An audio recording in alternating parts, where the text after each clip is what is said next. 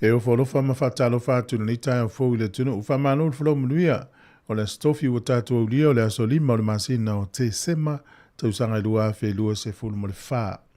Ai alo mai loa o le tātua sanu ngalo tō le tau nei te ia e le fionga pā tele maro e ko tufunga mai le kalesia katoliko sangato Iosefo apahat e usi mai loa le whaafonga.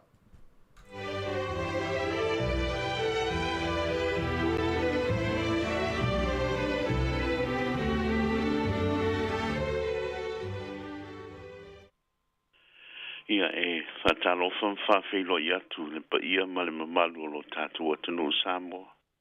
I lo malei fo mai ma alfa i mai whanunga lelei. I le nei fo i tai au fau. Hapea fo i ona mato whatalofa atu i tātu ainga po tātu i kelau, tātu paanga o lo whapepe ona whafonga mwhanungalonga mai tātu le jo. Mato teo whalofa whatalofa atu ma o tau. I le nei fo i tai au fau. Whamalol so i fo maua malangi ma. Mnatu sa auto maua se malolonga to file mu le pon po. E alo mai a tatu momoli na palampo malo ma se isula le alofa maleanga le leo le tua. Ilo na alofa fasoa mo i tatu. Nei tai au, nei fo i vai aso. Ili swafo le tuma ma le halu ma le anganga pa ia. Amen. Anganga pa ia e. A fio mai e fatu muloto au nga. Ia tutu le a fio lo walofa. Ia wina atu lo nganga e whaola inga i la tō mwhafawina mea uma o le lalang. Le atu ai, na ea o inga loto au nga le mala malama o le nganga pia. Ia lof mai ati mato, ia mato maua le poto mai le ngā lava nganga. Pali fia i lana fisoso an mai. ono Yesu Kiriso lo mātou alii. Amen.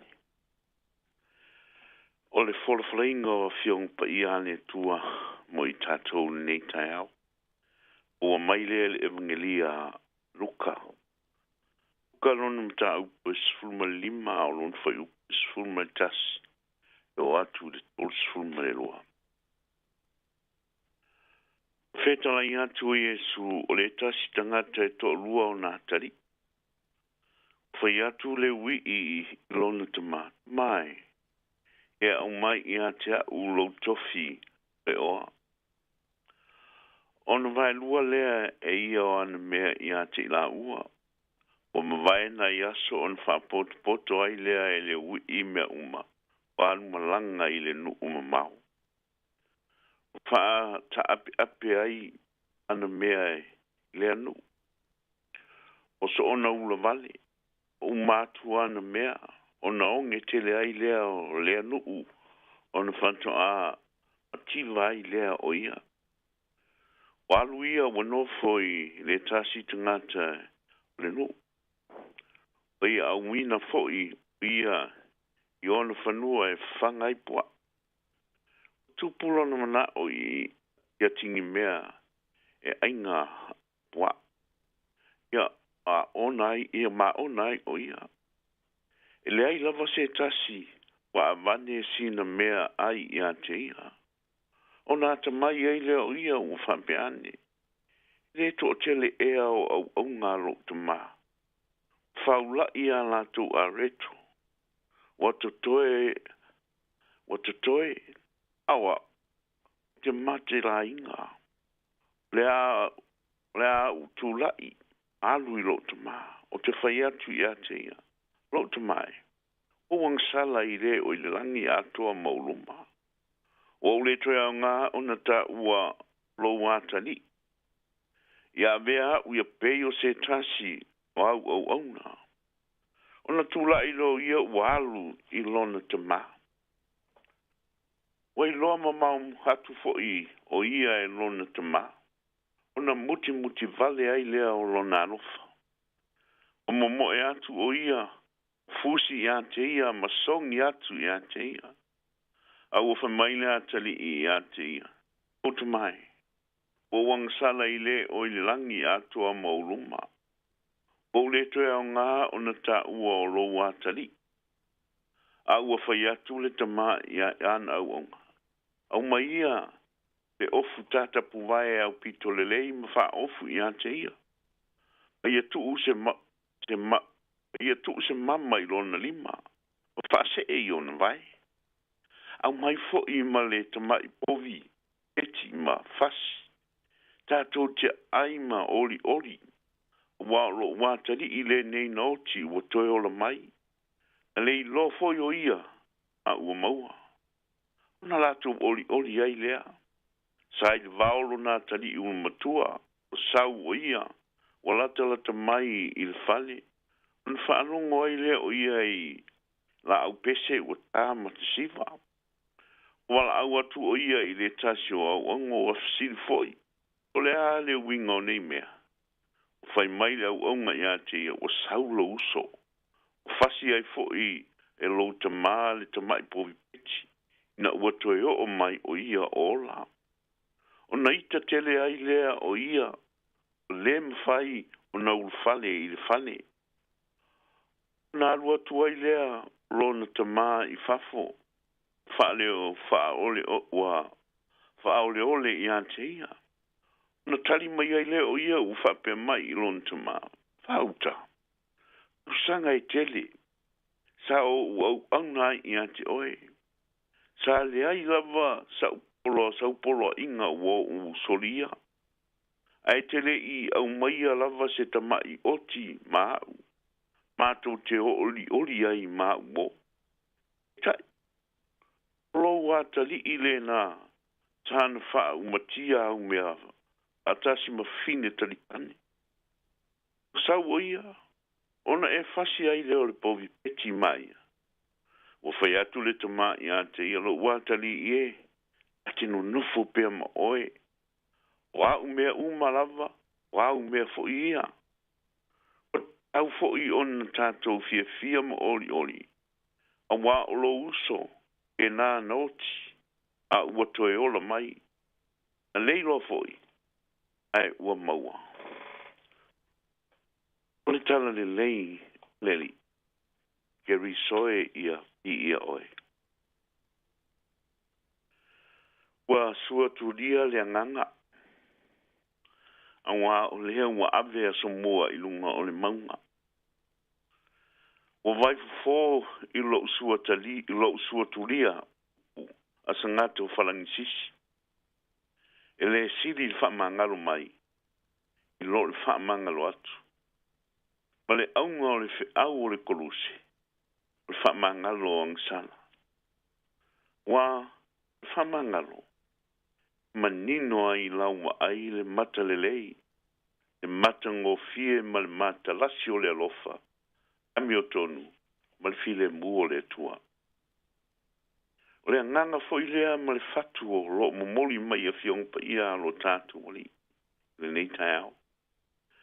Ai mai se fo i le nei vai taimi o le ate vetu, sa uniuni ma ta pena pena, o le fam maluing o le aso i fua lo tatu o li i, o Iesu Keriso. Te tasi o ta pena penanga ta ua mo atou, a wale fam maluing o le aso i fua lo tatu o li.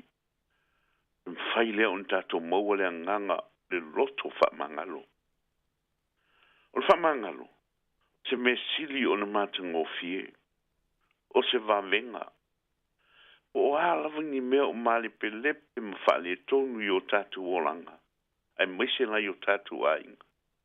E mwhai on toi fa ato o toa ma fa leia. E ala i le fa mangalo. O le tangata lea ua fa mangalo inga. La fa pena ona le to pipili fa alongo anga o le sese o le leanga na ia faia. Fa sa o loto ina o ia e sa vali le mawhanawhana o le fa uo ma le atua. Ato ai ma le tangata lea na ia fa manua lia. Fa mangalo. Te tau ona awane i aiso na tua oi. Wafo i a iaini ona tua oi. Leo se fa mangalo le nā mea. Le fua tutasi lea, sa ngia i lumor ngaluenga Yesu, fa mangalo. Lo auto soi fua mola i sila no langi ma se si o manga. Le sini o lo o lau alunga i le tele o ata tifanga tau ta ua. Fa pea tu singa le au tu stala ma le au fai nus.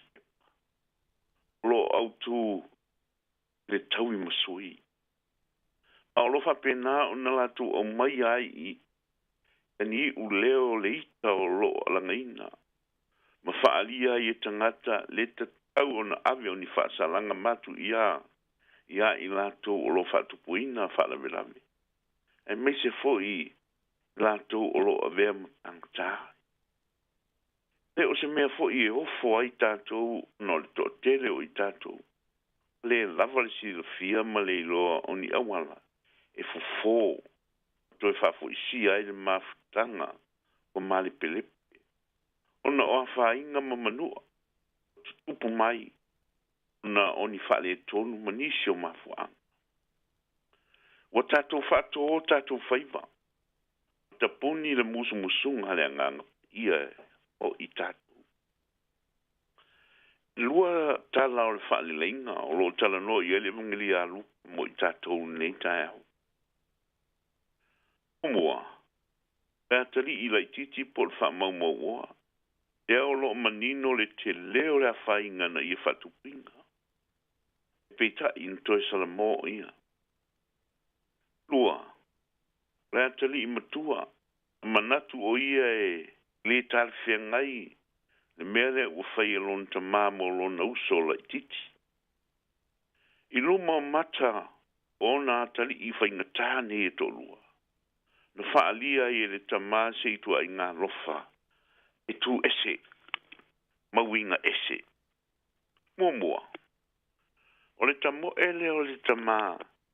E whaafeiloa I mua lo nā tali I lai titi wha mau oa. Au le I whai maia san whato e senga I a te ila. Lua. O lona talosanga mai oile I lona tali I matua. Ale whamaoni. Ina I aua yatu tonu o le fia. O lo fai mosio na uso la titi. O le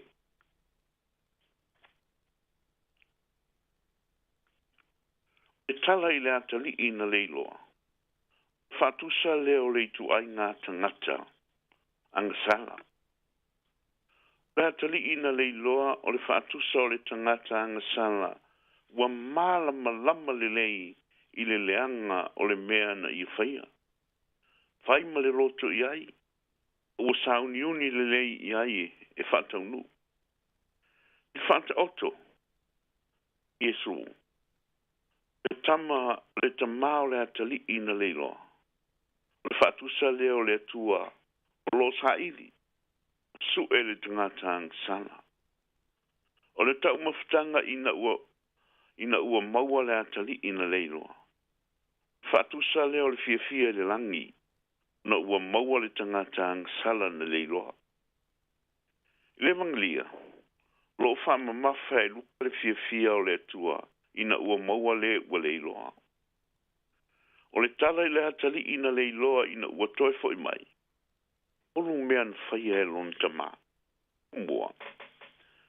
Tamo ele toe inga ua whaafitau I ma whaafeiloa I mua mualo na atali. Au le I whai mai san whaato e senga I ate ia. Ia fusi I ate ia. Wha ofu I ate ia. O le whainonga o le whamangalo. Whailonga o le ngā o le whamangalo. O le alofo le tua I le tangata angasala o Salamo. Ua. Wha se vai o na vai se vai. O le polonga e sa walifua e lein se vai. O le tangata sa oloto e se vai. Ina ua Salamo le atali I matoe fo I mai I lon tama. Sau o le polonga. Le toe au ngā o na a ua I o se atali. Se vai. O le whailonga ua sa oloto. Le suli e ainga. Tolu. Na tuu le mama I lona lima. Mama lea na tuu I le lima o le atali. Mama e iai le whailonga le ainga. Whaonga I le ingoa le ainga. Le wha mama ai o le atali. Le whailonga o le pule po le authority. Whaonga I le ingoa. I le tūsio kenese. Lo wha pēa tuai wharao I a Josefa. Te pule I lo u ainga. O lau upu foi e te pule ai lo nuu atoa. O te tuatu I ate oe le pule I nuu uma o ai kupito. Na to ese ai le wharaola na mama I lona lima. Tu mai I le lima o Josefa. O le vainga muli o le whanta oto lo tātu wali I leiloa. O le atali I lea na leiloa. Whaautu I le atali I matua. Whaautusa ai le alofa ma le whamangalo le tama. Ale ino ma le whamangalo. Le whamangalo le uso matua I lona uso la titi. A tātou tiro fo I to tonu o le tala e winga. Le nei ainga. Lo fa pena una tangia mai ese vaenga o le misterio. Lo tātou soifuanga whaatangata. I le fia ma le ita o le atali matua. I mea ia o whaia mo lona uso la titi. Le o wha mauni ai lona le te tau o na toe tā ua. Se tō tino le ainga na o lana men whai. Whapena on tātou wa aia mātangia mai ai tū langa. Wheteenga inga. O wheteenga inga ia o lo o tū lai mai. Ali mai le ne vai teimi to tonu o tātou ainga. To tonu atunu. Tonu e kalesia. To tonu o tātou lava loto taito tasi. E le talia e le atali matua le anganga whamangalo le ua whaia e lona tamā. Le ono sai o le tamā. E wha tali. Le tali tonu ma le sa ili pea o lona tamā. Le tamā. O lona tali I lai titi. Ele I whai ua Iesu lan tala I le atali ina leiloa. Wa ele I tau maia. E na alu le tam matua I tonu I le pāti alo nauso. E na nofo ai lava I whafu le pōngi sā. O lea wata oto whaalau tele. Lea wata oto whaalau tele ai whapea le tala le whaata oto le evangelia. Tātou wa ia le tamā ua ai oilo nā tali matua. Sau I tonu. A wai le fia o le angalofa ma le whamangalo le o lo whai. E leo tā ua mai fo ia le tusi evangelia. E nā alu le tama matua I tonu le pāti a rona uso. Ina nofo ai lava I le pōngi sā. I ai le winga le I whai ua I le talai e Iesu. Le watu mai ati oe ma. Tā te whatango whi whai u. Ala lea I le awala tātou te holai. Awala o lo tātou tiro mai loa I le istangat. Ato ai ma le whape whea on tātou whaia. Tātou whaia pe tātou preaching ai o tātou tuaoi. Le utu mai I ate oe ma. E siri nei e te mawhauwhau ma tātou mawhauwhau iai. O iai tonu o le tala I le atali ina leilo. O a ua le tamā. O a ua le atali ina leiloa. O a ua le uso matua. A whai o te tari atu. O a ua le uso matua. No te tali le I le isi fisiri. E alu lai tonu o le ainga ma le pati. A whai o te tali atu I oe. No na winga no wha mangalo lo uso. A whai o te tali atu le ai. No winga le ai. Lau tali ma lau. Whai unga le nā o le whata oto alo tātou ori. Tātou vi atu le tua I lona vinga.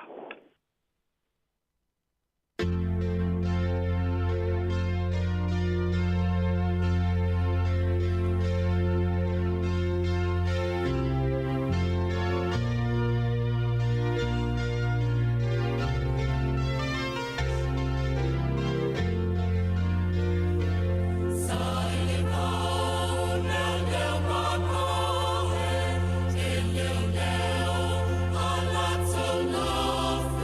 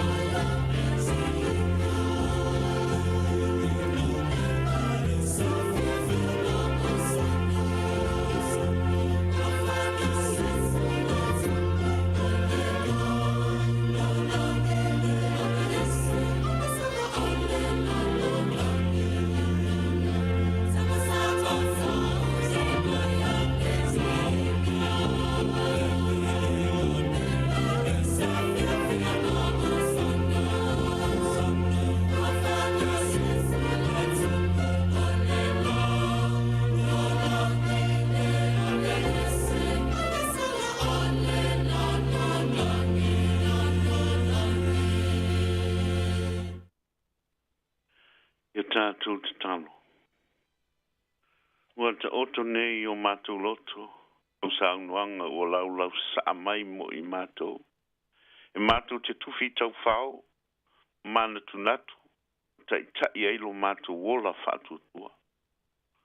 Ua tātia fo I au sei a mai moana lau whātou whala inga, lau fina ngalo tau moli wa e whāsoa mai mo mātou. E hao na mātou moli tai ai. Neri e, after tele lava o lo sound loa ma feta lai mai male manino ia I mātou le nei tai au. Ua o se pese malia I la mātou whanongolongo ale tuto. Au e ti mai lo mātou wola whaleanganga I le tahua o le loto whamanga. Mea umahasangi ai lo mātou wola ai peitai. Tele, ino mātou whaataringa turi ai. O mātou fiufi lo mātou whaamaua lunga a le whaasau sili. O le telefe o nei mea. O mea lava e tutupu. Ai whaingofie fo I ona mātou lia I ma vele ese mo mātou wolanga. Ai peita I leli e. O tau waso pea mani nefu a mātou wa ai. Ono lo mātou manatu I fo lava o le tangata ia. O ia o sao matonu I ona lava manatu. Ai furi tua I lo fina ngalo malau whaasino manga. Whaafitai mo le toi ti mai. Toi whaamanatu mai mo I mātou. O nei to mali anga tau o le olanga kirisiano. E whaato ese mwha maulalo I luma o lau fio ni tū maanga. E meise o mātou winga mangangana. O longo ngatai lau silfanga ma lau whaafonganga. O mātou vai nga tū maulava lea e whaale tangata. Lo whai o tai nepo e pia la mātou va ai mali sila. Peseina mai mātou lea nganga wha maua mal whaasau sili. Male muso e to I lalo lang ngona ma manatu istangata. E mise lava le mea moni. Whaupenga ina I mātou I lau lava file mu moni. E ia maua I pēa ni a inga fia. Inu ufe alfani. Whapēa ni e kale e sia e loto I e lau lava file mu moni. Ia vei mātou e pe o le tamalot whaamangalo I lo nātali I whaamaumaua. E toi mūsuia lo mātou whatawa. Le whaingatā. Ina ia totoi tutono mātou loto aa. O mātou o langa. Tā ua o le loto whaamangalo le rie. Le rie Jesu Keriso. Lau tāti swanga muri na e te talo ai I le tamā. Ia vei mātou matino e tasi. Ia whamano sia lo mātou whatutua I lau fio. Ma ia whatupi o mātou loto lea lofa o le tasi le isi. I lea nganga o le whamau lalo ma le whialwhani. Ia tino e tasi mātou. O e na toi whanau fo winga I le papisonga e tasi. Ina ia tasi whilanua I ai le whatutua I lalo le leo ma moe tō tasi. Leli e. Ave mātou oni tangata kirisiano e whau a wala lau papa. E mawhai e ono sota I atu le isi tangata. E meise I lato e mātou te le fia I ai. A o mātou fo lau I le nei aso. A mole. E fasino ala oe I la mātou fo launga. Ina ia awa manu mea le nei aso. A manu. E whamawhanwhana lau fio ia I lato o mawhia o le malanga al maliu male oti. Ia utufia le roi mata malingi male fusialo. Ala le mala malama o Yesu toi tu manu malo. Whamanuia o mātou mātua mātua matina. Whamanuia foi lau whai ngā luenga whai ala leitio. Meise la latu tautua lo mātou o tunu. O mātou talo lea, le mātou whatau a ngau. E latu ia Keriso lo walo malo mātou wali. Amene. Le soafone te mā, ma le alo ma le anganga pa ia. Amen.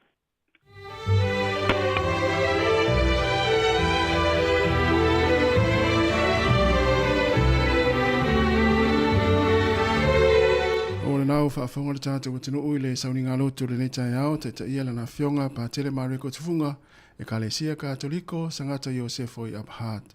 E mo le toile ngang whaaftai tele lava i lau fiong pa tele, mo le tātou sauninga lotu le netai au, whaaftai mo le upu fola, i anu ma le mana foi le upu le ne yaso, ngā luenga mwhai walo filima o le awhenga ili tātou tino ui le yaso, whaamni atu foi lau fionga, e fuafuanga o le awhenga iai. O le waftonu lau le tulai fitu o le tātou saoloi le tātou pukulame masani, o le ata o le tai au. Good morning, kia ora, ta lofa lava. Hi Samoa, it's Auntie Tala here. It's 10 of 50 follow ile ata o le tai au. Laugh of the morning. I'm at my apple feet to the vanveal, su fonga lo mua, ata o le tai au.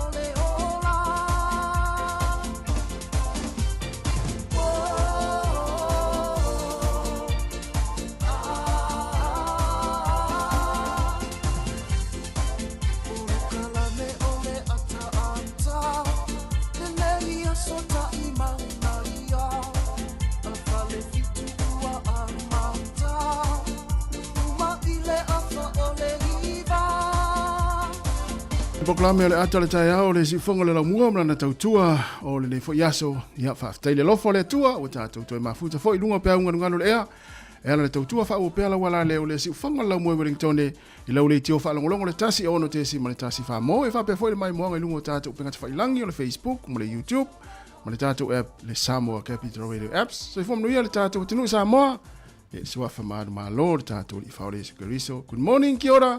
Ta lo falava. Ta lo foi. Ma lo ale usu ni tai au. Ya, ma lo le amano si mano ta wata i ni tai fo. Tono lo manuene ta tu tino. Yo. Ya, ama yo le usta. Ya, manuia va ftai. Yo le wa. Ya, fa ngo fie va wa le ta tu le stofi. So really foi ya. Aso moli. Ta tu ta apelo su el. Ya, fa ngo ya so. Ah. Ya. Tono foi ya su ya ila vo wingo le tau. Nei fo yaso yo lo ita to le tau malu le mana tuala mtanga le vai yaso le na valo ia mai le official vai tau ia tu langa ve vela le tau male la ia wa fu la va ia fu nga le official fu mu ia I wingo le tau ia ngam to fi al fu mu I le tau le wa le malu le to fe ma to luna I ma luna I timu na tonu ia la fa malu ele fa malu ia le la au te mu se me ya ma ne tele alo yo ya usu mai fo ni tau ya sa le ya fa malu mai fo le ya ya le ma na ya le o malu lu tele ne Wellington ya sa le tau le fo me tanga tana wa nga I fo nga lu ngon le ta ya tele vai na fa mai fo ya on al fa na mo ya fa fo ngal fa un ngol tau sanga ya el tana monitas ele umia lo winga mo matu fo ele le sa ya fa na ule ya ni tau sanga fo I kolis ya o te taimile le ne ya mata na vai toni ngata mati mo ina le wa la u tupe fiololo ya taimia ne fa alu fa tawi me a onga ma le pita la tau mo fil taimine o le fo tau sanga le vesi ya pula tanga tai el fa alu ngolan se le ni me sila to inga tanga fo le alu a to al tongi fa va yaso holiday pay tongi a to al fenga lu ngal fa va yaso Tele la tupela la u neva ya so pone de machine de mon ya fa misile pour tasser tina neva ya so ata utongi ngata mait ya msali lima duo va ya so to sanga lima duo pour tasser oko pula tina ya misi foi ni si vali Mesti vai ser orang tengah. Ala tatu sel fatalo fatatu no nei tai ao Samoa. Fatalo fatu malanga fa alo sungai fa fengainga. O tai tai kalesia o fai launga tale le so se fata fai taulanga. Fatalo fai o tatu matua tau si tonu ainga mo tanga ngase o lo mai mo mai ai lungo tatu penga fai langi. Mesi foi tono o mo tau tanga matua.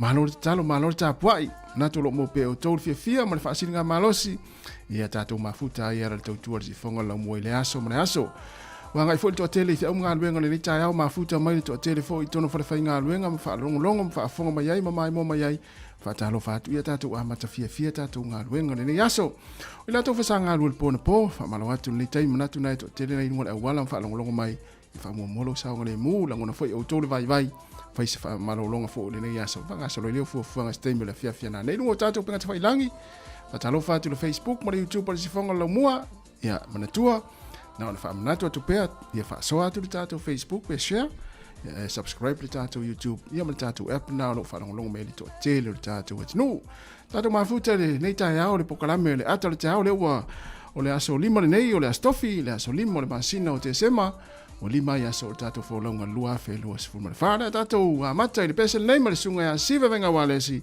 yo pese ngala fo Christmasi on fanga so lo toile tato klame good morning kia ora talo falava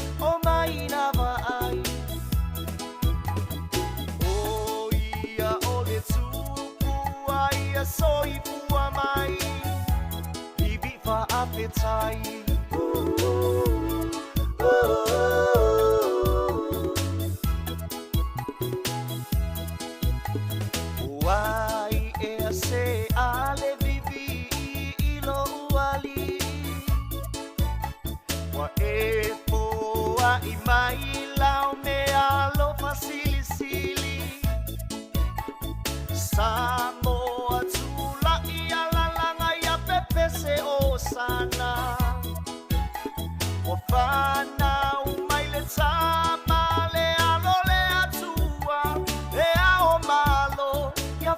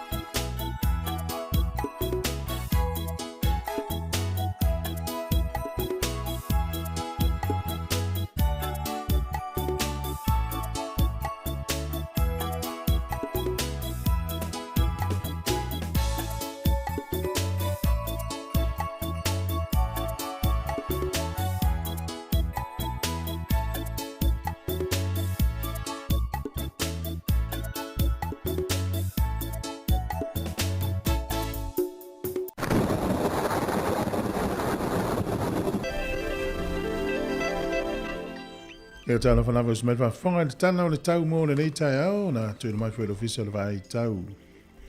Whamelo official vai tau le so e nei mai ulu. Ia e matele lava ina va ia le matele lai ni si o taimi. E o atu le manu losi sa vili le iwa se 4 kilomita li tu la.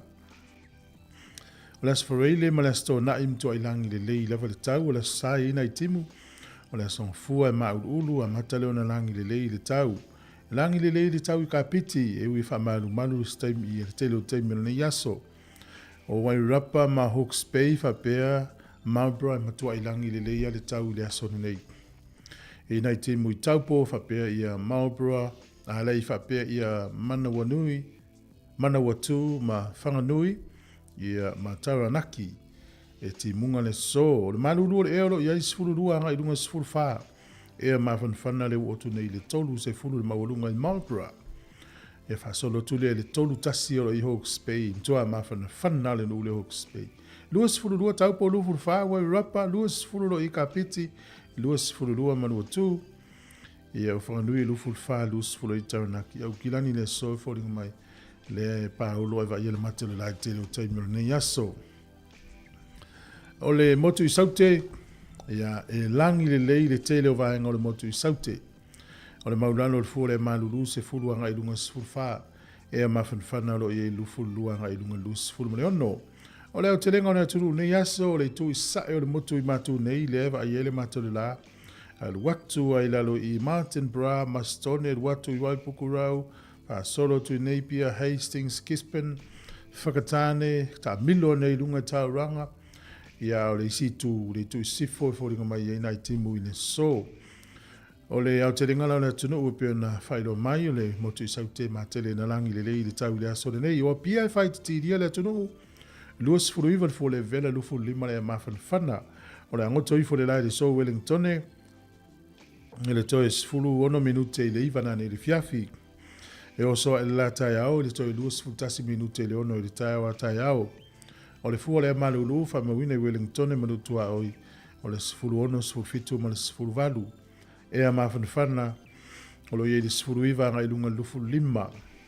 Talo le tai mo le au whangota Wellington e sua le tai nei lata iwa I le tai au. Pe le tai lua su 5 minute te e le tolu le fiafito e sua le tai le te o le iwa na nei le po. O polirua pe le tai lata le fitu I le tai o nei lau pe le tai sua le tai le tasi le au oli. Ona toi pe leo le tai le tele tita le fitu nani le fiafi.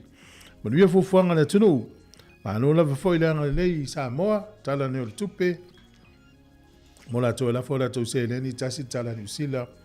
Maua le tupe Australia, valu iwa sene. O le tupe Amerika e 5 fitu sene, tasi tala New Zealand, tala fiti, tala tolu se furu sene. Tasi tala New Zealand, maua le tupe Samoa e tala 5 se furu ono sene. O le pā angatonga, tas tesi ma le lua valu le pā angatonga I le asolo nei. Tasi le tāla New Zealand, maura utu bisa moa tāla le masifuru ma le ono sene whaf. Tai lava.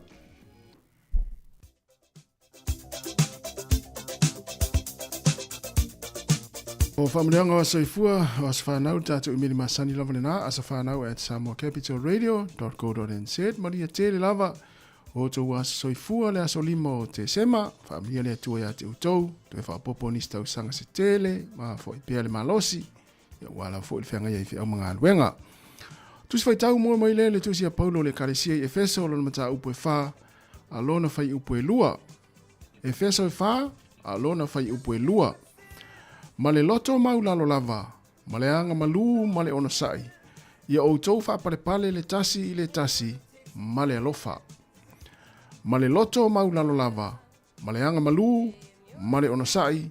Ia o tau wha pale le tasi I le tasi, ma le alofa. Manuia tele o tau asa I fua le pese nei, ma ia wiri tā vita, ma o tau.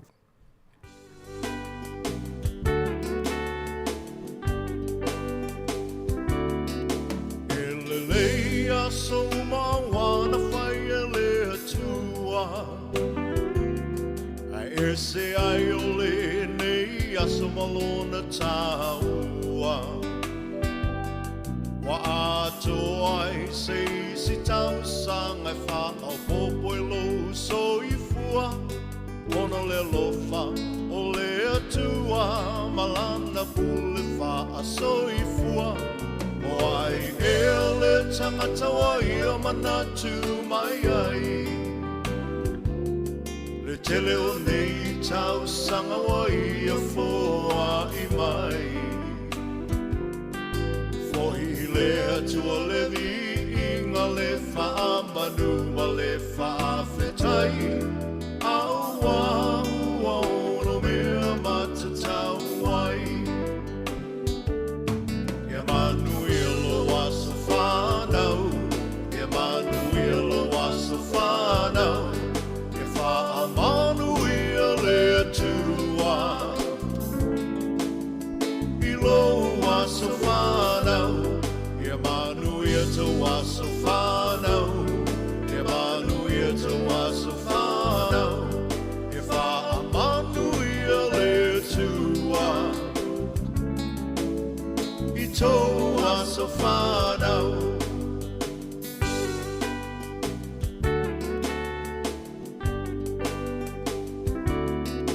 Le atua e le mase ua lona fina ngalo. A sa moli moli le nei aso e ale le tatalo. Le atua wha fofonga tatalo. O le atua e tali mana o ia fo'i. E mali e ai o tātou mana o wha whita o le whetai ai le o langa. O mai o le tino e tapa tau tali ai le malanga. Pa whetai le atua i lana wha malo lo mamana. Mai malo si ai maula i le tele o nei tau sanga. Ia manu ilo wasa whanau. Ia manu ilo wasa whanau.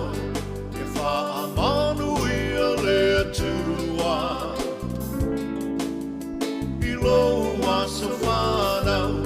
Ia manu ia te wasa whanau. Ia manu ia te wasa whanau. Ia wha manu ia le atua. I tō wasa whanau.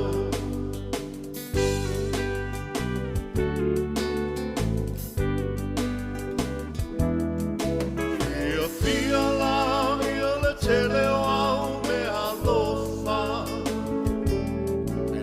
Se me alofa siri nai le mana vaola. O le fina malo le atua. O le tia e le maseua. Awa e wha i fo i le moto. Ai e toli fo i le matua. Wai le tau pati mai o ai ngana lua.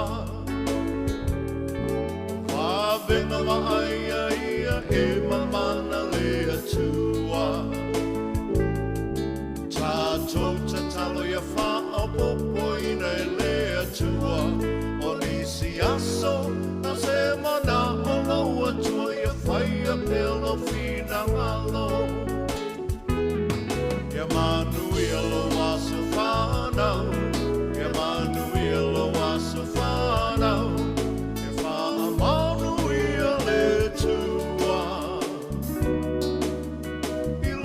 wasa whanau. Ia manu ia te wasa whanau. Ia manu ia te wasa whanau. Ia wha manu ia le tua. I tō wasa whanau.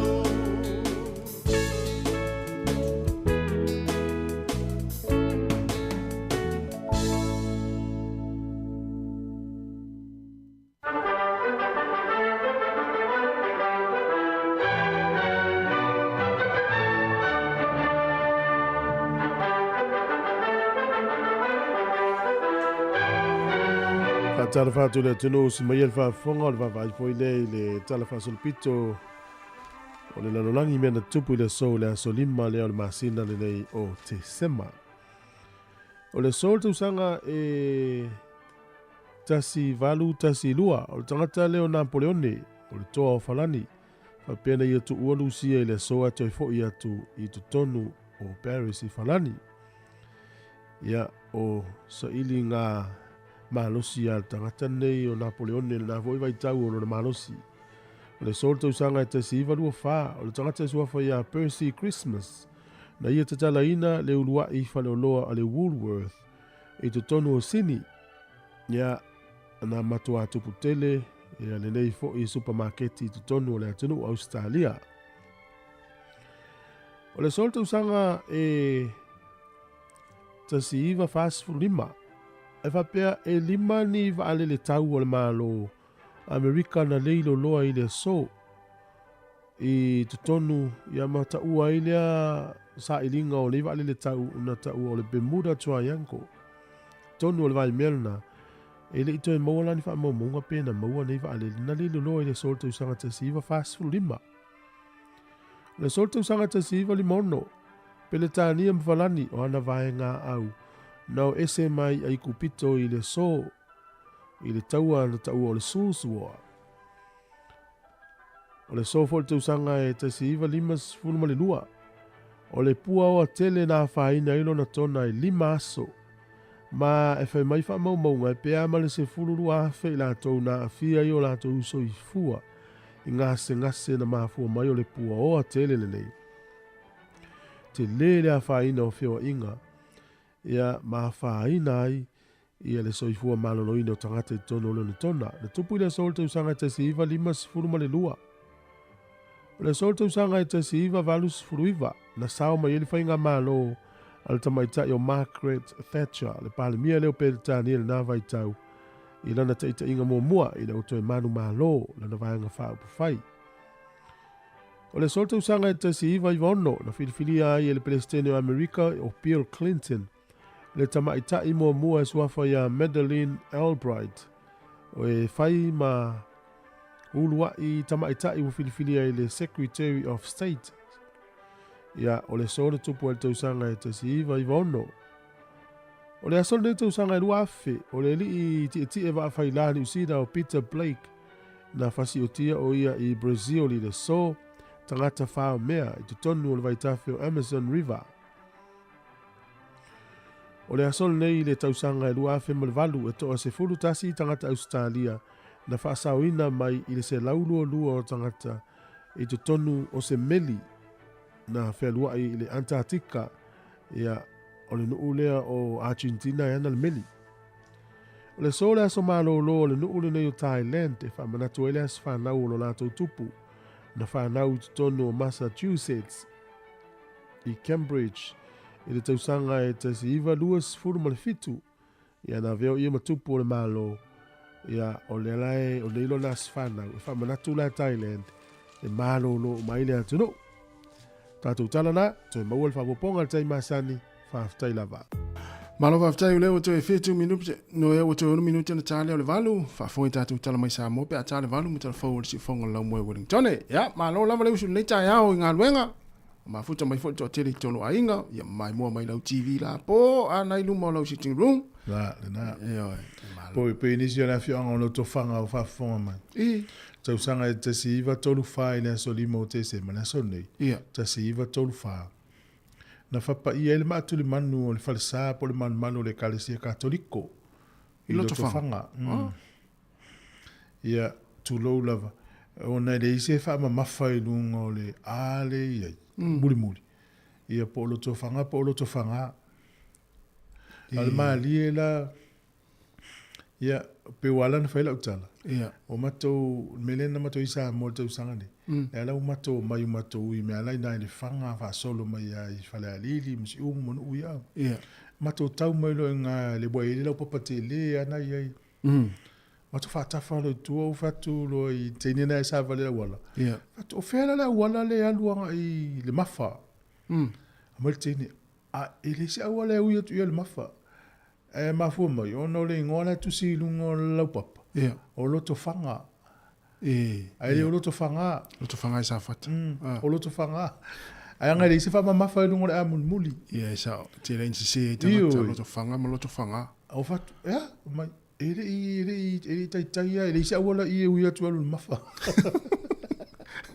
Olo to fa. Ia olo to fa, ngama olo to fa. Ia va fonga mai lafi o anga ia lua ia. E lo pos falsana au tau te o se atu o ne lisi afa fa mafa o le ale pito i tua. I te o se ala ia te awa ia. E lo pol falsala lo to fanga. Ua te le falsana. Te le falsana to ia fo ia.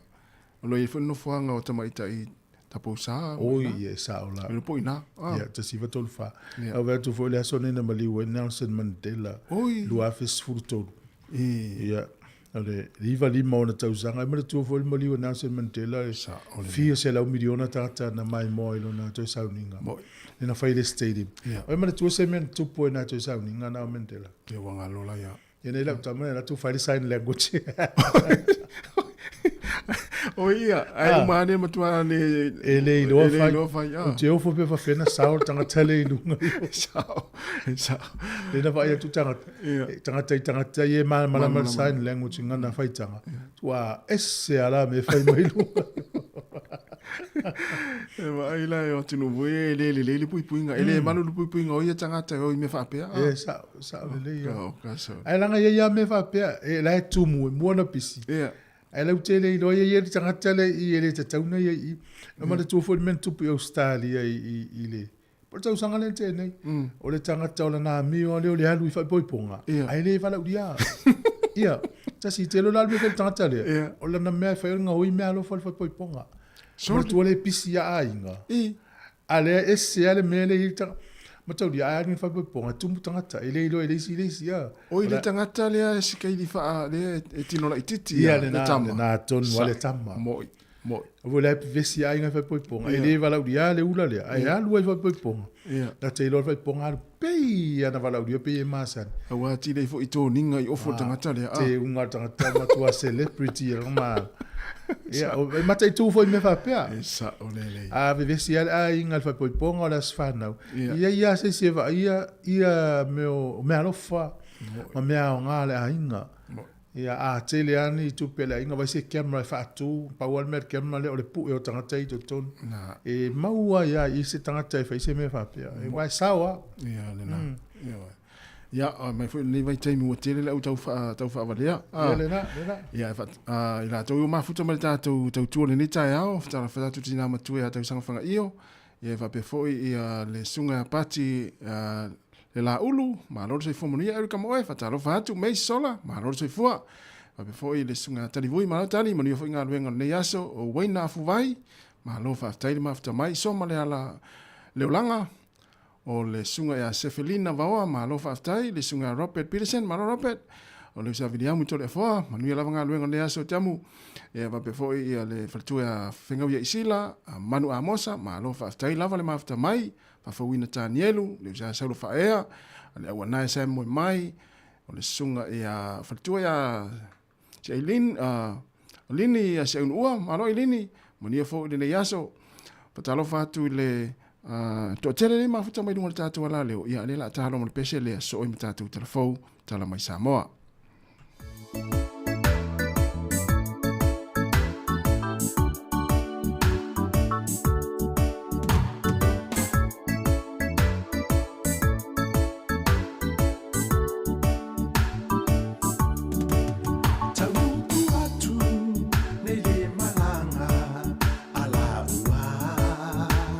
Josefa Maria e tausa ili se avanua ile fale apitanga Josefa Maria ai sepanga uatali tuali maina le ai se avanoa wasaule tali uale ai se avanoa le ai se avanoa wasaule tali uale ai se avanoa le ai se avanoa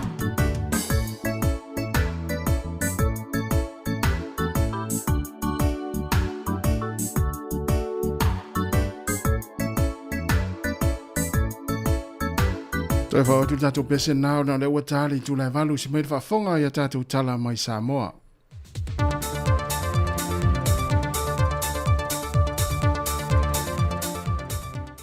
Le nganga fia toi whaatalo whātua le whaafonga lo tātua tino e leisi fo ile nei whaopoponga o tālai meolo o te tupu I Samoa o si mai el whaafonga. O le whaalupa e o talavou I li matamai tai o le marusi anga leo nuu mawhiu anga o fo I e ka le sia po vai malima pe o le whaalupa e ka le sia wa whaonga I nei e le officer Komisino Peritania I Samoa le feso o ta inga whaipa anga matupulanga talavou I le a o ina le ni se minata ua e una ia pe whaasala la wina a walau pui puinga mai I le telo whaafitau li e au fia e malisawai no ti namata mai tai o whala au whaasai na maisi wa a fia I le atunu.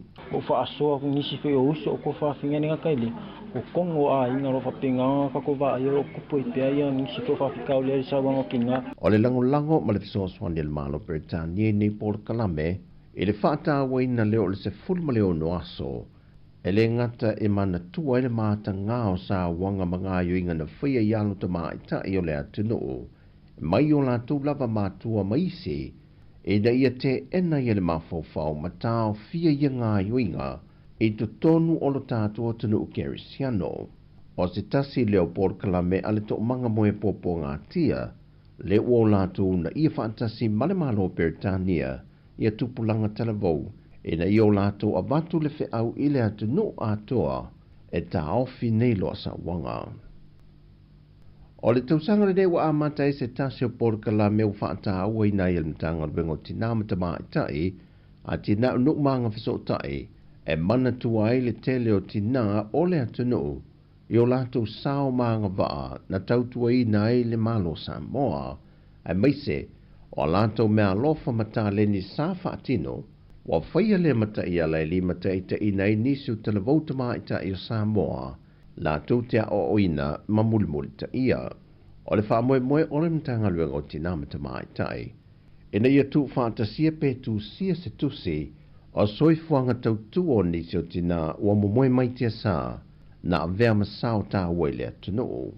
O le talitanunga o nisi o tina lo soifo pe le teminei e te tau na wha mau wina le sao o tina mai aso ana mua sa ia o mai I le aso e na ia le mate le soifuanga o le tina po le tamai ta I Samoa mo le tele o tupulanga whaiae e le ngata o Samoa nei ai o alo tamai ta I Samoa e soifua e ia tunui fafo.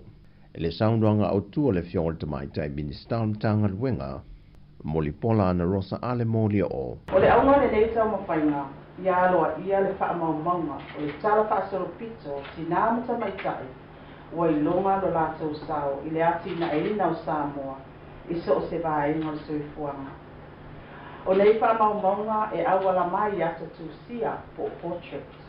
O se tusi, a book, wha apea se ata o le documentary. O le avea mapuna oa wha le awa uma. E wha alawa I te le aita mawhainga ese o loo ta I mua I tina matamaita I o Samoa. Whai loe mulipola o le vaenga mua le ni o tau mawhainga o le hati nai fōa le mtanga wenga, peitai. O le atangia mai le nei Port Kalame, le tele o matatia, ua ausia tina matamaitai. Ma o matatia e wha au Sofia ai le soifua tawiwi, ma le nau I ati na e Samoa, mo ata atotu kulanga talavou, wha apele wha nau lalawaua. O se ati na e o loo ngā lulu e tupulanga talavou, I lo lātou whātino ina. O atali mai le ofisa Celia le soifua malo loina, ai ono Dr. Alec Roma, lo lātou sotanga malemata opu le o loo ngā lulu e leo le sa ilia, o le tina o le pepe le na maua le whale le ta ua o le whale whai lele umuto tua. Ona o le mata opu na ta ua ai ono, e le I o atu ia I la ua ma le sui ofisa Celia se mata opu whaapea, mai o loo sa idia po whena awina tuai wha amatalanga. Wa whae lo manino ai ono, o mea po e ante pe o na visilingia le autu stala e ono sa ilia I mafso swani le ngā ruenga leo. Wa le o toe ola ia mea po e ante o le whare mai, le sa wha pipi e insinia saina.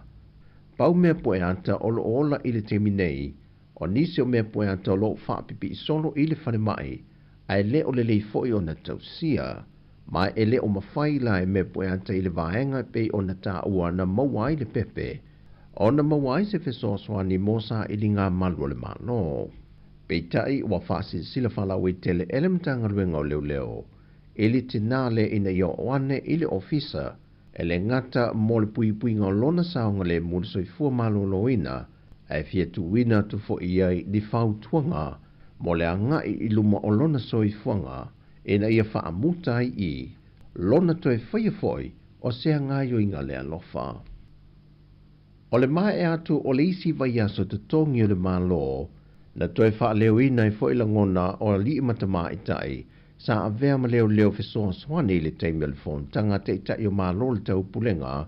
E le masina o ki topa. Ona ele i maua lava ni alato se leni o alauni. Lea sa fol fola mo i latou. E da wafsiri gie leo tu stala le fionga le ministaun tanga ruenga o leo leo ia Fawalo Harry Schuster na ia wha i loa manino. E o fo i nisi o li imatama ita i malu le malo lo ngā lulue tu mau. E le ato toa uma on te tongi ato a lato a launi wa na o nei vaenga ia ua maua nisi. Ai o lo ngā lulue lava le matanga luenga o tupe e na ia tau mawhai na ia maua ato toa se lenia i lato. Ai meise o alo lea tuno na ngā lue fso swani le matanga luenga le teimi al fon tanga. Pei taina whai loa le fionga le minista e le o mauti no se aso e whātau nu ato i nai le te tongi nātu o ia launi. O tala fawia mō le ne aso whaaman ria le tu e fua whanga le awhia ngai mo sio tātou tanu whaasoi foia.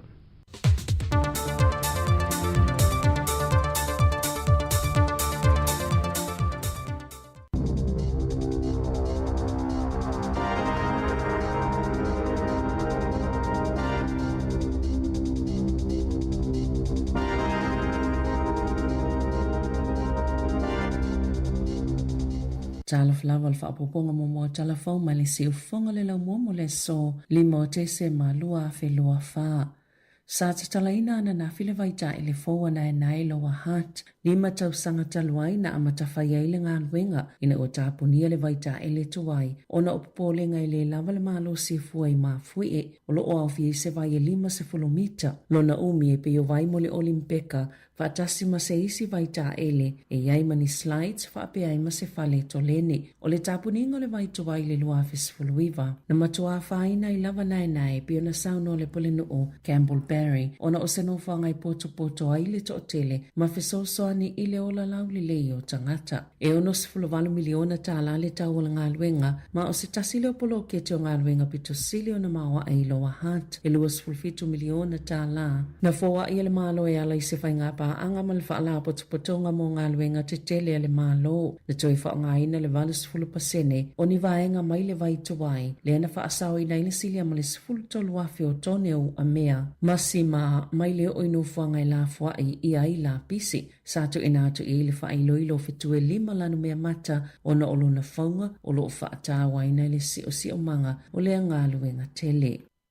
Wa wala au le whale o loa le kei maat ina ia toi whaafo i atu i e kawa peu fi whaamalua moenga quilt covers o le kirisimasi. Lea uta ua e eliso o tanga ma whaafitau le soifua malolo ina i Australia. Sa whaaseatanga te whaatau i Australia ona whaafitau li nau o yolato ma fatu ona o ia ie. Sa liputia fo ili whaaseao ni tangata whaatau i New Zealand e winga ili manongi o ia ie. Sa whaasala lau e tangata whaatau i lungo le Facebook a le kei maat le malusi monongi suau ui ie e ui ele whaatasi o no lato tataina hia quilt covers na whaalia so upo le kei maat a whai e yeni whaafisili e tangata whaatau i lea tūlanga e te tau na whaafiso ta i atu la lato telefoni mo i lato na whaatawina quilt covers o le Mrs. and Mrs. Claus reversible queen size bed quilt cover set whaatasi e male Christmas elf reversible single bed quilt cover set e mawhai o na toi whaafo i atu ia o loa i le kei maat ai toi whaafo i atu tupea tangata.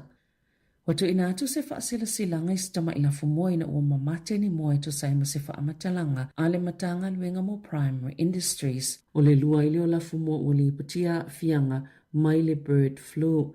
na amatele asona na fiona tape mo e valus fulu afe le olo fa maonia le afia le pipisi le bird flu ile mainland poultry I Otako. Na tau fia le asona na file toi fe avea I o moa po ni mea tau tino maile la fumuolo na lua le wa afia la tai Dunedin mai tu sama le ono afe moa ile lafu olo ufaanga solo ia isu esu enga.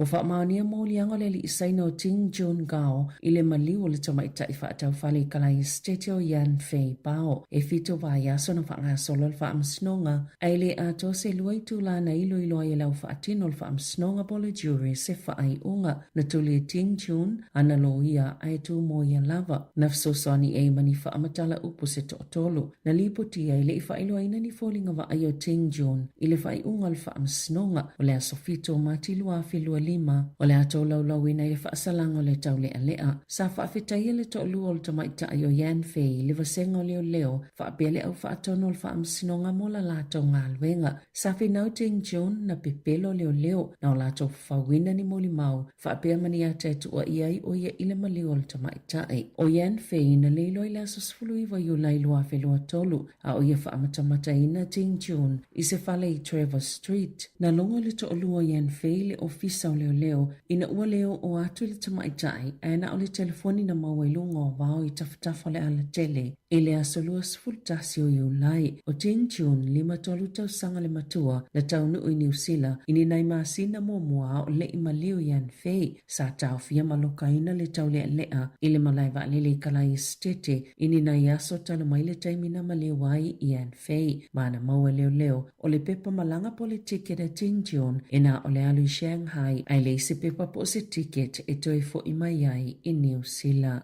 Fiti a tono e le sa o le fisoswane po le lango safa ya mo ilato e tu sai masali po ti fa le tau sanga. Ale matanga luengo le atina enga o anga fisa o tai. Ena o le fitu te simaleono pasene o tangata sa o le ilo ilonga o lato benefiti anga vaa iai. Ile tau sanga lua filua tolu lua filua faa. O sili ato na faa le tonu na ilo le tulanga sai ele fai ungoli poti le tau sanga ito ato. E valu lua te simale fitu pasene. Ma umtoa maua lalo ifo mai le tulanga fia au sia mtanga luenga ia le lalo ifo o le iwa 5%. O le talana mtanga luenga o mafua le tulanga o le whainga tāmale o ngaonga o mata upo. Ai le ngata fo I le ai telepol kala me fia ngai male o whainga luenga o lo pito I luma le whaatino ngoi au nanga. Sato la ili minsta male atina e ngaonga fsota I Louise Abston I luma o whaipule le asolulu. O se vaenga o ilo ilonga masaya ta watu I whaipule e moni e matuate le la valanga luenga I toi whai I whaalele ia whaafita auli. O le fuafa o ngā tono ai tālafu na ovo na tutongi sa whaamawina I le lua feiva se lau fas fulvalu tāla. O sili ato na whaale tonu na ilolo tau sanga I tua ato e lua fe valu se lau 5 se fulu tāla. Na fsilingi ale minister whaipule le Crane o Ricardo Menendez March pe la tau te taliaina le to tele o tangata benefiti sa la ititi fo la tau tu pena maua na ilo le tulanga e te tau na iai maatili whianga iai mawhainga tā.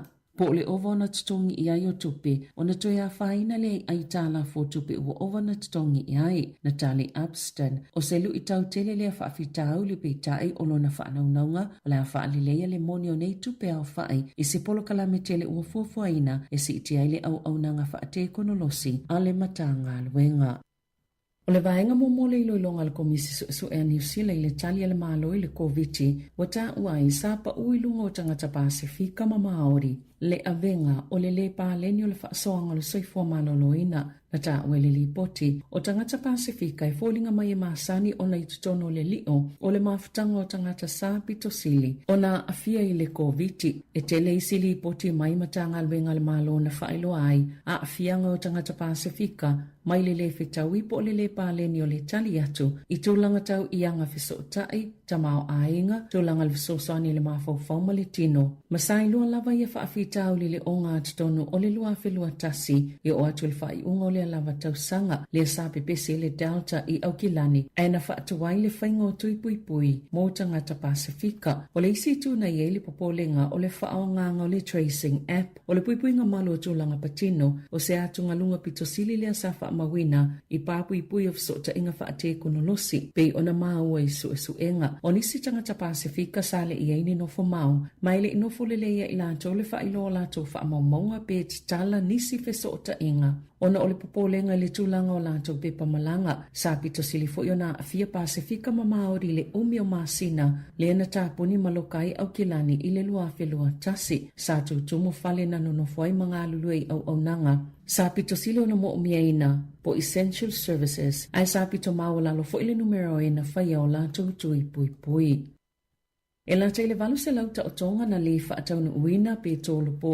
Pe tu atu i tua soi whaatauna uina i whale mai i au ke lani maha militone i te tono masina e tōlu e o atu le whai ungo se te malitau sanga nei. E maa fuai le lawa moenga ma le lea yo ni awano i te tono whale whai e ta o tonga o wha maunga le Health New Zealand. Pe ona mawele le teo New Zealand na whailoa i tolu se lau luas fulta o tonga na tolu pō le whale mai i le taulanga o Kilani. Tolu se lau onus ful tolu le whale mai middle moa ma le se lau ma le ono le whale mai Waikato i le wao le aso luas fulfao yuni ma le luas fulfao se te ma le tau sanga nei. E tolu se fulu pasene na si iti aili numero o ta o tonga na tolu pō le whale mai middle moa. Whaatustu salpili o talavale e tasi le lua whelua tolu. E whaatolu se fulu wha taimina o atuaitanga tal whale mai le ai au Kilani. Ma isi tonu o mota o tonga peita ina toe tolo lava o lātou ta o tonga i le taimi ua lata ina whaatau nui nai mai le vao le aso luas fulwha yuni mali luas fulwha se te malua whelua wha. E to as fultasi tangata na malanga le whale mai Waikato mo ta o tonga i le apiliota sa tolo po ina o lātou ta o tonga e ua lata lava le taimi whaatau nui nai ia ta o tonga mo le lava piliota. O le vai astalua ina whailoa i le iuni a tangata whaingaluenga le malo. E lata i le afe lima se lau isi ngaluenga i ono vaya mai le soifua malo loina. Whaupopo i le isi silia ma le lima se lau o i lātou ia ua talia talo sangai vaya mai a lātou ngaluenga. I atonu i fafo. Malo ia na whaatuina le palemene a kore i sauta se la whai amata na wha ngā solo ni mōlianga i whaia. I le ali i Presteno Yoon Suk Yeol o na ola na ngā yo inga lena i wha ngaina le tula fono le Marshall loa. E wa aia pepu le ia le militeli le malo. Peita ai na fola e lana vaenga wha upwhai le People Power Party e te elia lafo o le asofa rai le whai le palota. Malo pito sila na to telefai pulo le tu ngai le Democratic Party. Ai la to te mo miena ni sui se to avalo la vaingolo te ia le malo. La to te langolango ina fa atasi le la fa ato ina ia pasi le pili e va vi fa malo lo le pulenga ale ali i Prestene. Ona na fina fa ali ai el Prestene. Ola ia to fa atati esel polo inga le fa ngangole le Marshall loa. Po le pule ole atunu ele militeli mo se taimi le tu mau. Le na ia fola ina na i tu la mua a ole i solo muli ese mai i le fite na inga mal palemene. Ina ua te enala na tau mawhainga e whaasai nga yo inga whaapolokiki ma au whaasala lau. E ta alonga. E to lua le au vili wila Samoa le ato e tali watu i le atunu o ma le tele o le sona ua maua me le taamlisanga sa whaia o le Lake Taupo Cycle Challenge i le whai ungol vai asu talwai. Ina ua iai i tutono le toa lima pito i lungo le tauvanga na tūlanga lua Tyrese Collins se fulufitu tausanga le matua i le vaenga o lii i le tu ungo le 5 kilomita i se taimi e tasi le i tū la ma minu te tolus ful tolu o Erlin Mulitalo na tūlanga whai le vaenga o tamaitai i se taimi e tasi le i tū lama minu te fast fulwono na whaalia le Presteno le whaalabo tuputongo le au vili wila a Samoa o le New Philip Moa o le taimi mo mole o tau vai e sui e to lua ai maua e le tūlanga ua la au siaina. Tala whauia ma le si ufonga le lau moa mo le nei vaenga o le tai au.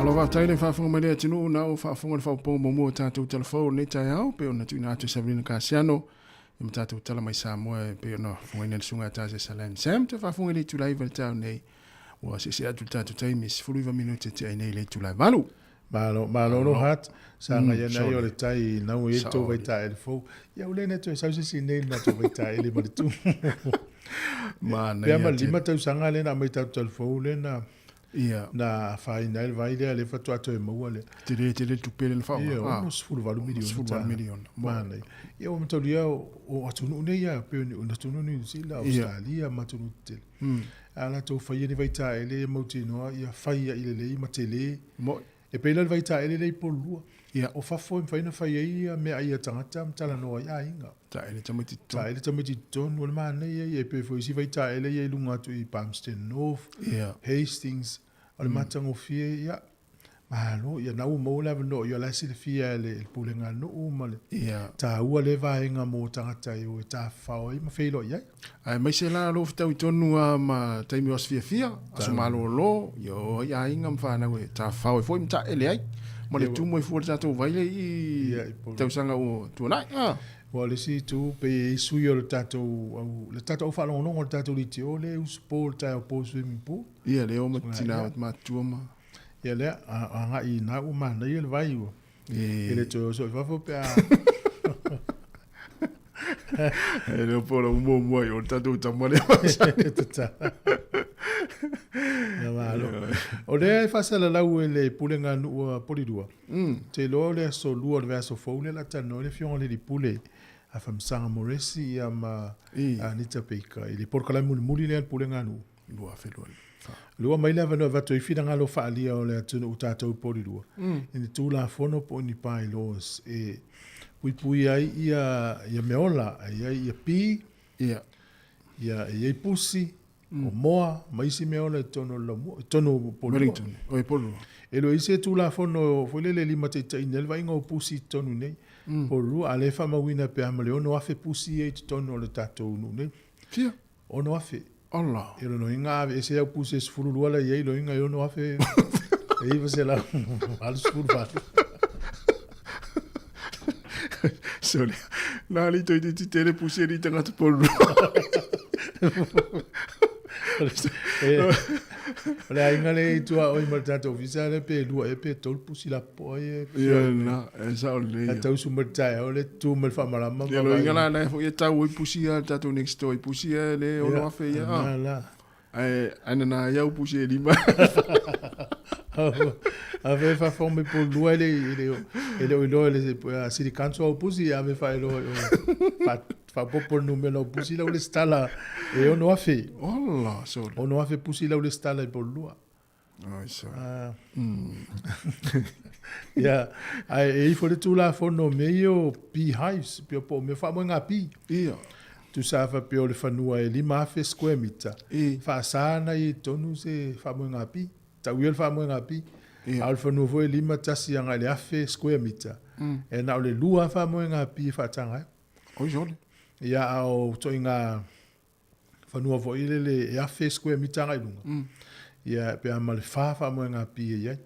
O le terminela e na se laus furima ia no fanga I polilua le uman le stala o lo ia vai mo pusa e te wei ia ia pi ia pi ia fa pe fa mo ngapi lo fanua ia o mo le tu la fon tau fa fila por lua mo mi fina ngalo tangata ei alo fale alo fanu ele ini fa mo ngapi ia o le fo filiale o le pi na ayo ni pi so ele so le e fi o lo le fulo ma tata mo fusu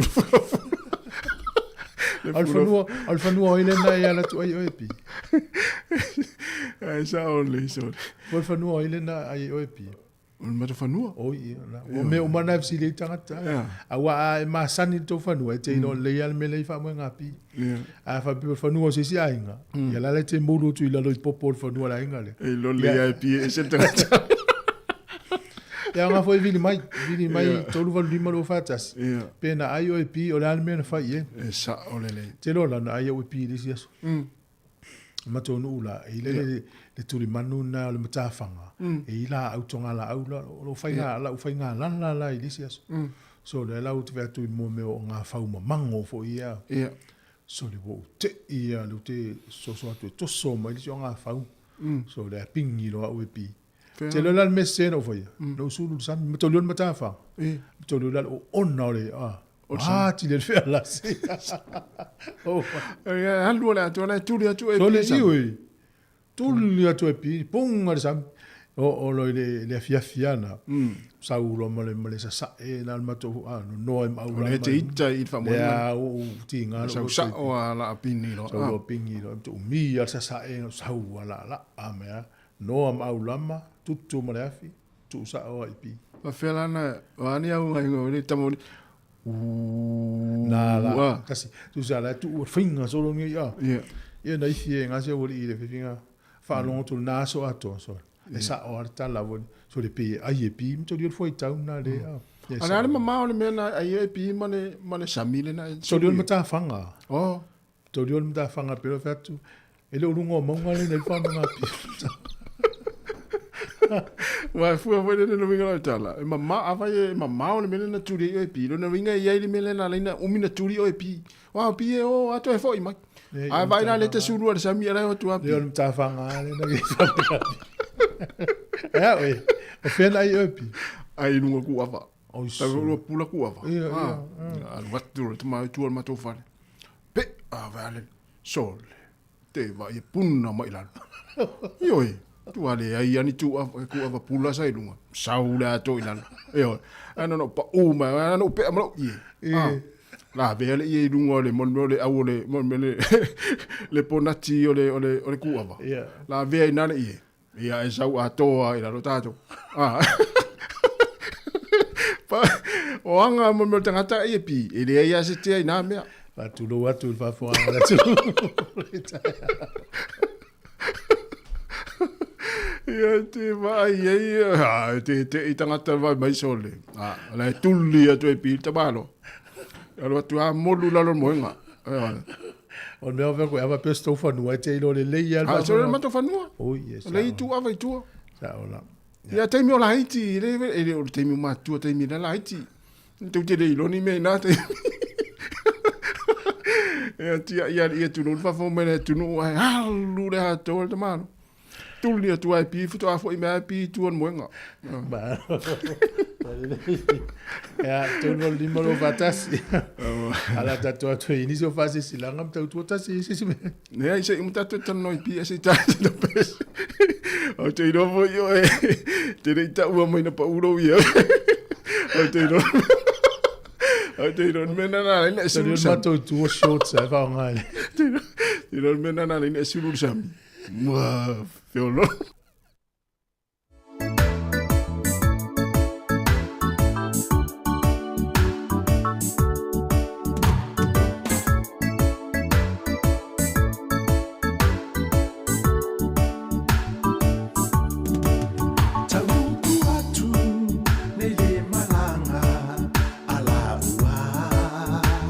Josefa Maria e tausa ili se avanoa ile fale apitana Josefa Maria ai sepanga uatali tuali maina le ai se avanoa wa saule tali uale ai se avanoa le ai se avanoa wa saule tali uale ai se avanoa le ai se avanoa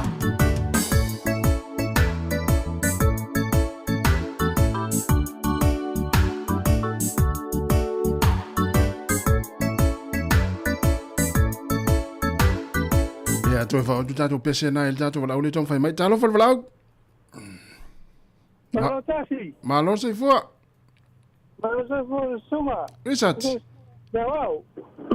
risat Ayo kilani. oi sole malo se fo wa Malo se suma.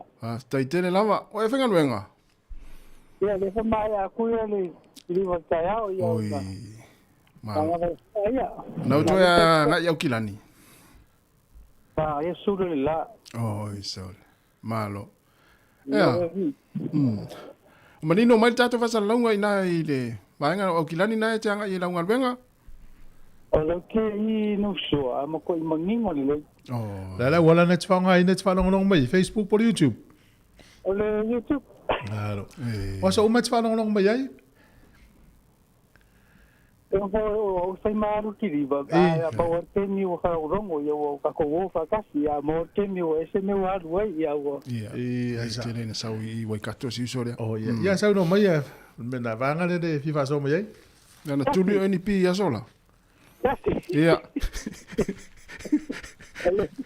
Ole me mai tu foi. Ole na tu mai matafang. ia Make mo ni pi o matafang. ole mata fanga foi le leila au i le union le mata fanga union ia samilo le ana na tuli e pila o tamale Yung may nga ese merang fai papakiu le kule menga sa fai papakiu mai ora nga tuli mai yo. Yung sa fa yala la fa fie, ta mo dia fio saka. Ya sola. Malo la ba. Ya, malo. After you love tele tu. Fa tu so manu yang le yaso. Na fo, yo pa ku. Ya, ba jo. Ya, o siuso le ki liva mai anga iwai katum fa longo mai. Ya, le la fa pe tatu fa fianga nei. Ya, manisio e nei fa silanga fia ina tu pe amal tatu pe sele ya, tala tu le tatu leina.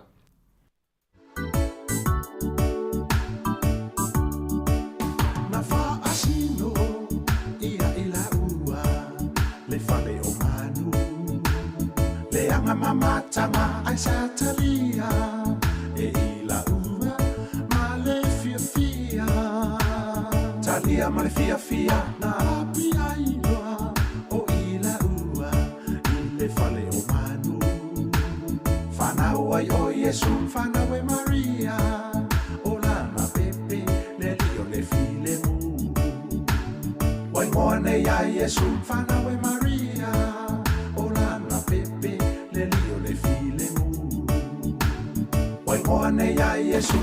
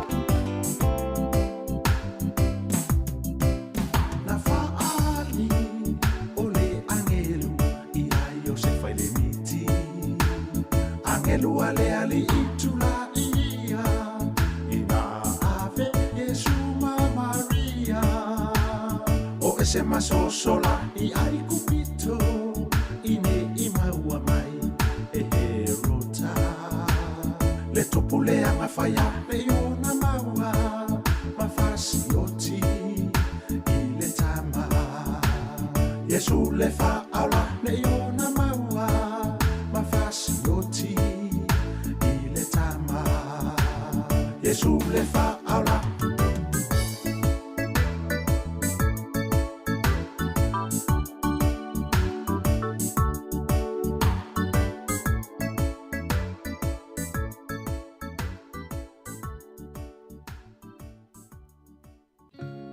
Wa mai le taimi o whai ngā mea lofo le kiwisi masi, ma ua sau nia le Digi Cell sa whaapitoa e ma whai ai ora e manu malo i se holiday package e o atu I le tolu a wheta lalo na tau, po o se telefoni fo le Samsung S24 Ultra I le ngata hoi lea e ma whai o na laki I le a wheta la cash o nei mea lofo e ma whai o na wha amanui nai o e pe a laki le se I le Digi Cell pe a lafo sau topa a pe luas furu tala pe sili atu fo I a inga I Samoa po so se atunu o le Pasifika e te anga wa fo I pe a lafo sau se len I le mai cash I Samoa e whaonga iai le ClickX o le a whaia le se I whaapitoa ki wisi masi le aso luas furuwalu o te semba e iai ngā le nei whaapitoa manuia tele le ki wisi masi Samoa alo whaanga mai le Digicel.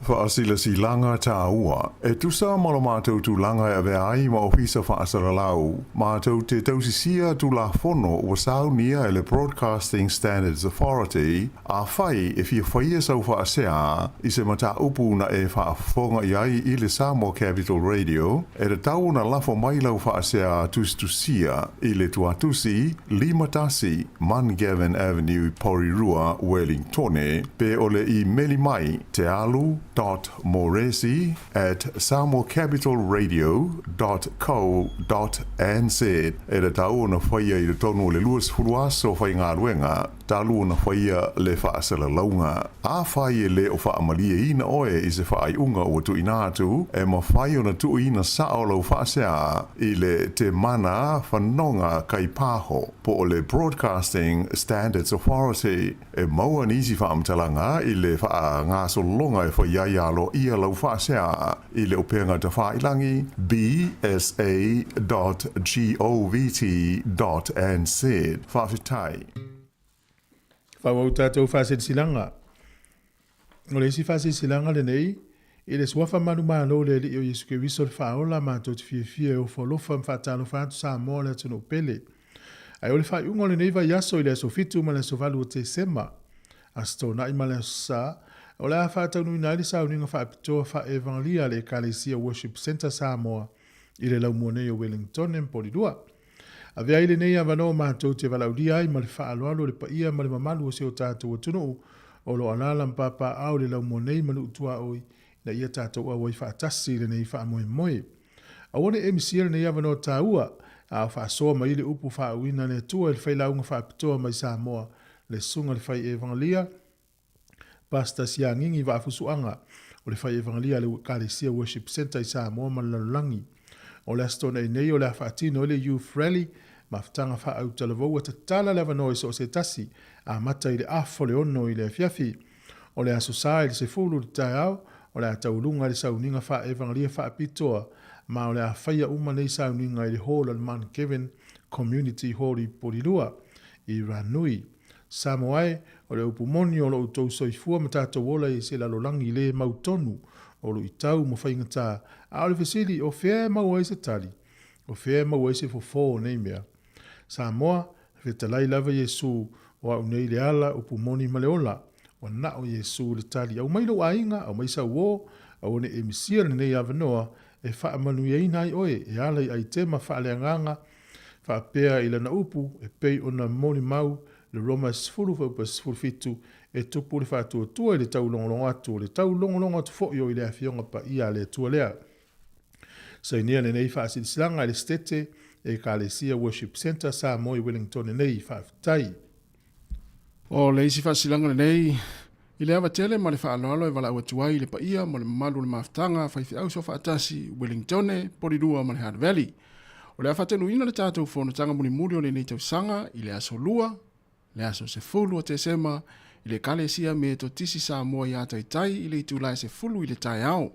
Ma o lo te tala fo i le avanoa i so se whawhengai ngai fia mafuta ma ia i le fono tanga ma le whaalon lava whaatai o lo sainia ele laulaua fono.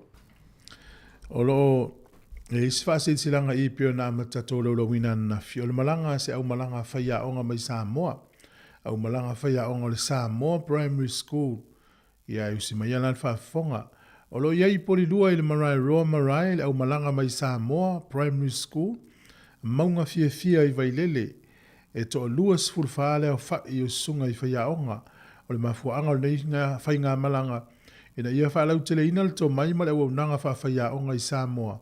E ala le mata i tuina o walanga oa o me tutia whaia onga. Ma le sisi o manga o onga i nei Wellington i Porirua. E lua onga na sia i le asolulu i Wellington, whapele isi lua i le astofinei o le asol nei Newtown. E le opose lilo ono le nei a onga o lo aisilia i le sili o au whai o alo mawhanau o Samoa i le suenga ulu whale al kolisi maulunga o Samoa College mo le tausanga luafe lua wha. O le manu lautia le nei a onga i a whinau e sa ili a tonu o le mafuanga foi lea o le malanga mai o whai a onga ina ia wha malu sia le anava tau ina ia whinau e sa ili e sunga i whai a onga mo le awawina o alo mawhanau. Sasa ili tupe i pisinisi Samoa matua whanau o le aonga le SPS. Le au malanga a wale tongina o pasese mai Samoa, malanga mai au kilani i Porirua i le pasi, whapeai ma le tongina o le Marae Roa Marae. O le aso whawele neila, le uafuafua i le afo le ono i le fiafi, o tae au lea. O le a whai ai i le hola le whakasa i Porirua, ia se la tau whaafifianga le wasaunia e le malanga le a whaia onga. Ia fio mai tala mai ao tātou mafuta mawhiawhia i le a fiafi. O le whakasale i Porirua, ia olo i le sunga le whawhingainga ian Reverend Novi Vaila au ma le whaletua. A whaleono le fiafi o le a whaia le whaafifianga a le au malanga le nei a whaia onga mai Samoa, manaia. O suafalane o le au malanga mana la whanga o au maua i Samoa. Ia leo na whaafonga mai, whaamaluru atu te ua le sao le whaaleonga o le suafa. Ia whaamaluru atu le tātou porkalame. O ni kata le aunga, o le pule a onga mai vai vaseuta le au waa ma vai lele. O pa ni Josefa Jakopo le pule a onga, ia mai matanofo fale la tai sa le moa si umu a vao ma le tongo. O ngele, Mr. Mrs. Collins o le whaia onga whaapitoa, o Eva ma Newtown. Ia o Maria Rosa po tasi a lai sa moa, o vai lele mo taa sa tui mo lufi ma vai moso. O Luisa pule mangafa right, le uso alii lua tua nuu msau lua fata. Sa le vao ngongo, ia o sa le vao ngongo fa ivale le ulua ialii, o mo taa whenga ma iwa. O faatala le lei taia sola, ia se i toi whaasa o tu suafa te ua se, o faatala le leti taia sola, o vailu o tai ti avea masapu nawa. O lei a taua faangalo Phineas, o le puia i manono ma faato ia le manu. Fa malulua toa se suafa ia faina fa amalmore. Makalita suru ape toi tu le uru moenga tuai no foali i fale se elama sa fune. O laina po laina tonga le fanga o alii ne yafu fale tanga loa ma sa taua. Wol tato ulisi, o le au malanga nei mai sa moa, o ayo faiva peika sa ngone mamangiangi. O Marina Sulamanaya le tongo fa ala palauli matanga i zawai. Sau leone aso au sa tawa malutua nuu. O tofio a inga le vale o le tongo mafusi sa fotula fai. Jacinta Marietta Samsoni sa le imoa ma sa le ufi. O Caroline Leota solo manofo alii. Laura Ernest Tufunga vai moso a sau a sanga mga nga uta vai. Senitima tili ilangi vai pae, fale ula, matafaa, faato ia mamanono. O Luisa atua lasi faatupu o le tongo vai lele si umu mafangali. O matavai po matavai lo keni le maife, si tu lou lava le ngana te ua ia o vavau, vai lele, ta le fangaloa. O tawhai o le tangaloa, Crystal, pātu whaavae. O vai yala, laulii, vai sala, a maile, no fualii, mga taivai. O tautala, ava mai tala taina, saulua fata mawhalevao. Ia malisuafa muli o whalolo, po o whalolo, le ia taua manono manofo alii. Ia, o suafa na, pia na fatu ese atur poka la mene isi suafa i whale tonu, ia whamalulu atu. Ia whawhiwhianga lea si au malanga lea mai Samoa. Ia lea wailo atu ne i o i maunga fia vai lele il primary school lea. E mana i fuitala anga si primary school lea. Pe o la tau le silia o la tau sui su e ngaul whale le Samoa College tau sanga ne. Le ngana mtua i mana i alawa si aonga nei. Lele i il malai le Mariah Roa i Waitangi Rua. Ia. Ai whai letu whawhiwhianga tai au le afole ono le fiafi. Ta tala lava no so se tasi. E fia awai. O le tu lisi le au malanga i nei mawhine ia le tu si mai i le esi au tafa. Cinco. O i le esi le bracket i au tafa. Ale whalau si le tu me o le cinco le upu le whalau telo le esi na. No ingala le hea. Le hata ta ingo le cinco. Le hata ta ingo le lisi ma le cinco. Fatu ai wale sa wea bracket au ka whale esi. No ingala le cinco. Oi, I lau malanga, nisi o lau malanga. Ia, na. Monisi o lo tau su se vai ngai whaalu la tau pele Christmas. Malo. O le e fesili le na mai tas. Mai i taimila le na e o so mai lalo marku ava. Pe e la ni pina pepe. Ia rei pina o tu ai. Tava mai lo mkwa o tua o nato to tamana. E ele faz esse langa le na o faitau e foi e lo mia inicio news mai Samoa. O le e ele fale le na fai fa pito lava le tau o le VIP terminal. Ia. e na o tangata whapitoa me whainau i ei o nau mai lea i waalele ni usila po whea la wala lang e pe tau nu ufo o na uile i nā to a mai le i whafo o ila tau e whaatanga na uia i nā i le vai pe na o tupu o pāle mia o whaururunga o mālo o minsta wa i whafo ma o nā tau tai tō lua e se vaenga na tupu o ile lau a mai se avea i ale ni usila o le ale mawhaina tō iu i se pāse se ina mana tuol mele na tupu iau kila ni le vai yaso lente e neine na po loka o mai va alele e le tangata na ui le usta ia tu la fon e ile le mutata no le po le masina lente e nei e le tama i tai whainga luenga i le malai va alele wa ta amilo i le mutu lufa ngana na IT wa te matala le a wa ta amilo i malona anti ai vai tu mai tai umi ki o mana vale fa ngalo na ka wa ye fenga luenga ya le livi te mile e ta milo lo imalonga anti i fai to ai ala tua ye le wi le screening vai ngale so yolo ele na ma wale ya le lo tuli mana ngalo pe la me le mai tawina o le na wi ye stanga o le malo sa moi e sa ta tauna wi le me si ki ato e la famile ni usila ile to fa tanga space se na wi o mo to dia wi tanga ta yo ai lu ma se me o se ele se fe te wa fa ina malanga al vale ya o tanga ta na le na to fo ye tanga ta o ma to siaki o te lo po ani la ngono tanga ta ile wa tu ai malanga ya tu ai malanga sa o le ya ta to fo le la pisi matumtu ya le nei vai tai ya a fa pe ise solo ai nga fenga lu ngam la vale le to fa se me fa pe au mo fa sao le nga luenga tangata le lo ai nga lua a wona ia fai nei fai nga malanga tangata ona to mai uma tangata to siaki atu atu a wana sao la tangata le nga mase nei fi po se fana po se open e tu ai uma le vale le ono le yo la tu puina sa ole le nei vai nga nei fa mena to tu ai le wa mai nei fa tua fa no atu isa mo i tana mai tases tasi le matanga luenga le te tau ona fa ta mala i meio me po ata so fale ma so malo loina ia se vai le ana le tupu ni fa la le tau su el tina le ana la fo ila na pepe tu lo fa fo me tinu ele ilo la matua leva na le anga isi me poeta sa le ia sa tasia fale le tau ona fale ton na siaki masina uma wala to inga me fa pe ia sa ole le ia tau sia ia maua ona ia faina yo ia si alu toto ia fo ni faina si a fine po si ma fine le pe tatu tala na mo sa mo Malo olena o fai tau tu tale lungo le TV1 in New Zealand. O le a faa wo pe le Health of New Zealand. Ona vaea tangata whainga luanga o atu lua whelua fitu.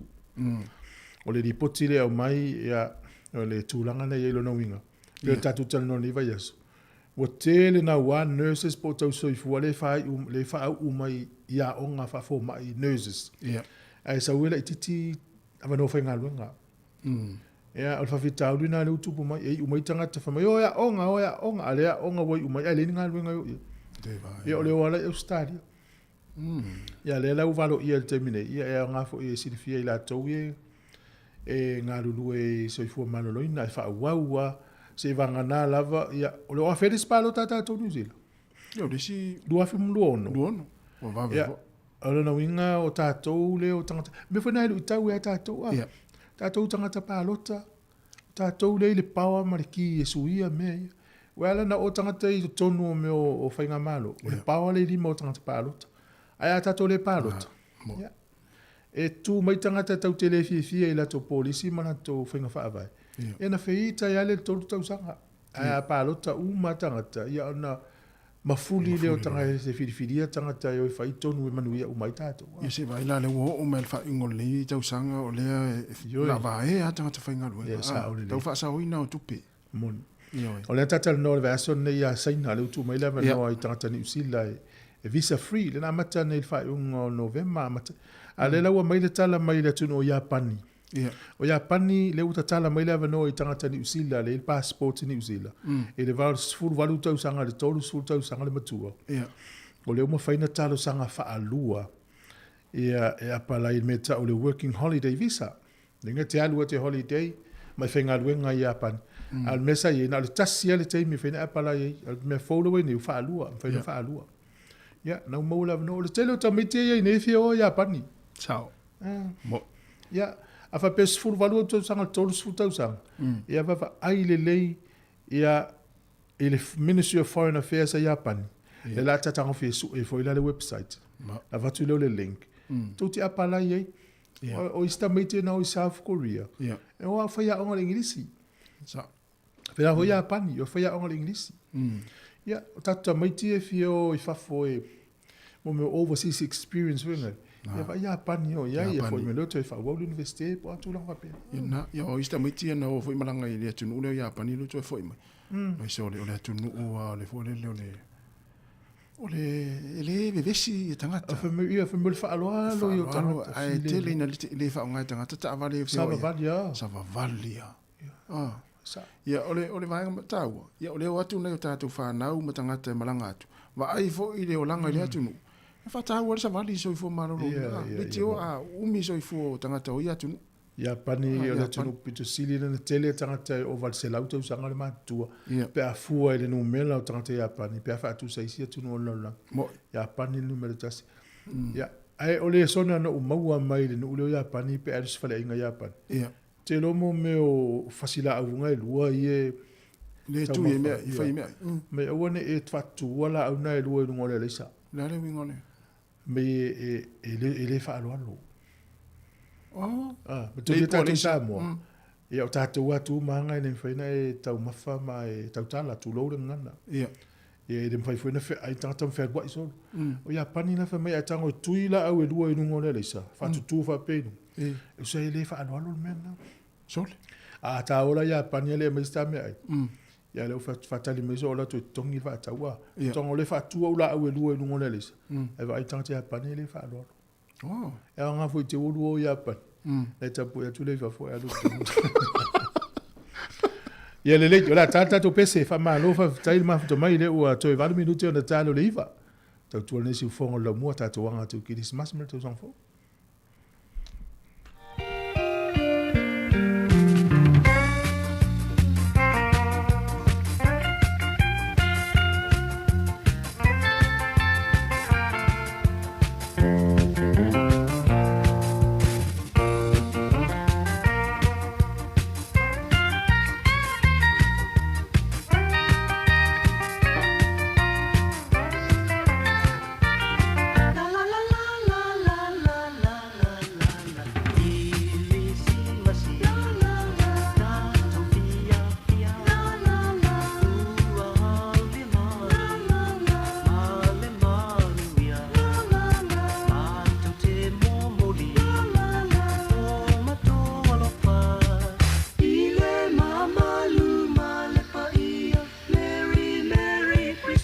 to fa tu pesen na fa isi ono le fa tsmel finga la pepe o vo start report te tu ta tu community telefoni fa talo fa tu nga fa le pepe le ta ya malo se fu ya malo le so le ta ya la songa me ya va lo sa se luma mal songa ya to fui fa talo fa fui pa nga ta tu pokala me tono le la mua ya pe lo to tele ya na ole ta pena la vo o aki fa umang ta sangale a tele ofisa ya mi se kwelo nga tong ni ale al fanau ya ya tu ya pati fo tam fa nga ta mai tin to sang na ya sa ole le ya sa no nga ya pe ole autua na ma tu langa o fa mo te mile ya o la nga tongi ma fa unga fanau ya le ngata I kolisi ya me se fo university ma unga tu langa lua ya fa pe fo ya le tamu fa nga fo ya ai la to fo ye o le sauni malanga I Samoa ya fa umaile Christmas le foi tau sanga mas fia ya me foi ya sa le ya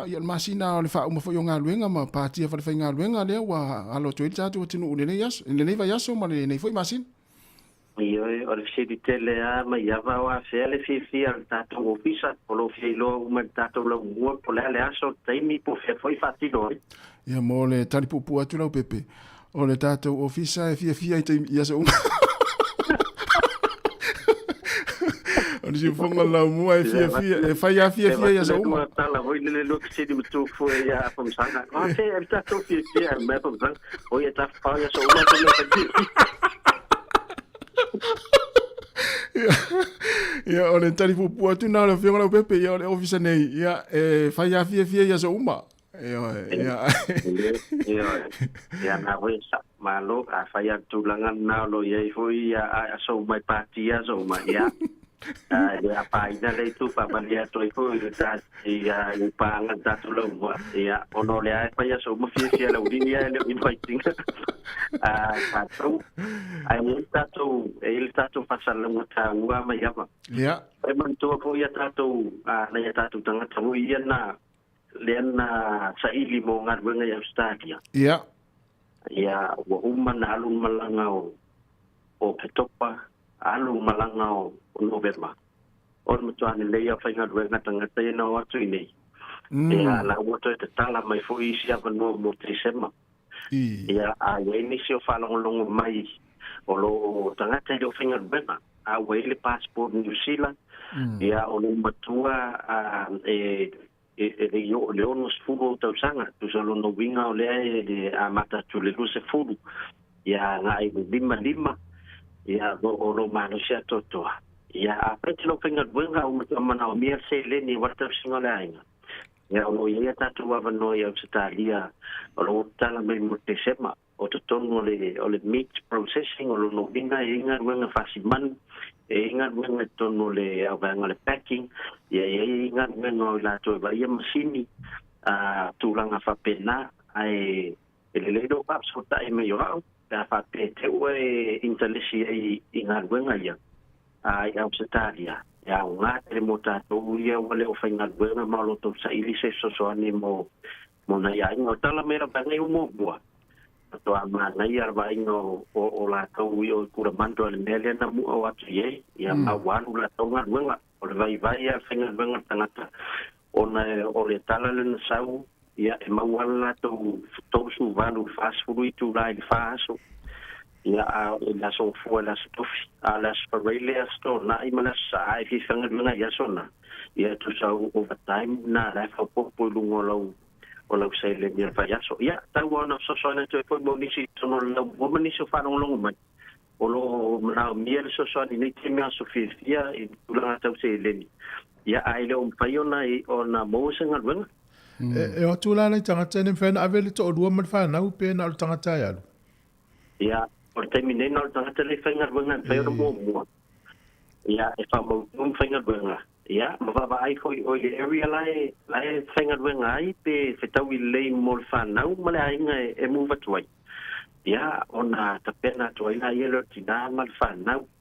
Ono i wha mo le company ono kula mantua e whaisi mau e se mai ma Sydney ma Melbourne. Ia, ono aver wha mo mua i ai lato no ati New Zealand a ta talai whaloa no i Sydney ma Melbourne.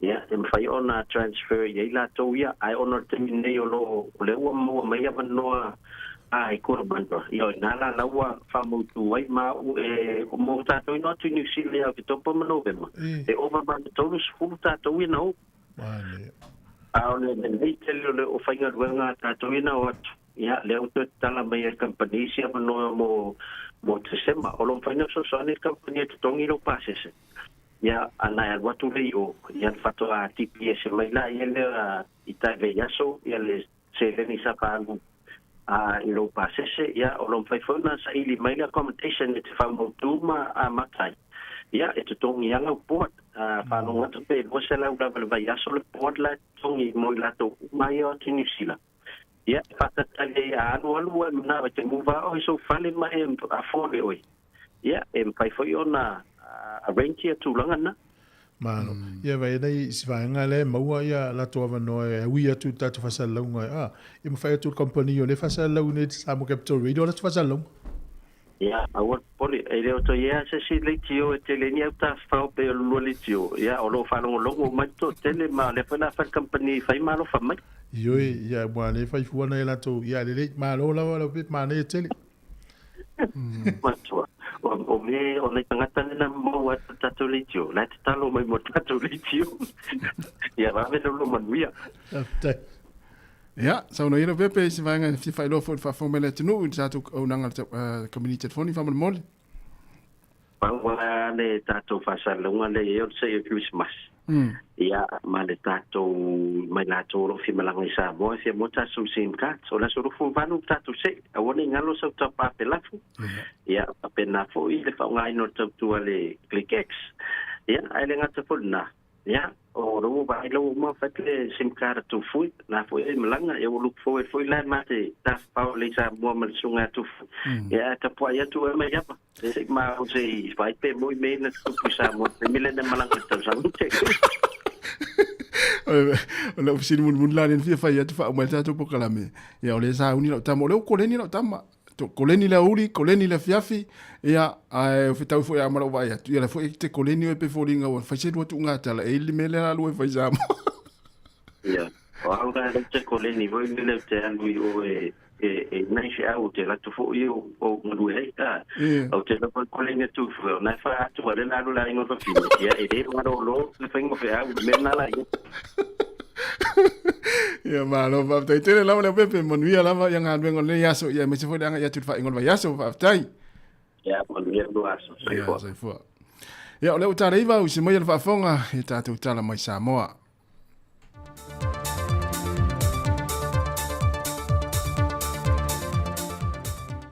Le ganga fia toe whaatalo whatua le whaafonga lo tātua te noo, e leisi fo ili nei whaapoponga o talai meolo o te tupu i Samoa o se mai ele whaafonga. O le whaalupa e o talavou i li imatama i tae, o le marusi anga leo nuu mawhiu anga o fo i e ka le sia, po vai malima pe o le whaalupa e ka le sia, wa whaonga i nei e le ofiso de Komisino Britania i Samoa, le feso ta inga whaipa anga matupulanga talavou i le a o ina le ni se minata aua, e una ia pe whaasala wina a wala o pui puinga, mai i le telo whaafitau li e au fia e malisawai no ti namatama i tai, o whala au whaasai na maisi, wa a fia e le atu no.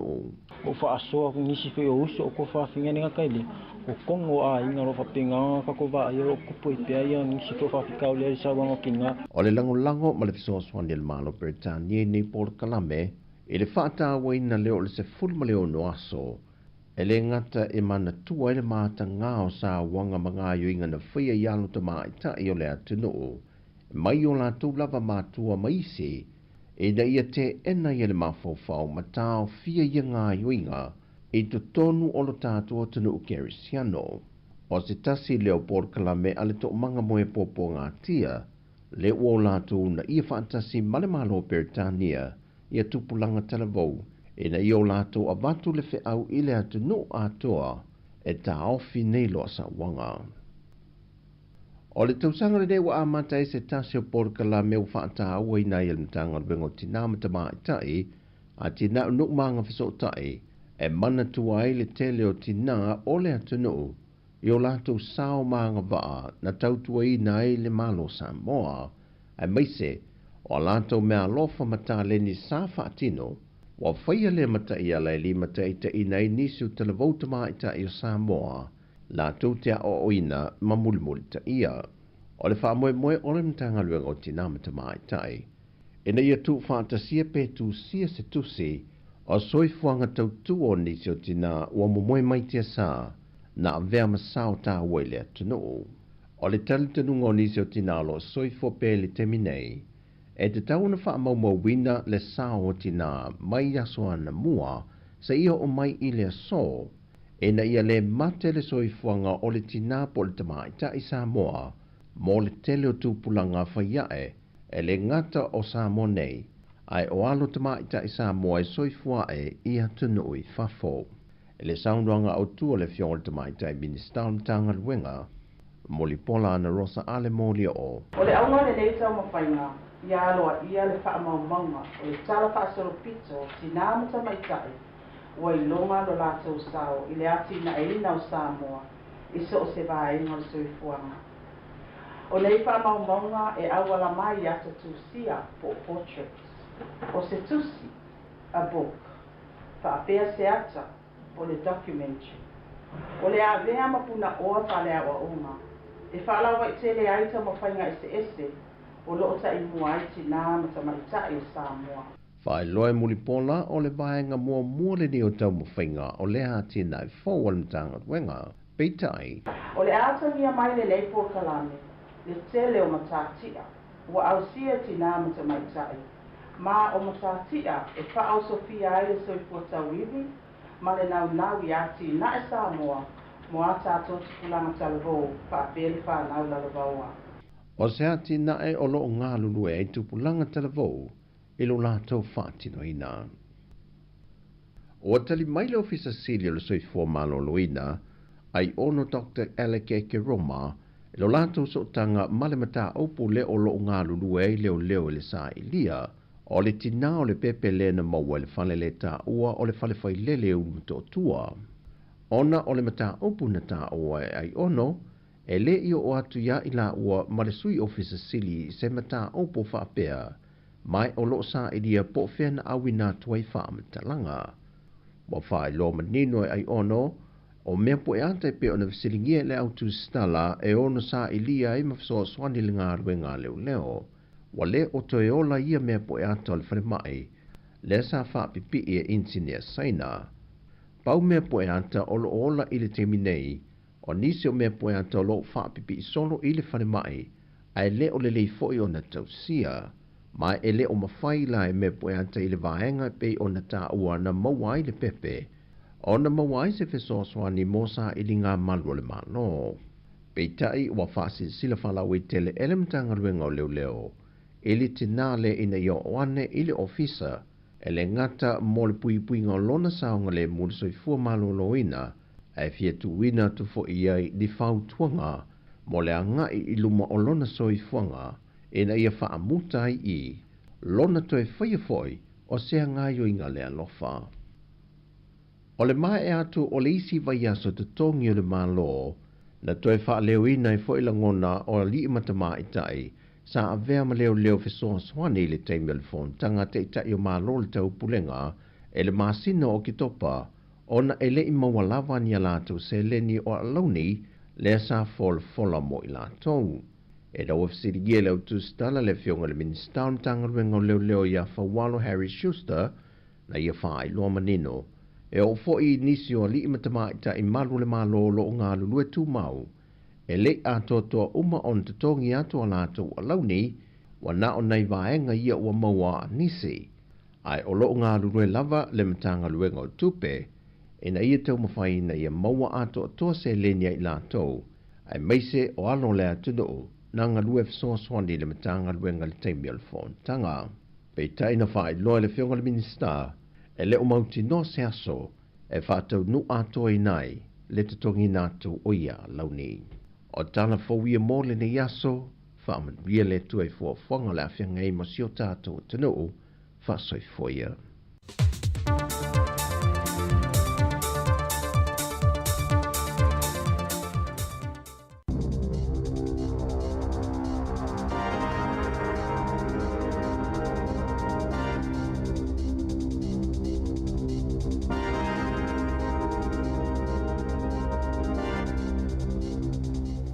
Toi whaatala whaato al whaapoponga o talafo ma le siu whonga le lau mua mō le nei tae ao. Ua wholofola le Wellington Water e le ato se fulo aso lātou te whaalele iei paipa o loo liki mai e le soa vai. E ui i le whaale tono o ngā paipa ma whaawau pele tele o whaafitau li tō langa tautupe i Wellington. Sa toi fo i le whaala patopatonga i pule ngā nu e ono e umiaina le soa vai. Mō se isi tolus fulfitu te si male 5 miliona tā la whaau popo. O le vai aso neina au ili ile ilo ofisa silo le whaala patopatonga. Pe whaapewheona whaatino le te leo le ngā luenga lea i le ima o le whaale leia leo paipa ua leanga i tutono o tausanga e se fulu tasi. E luas fulfa kilomita le umi o loo tātiti ai paipa na toi whaale leia le tausanga taluai peitai e na o le iwa kilomita le umi po le mama o loo folai o ngā paipa e lava i le tupe leo loo tutoe. Ui leo whaale e Charles Parker o le Wellington Water. Sa ma whailawa o na lato whaale leia nisi paipa na liki pe mama. Sa lipotia na pa ule fantasi pasene mai le 5 se fulu pasene le tūlanga le suawai lea ua mau. Ua pa ule whaase 10% le tūlanga la matia o le aia Wellington e ono whaase e ai i le vaenga lua o tuutuunga. I tūlanga la matia mai le laititi o le suawai. E ua pa umai le fito 10% i le 10% i le tausanga taluai le ono si itia i le vaenga tolo. I tuutuunga mo le suawai. Peita ilo nau le Wellington Water i ainga mapise nisi Wellington ina ia tautua na le whaalunga tatau o le suawai. E ono taungata atu le tau o pāsese o nisi o malanga le ea New Zealand le tausanga a sau. Le alai titi e fule au whaingo whainga malanga i nisi o a ai o New Zealand. Wātu ngā lupu le ngama pise nisi Kispan. Whapea maroto rua i ni suinga e ui le tu mau peitai. E ono a whaina i le olol ta mau ainga. Na whaania le ofisa silio le socio pisi nisi. Tau ife malanga inga i le ea Simon Wallace o le wai e le Zoom whapea le Teams. Pe a whai oni mata upu tau malanga whapisi nisi tutonu lava o le tonu mo le toi tele ni ana ia malanga I tono New Zealand lona winga was wia le whaanga yoinga o au aunanga ale kamupani I waalele o le whaititia le mana onga mofe o inga I waalele wa mafua I le swinga tele mai le na o le Air New Zealand lo tupu ai e fo I company la iti e le Sounds Air na ta o le Air New Zealand o le whaititia o whainga malanga e na o se taimi le tō mau a mata mai a Februari e o atu iaione o le tausanga a sau. Ua whaamani ali TVNZ o le atu ua tamai tai whaasalalau e to olua Hayley Holt ma Anna Burns Francis le TVNZ au whaatulanga I whesuia inga le company na whaasilsila le TVNZ I le masina taluai wa yeli fofanga I whaamalolo inga alwenga I 5 ina ia whaasau ina I le 30 miliona ta la sao fieli whaititi o le au whaingo tangata e ngā lulu el Paul Kalame le taiao le breakfast mai le to awhai le to olua whaititi a fo I le numera o tangata e whaietala o ta alonga mo lato talafo le tulai ono le fiafi o umana whailo e Anna Burns Francis I le pulenga e le to talo sanga mo se ava no whainga luenga. Sanga luele to mai taili TVNZ talo mai le tau sanga ilu awis fulwono e au fiele silia malilua tau sanga na avea I masui whaasalalau a le TV tasi I Amerika I le taimi le COVID sa whaftai e le ofisa sili sao ne to mai tai to olua I le kamupani. Sa tatalaina ana na file vaita I le foa na e nai loa hat, 5 tausanga taluai na amatawhai ai le ngā luenga ina o tāpunia le vaita I le tuai, ona opopole ngai le lava le malo si fuai ma fui o lo o awhi se vai e 5 mita, lona umi e peo vai mo le Olimpeka, Fatasi ma se isi vaita ele e iai mani slides whape ai ma se fale to lene o le tapuningo le vaito vai le lua fisfuluiva. Na matua whaina I lava nai pio na sauno le poleno o Campbell Barry ona o se no whangai poto ai le to tele ma fesosoani I le ola lau le leo tangata. E ono 10 miliona tala le tau o ngā luenga ma o se tasile o polo ke te o ngā luenga pito sile o na mawa ai loa hat e lua 12 miliona tala. Na foa I le malo e ala I se whainga pa anga mal whaala potopotonga mo ngā luenga te tele ale malo. Na toi whaanga ina le valis 10% o ni vaenga mai le vai tuwai. Le ana whaasau ina ina silia ma le 10 afe o tone o a mea. Masi ma mai le o ino whaanga I la fuai I ai la pisi. Sato ina atu I le wha ilo fetue 5 lanu mea mata o na olo na whaunga o lo whaatawa ina le si o manga o le ngā luenga tele. Wa wala au le whale o loa le Kmart ina ia toi whaafo I atu I e kawa peu fi whaamalua moenga quilt covers o le kirisimasi. Lea uta ua e eliso o tanga ma whaafitau le soifua malolo ina I Australia. Sa whaase atanga ta whaatau I Australia ona whaafitau li nau o yolato ma fatu ona o ia ie. Sa liputia fo ili whaase au ni tangata whaatau I New Zealand e winga ili manongi o ia ie. Sa whaasala lau e tangata whaatau I lunga le Facebook a le Kmart le malo le monongi suau ui ie e ui ele whaatasi o no lato titaina hia quilt covers na whaalia so upo le Kmart a whai e yeini whaafisili e tangata whaatau I le atulanga e te tau na whaafiso ta I atu la lato telefoni mo I lato na whaatawina quilt covers o le Mrs. and Mrs. Claus reversible queen size bed quilt cover set whaatasi e ma le Christmas elf reversible single bed quilt cover set e mawhaio na toi whaafo I atu ia o loa I le Kmart ai toi whaafo I atu tupea tangata. Wato ina atu se whaasila silanga I stama ina fumoa ina ua mamate ni moa ito saima se whaamatalanga ale matanga luenga mo Primary Industries. O le lua ili o la fumoa ua li ipatia fianga mai le bird flu. Na amata le asona na fiu na tape mo e valus fulu afe leo lo fa maonia le afia le pipisi le bird flu i le mainland poultry i Otako. Na tau fia le asona na fili toi fe avea i o moa po ni mea tau tino mai le la fumualo na lua leo wa afia la tai Dunedin mai tu sama leono afe moa i le lafo o lo fa ngā solo ia i su e su enga. E lata ile to tasi mai le to whātanga ta benefiti a tonu e le sa o le fisosoani po le lango sa whai mo ilato e to sai masali po ti wha le tau sanga. A le matanga luengo le atina e ngā wanga fiso o tai e na o le fitu te sima le ono pasene o tangata sa o le ilo ilonga o lato benefiti a ngā waa i ai. E le tau sanga lua filua tolu lua filua wha o sili atona wha le tonu na ilo le tūlanga sai e le whai ungo li po ti le tau sanga i to ato e valu lua te sima le fitu pasene ma a maua lalo ifo mai le tūlanga fia au sia le mtanga alwenga ia le lalo ifo o le iwa 5%. O le tala le mtanga alwenga o mafua le tūlanga ona o le whainga tāma le o ngaonga o mata upo. Ai le ngata fo i lea i telepol kala me fia ngai ma le o whainga alwenga o lo pito i luma le whaatino ngoi au nanga. Sato la ile minsta mo le atina e ngaonga fsota i Louise Abston i luma o whaipule le asolulu. O se vaenga o ilo ilonga masaya ta watu i whaipule e moni e matuate le lavalanga alwenga i toi whai e whaalele ia whaafita auli. O le fuawha o ngā tono ai tālafu na ovo na tutongi sa whaamawina i le lua feiva se lau whaas fulvalu tāla. O sili ato na whaale tonu na ilolo tau sanga i tua ato e lua fe valu se lau 5 se fulu tāla. Na fsilingia le minister il whaipula le Crane o Ricardo Menendez Marge pe la tau te taliaina le to tele o tangata benefiti sa la i titifo la tau tupena maua na ilo le tūlanga e te tau na iai mātili fia ngai ai mawhainga tā. Po le ovo na tutongi i ai o tupe, o na toia whaina le ai tāla fo tupe ua ovo na tutongi i ai, Natalie Abston, o se lu i tau tele lea whaafitau le peitai o lona whaanaunaunga, o lea whaalilea le moni o nei tupe au whai, i se polo kalame tele ua fuafuaina, e si iti ai le au nanga whaate konolosi, a le matanga luenga.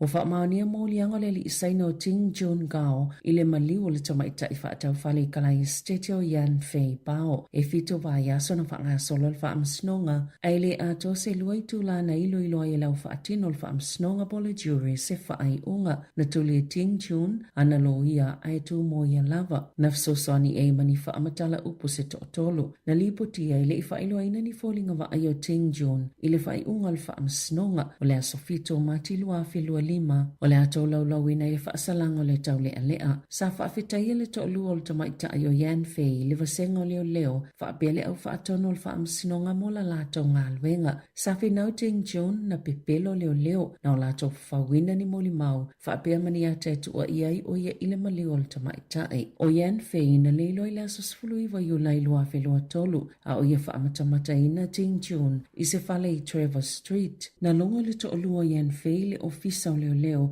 ina ua leo o atu le tamaitai aina o le telefoni na mawailunga o wao i tafatafa le ala tele e le asolua sifultasi o iulai o Ting Jun 5 tolu tau sanga le matua le tau nuu i New Zealand ini nai maasina mua o le imaliu Yan Fei sa tau fia malokaina le tau lea lea i le malaiva lele kalai stete ini nai aso tanu mai le taimina malewai Yan Fei mana maua leo o le pepa malanga politike da Ting Jun ina o le alu Shanghai ai le se pepa po se ticket e toi fo i mai ai i New Zealand. I atonu i fafo, Malo ia na whaatuina le palemene a kore i sauta se la fwai amata na wha solo ni mōlia ngai whaia i le ali i Presidente o Yoon Suk Yeol o nola na ngai o inga lena i wha ngaina le tula fono le martial law e wa ia pepu le ia le militeli le malo peita ai na fola i lana vaenga wha opwhai le People Power Party e te e le lafo o le asofa rai le whai le palota Malo pito silo na to telefai pulo le tua ngai le Democratic Party. Ai la to te mo umiaina ni sui se to avalo la vaingolo te ia le malo. La to te langolango ina fa atasi le lafo fa ato ina ia pasi le pili. E vavi fa amalo lo le pulenga ale ali i Perestene. Ona nafina fa alia ai il Perestene. O la ia to fa atatia esel polo inga le fa angango le martial law. Po le puleo le atunu ele militeli mo se taimi le tu mau. Le na ia fola ina ini na i tu la mua a ole i to solo muli ese mai ile fite na inga mal palemene ina wate enala na tau mawhainga e whaasai ni ngā yo inga whaapolokiki ma au whaasala lau. Tala whauia mali si ufonga le lau mua mo le nei vaenga o le tai au.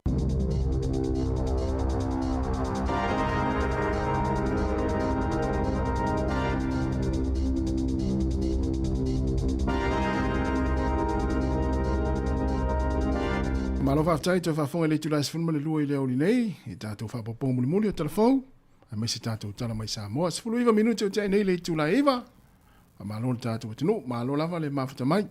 Alo. E si tasi o tātou whasoana i rungo le tātou Facebook sunga i apo i whatu.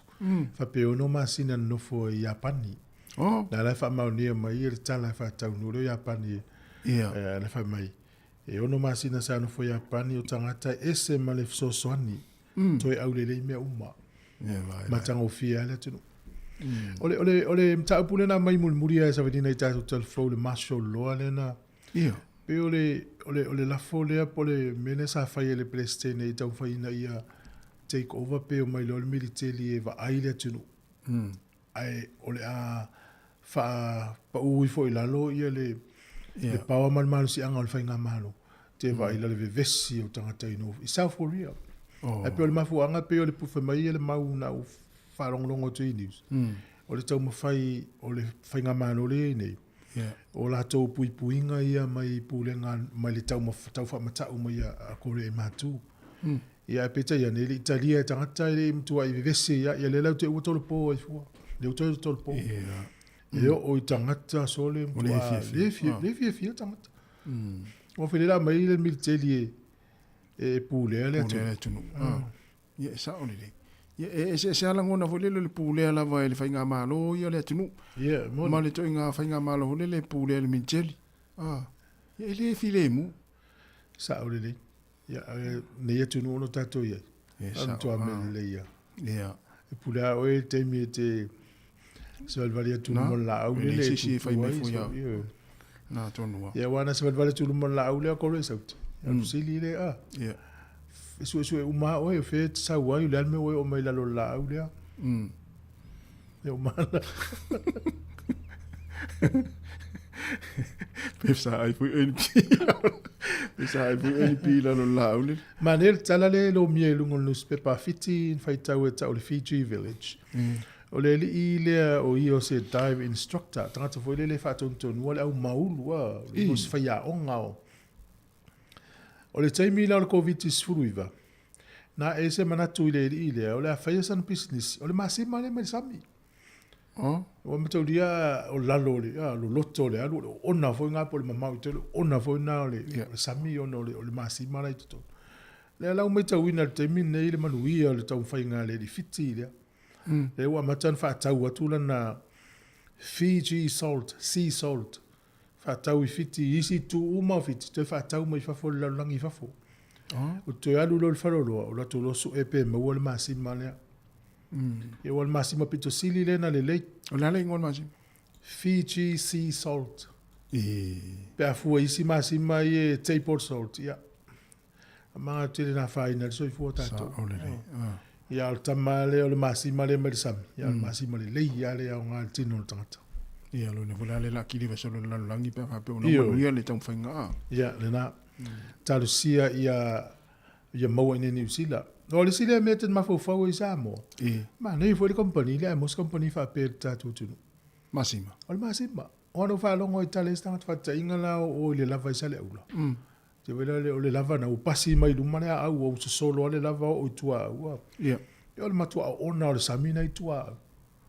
O le pamu mai al saminga i lungo le papa mango e mau le masi. Ia fa fonga me le fianga sa le aula. Ia va tupel poloketi fa isto to masi masami fa tau i sa. Ia tau le o tai la elu. Sa vali vali atu ai le papa. Ma tau le va tu masi mai fa fo masi ma le anga e va tu fa fo. Ia. Al masi ma le le ia le mau ai le sami masi mana ia nga. Wala ia le natural. Masi ma mo natural si manga. Ja, la tato sa vivian tas o sta valau. Ja, ele valau le tapai mai. Talit valau le tailo tato pese talo fa valau. Talo fa. Ja. Talo fa. Malo sei fua. Malo si fua, ja zo no mai. Wa mai. Ole mo manuia, manuia merna tunu lo tau mo ai. Oi ole makua manguia la fa kalo fa malo ka fa longa ku foi o ke de pusi nga yo ya pe o le tu langa le ia yo no le anga le yo ne tu no Ma se la tō no whetaito o tasi pio si me ona le taito lua ina i la tō. Ia, o ia ngā la wasa o ala, ia o lo inga whairanga i pusia a tasi la ko. Ia. Ia wa isi pusi e role o le ono afele na mai le ntalo mai tufu e. Ingo le au fia i ma pusi e na so la tu ina i Australia, ale tu i au pusi le falele sa e mautong ya i piri. Malo piri? Malo te fua. Ia mangkua fo i o pusi ngā o pusi wale skala.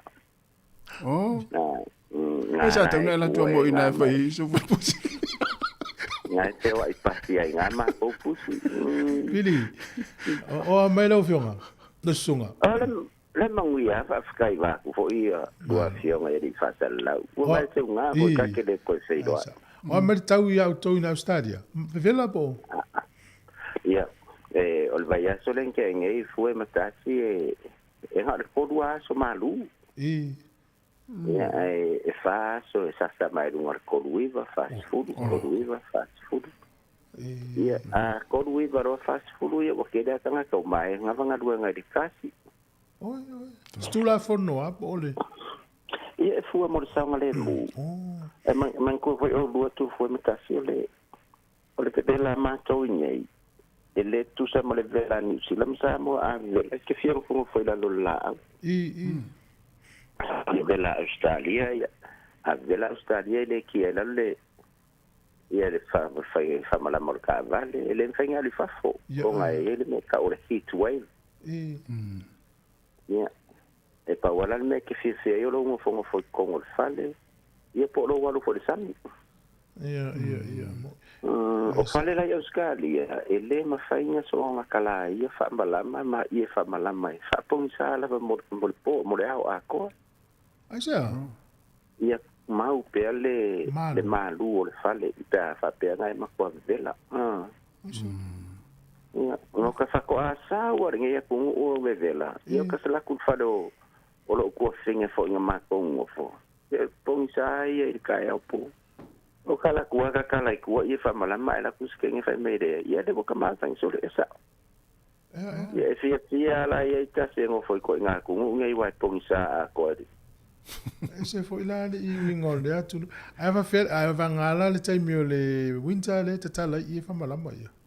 Ia malu ek fiero la ide a ma va pe wa winter ke ia ngai kom foi de kala manga ia sa wala ko. Sa ola. Ma to fa longo nei le mo mau le fionga la pepe mana o mia meu tanga tfinga lunga ina. E ni fa mau ningo vanga fa pe. Ia ngai sa ole o pepe ke fa longo fo le piko ule la o mai ka le o pepe le fa nei le pisin te le o pepe e mama ku mako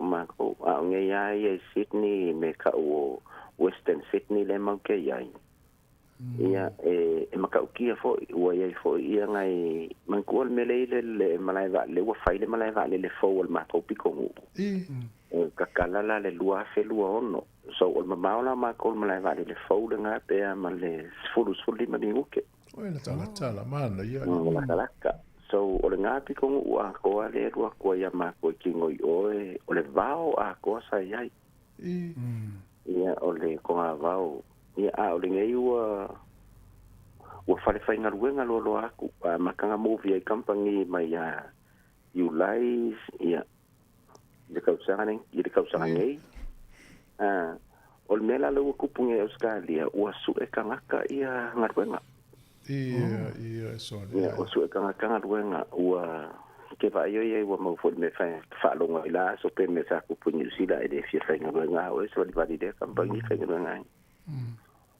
so tawar me le kapa ni sila la ko foreigners Australia ia Australia mai o fa ka ngala o isi campagne passing ava pe wai makau fo o kele o create o ngalu o piko fo o manga o mia fo nga o auto passi o le service passi so o manga o mia la le service passi ma public transport o le mena le fa isi campagne passi afa pe o le kengo foi kua ai fiaru ke fain ke ferro i passi le city the relocate o i leon wa fekala at the moment le mo ke vai ko o fekala relocate ai le kanga kama e o just e na le fasu lima mingu ke o se mai ai o ke le city ai relocate ai o le o fe kala ai e siti a fengo finga mo se fale ma se meno foi o io e fengo fe foi ya ka mo ka kere io foi siti ala foi ya ma wa ya apartments but e ke expecting ar ka ya sa ya ora ke ninguém lá ko ora ke sole ka ke ye pale ke fa longo ko pasi ke ninguém ma le fa kasi kala le kula pe lima valu kala pe afenga do ngai weekends le kula te le ri tonga pasi na ya ole o faringa do nga agencies casos le ngai ke le korwiba fast food korwiba fast food full time 32 ya permanent ya ole angai la afenga ya ma wala kini le course full value kula inga casos la ko ile afe fa fe ko wa fa bile vai so in hand so ole ni tinga le wa ile sa ole fa kalanga le sa una ngala pete ole ni le wa ka nga nga lu nga Australia o nga ole ai create a following a peer la Australia ole ai peer la Australia ke le yo ngo fa fo sa la bietanga ya le nga solo tomato ni usila manu ya ilo ina ma fa longo le news de ile va nga ile lua ka usanga o ile lua ko ma senga ruai ile kom fai fe Australia ka fi ofisa o New Zealand onga ka control sa New Zealand onga le si le ka usanga ke ngai pe ma lu se la di mas fu fe ka ngo mai ko Australia ngofo ma ka ri o kumo ka ka tsa ku o fa fa ka fo nga ma ka ri fo la o ka nga sa wa apply Medicare o Medicare la nga ke a lo ye le ka o nga ko nges fo ma ele ko nge fo ma ya e ma lo la ka nga Medicare ye ele ko nge ma fo ma ye si o wa o po a u me ke manga o ye ke ru fo ma ya ngo ma se ko nge fa lo ku nga ko su mon ko pu ye ka o fo ma ya mo e si mo nge le fuli malo ya le fa fonga me to tele o tele o la to fa longo to ale mo ale longa lu wale va e nga lu New Zealand na le la manu ya ya malo tai pili mo ole me foi le lenga ya mako ole o ka fo ya fa le ka o ko nga ka ya pa ke ingo mako mo ke ngo fo fa po mo le me se la fast food fa po mo inga singi yo isi vai ngo Australia ya makwa pixilia onga leil kulang ka mo fio fale ya fa pe fo la nga ngo walo fa nga nga uma ya it's a good opportunity to say se fale fo fale mo fa pe mai ko sola e pier la vola ko ya awa ko foi mai fo le mo mo ta si maka ko fa lo ngai lo nga so kele ya ke ka ke wo siri uma ya ko do ta wo si pa wo se asfa na wo siri ya dei da fai poi ponga oi ya ponga wo si ma lo pidi manual ne yaso ya va tai mo li poti mata ko fie foi se fale na te inti alo te ga tu pili alo pa ya ora pa ko nga fa masanga ya nga dia sa wa ya pala kai so ka ko kala mo nga ku an manual ne yaso ya alo pa Mas eu vou daí vai fianga vai foi até le o valu a leiva to lu su fitu minuto na tano sfulu fa filo ya tu tele o tato panga le ma futa mai fa tele lava ma futa mai ya se mai ona la watu le o tato lis ya se tato vai foi le taimis fa fianga yam tato tano atu na foi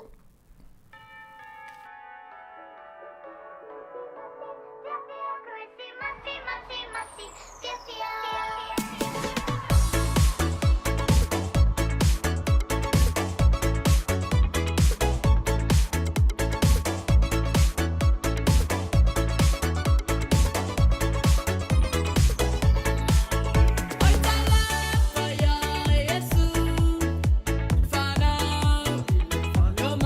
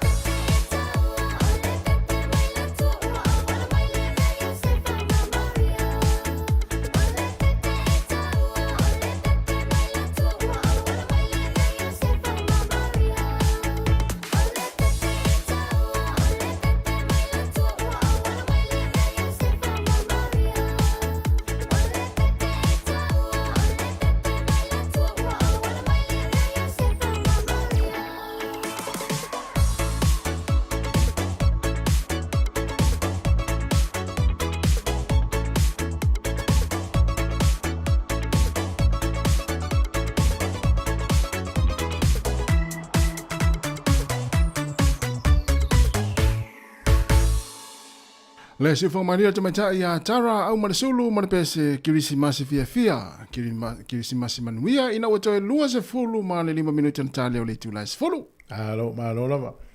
Ma ne fit falo longo tu tana Australia. E uite alu o no fe nei.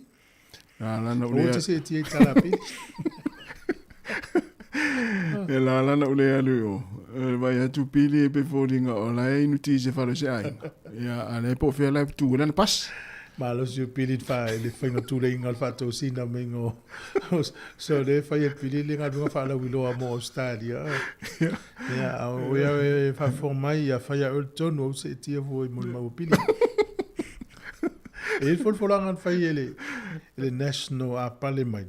Na fai e lua fi lo tolu ya me. Yeah. E ile nganga la to te mo fo mai ma me o tantai pe na onga fa fo mai nurses Yeah.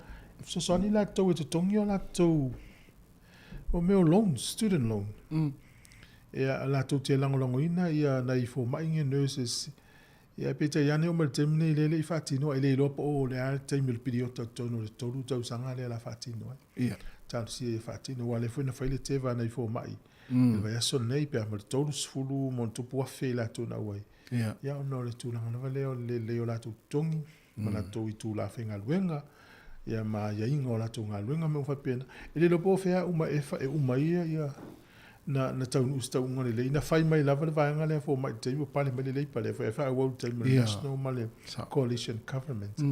Ele lo po fe uma.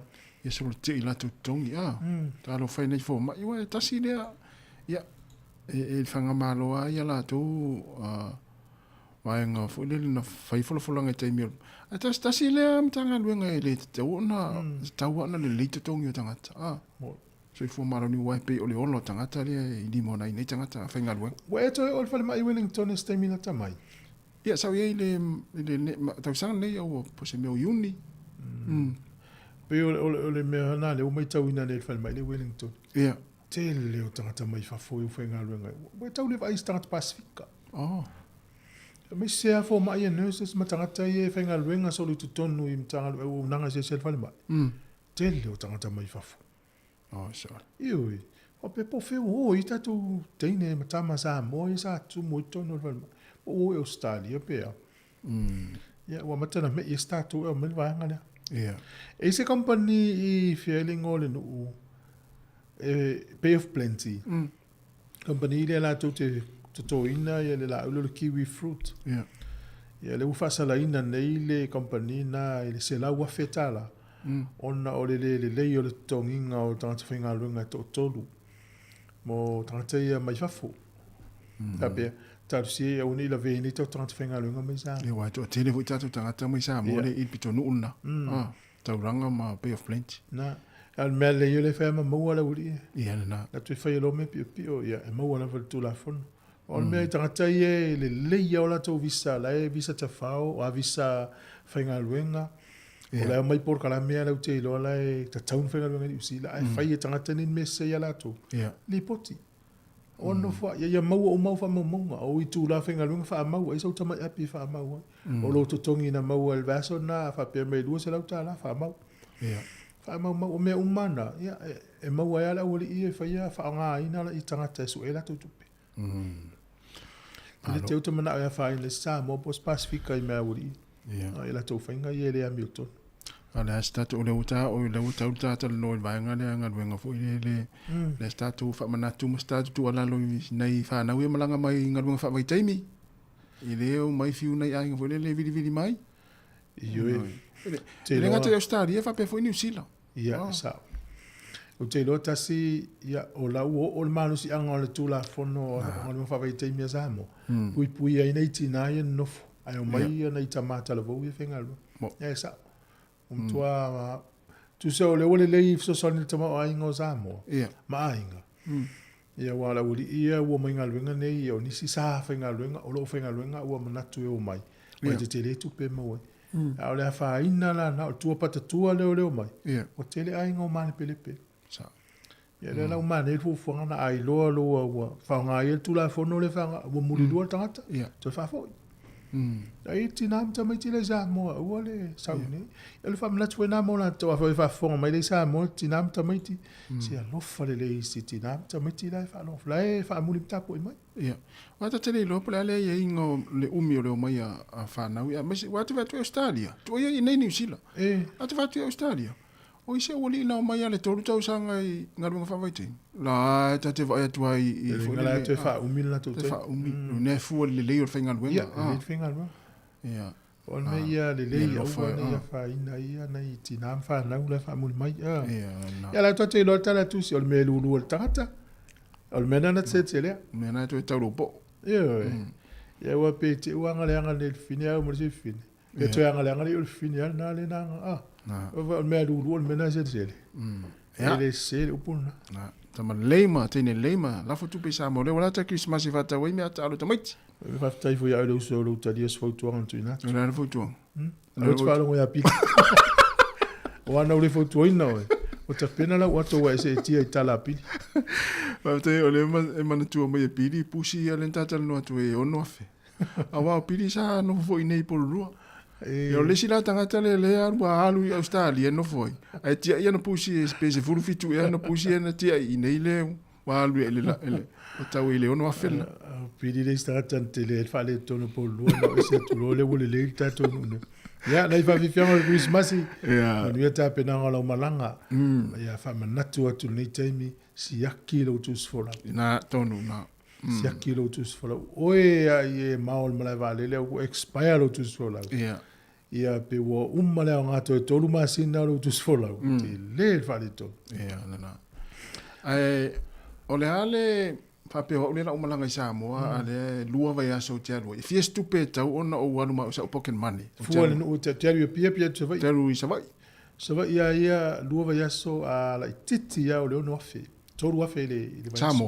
sa mo ia a fa pe tiaru polo ia pe lo por fa afi wa pe pe no fuole le nu e taulanga ai lu so vai tele asinga yo ne wo ai tala la tu pe me vale le tala pe passer lau pe palimas furu pe palus furu mal pe pasfur fica foi le te lo alte tamatiti ya do limita la ya o tanga tu fu fa pena va pe lo tau no nei ai saule asinga na nei au vai atu ole moa male afu mal suaya la la tu pe tau na ve kick off ala tamana lu se la tala na ole stupe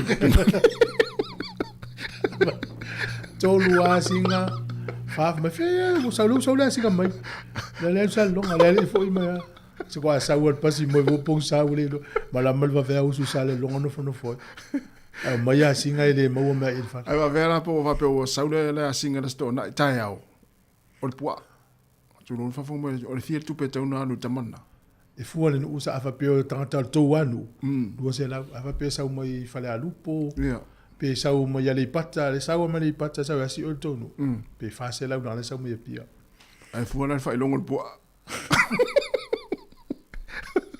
e te visini fa longo ale ai fuole il vala uli tam fai mai ya talo fa malo se fua malo se fua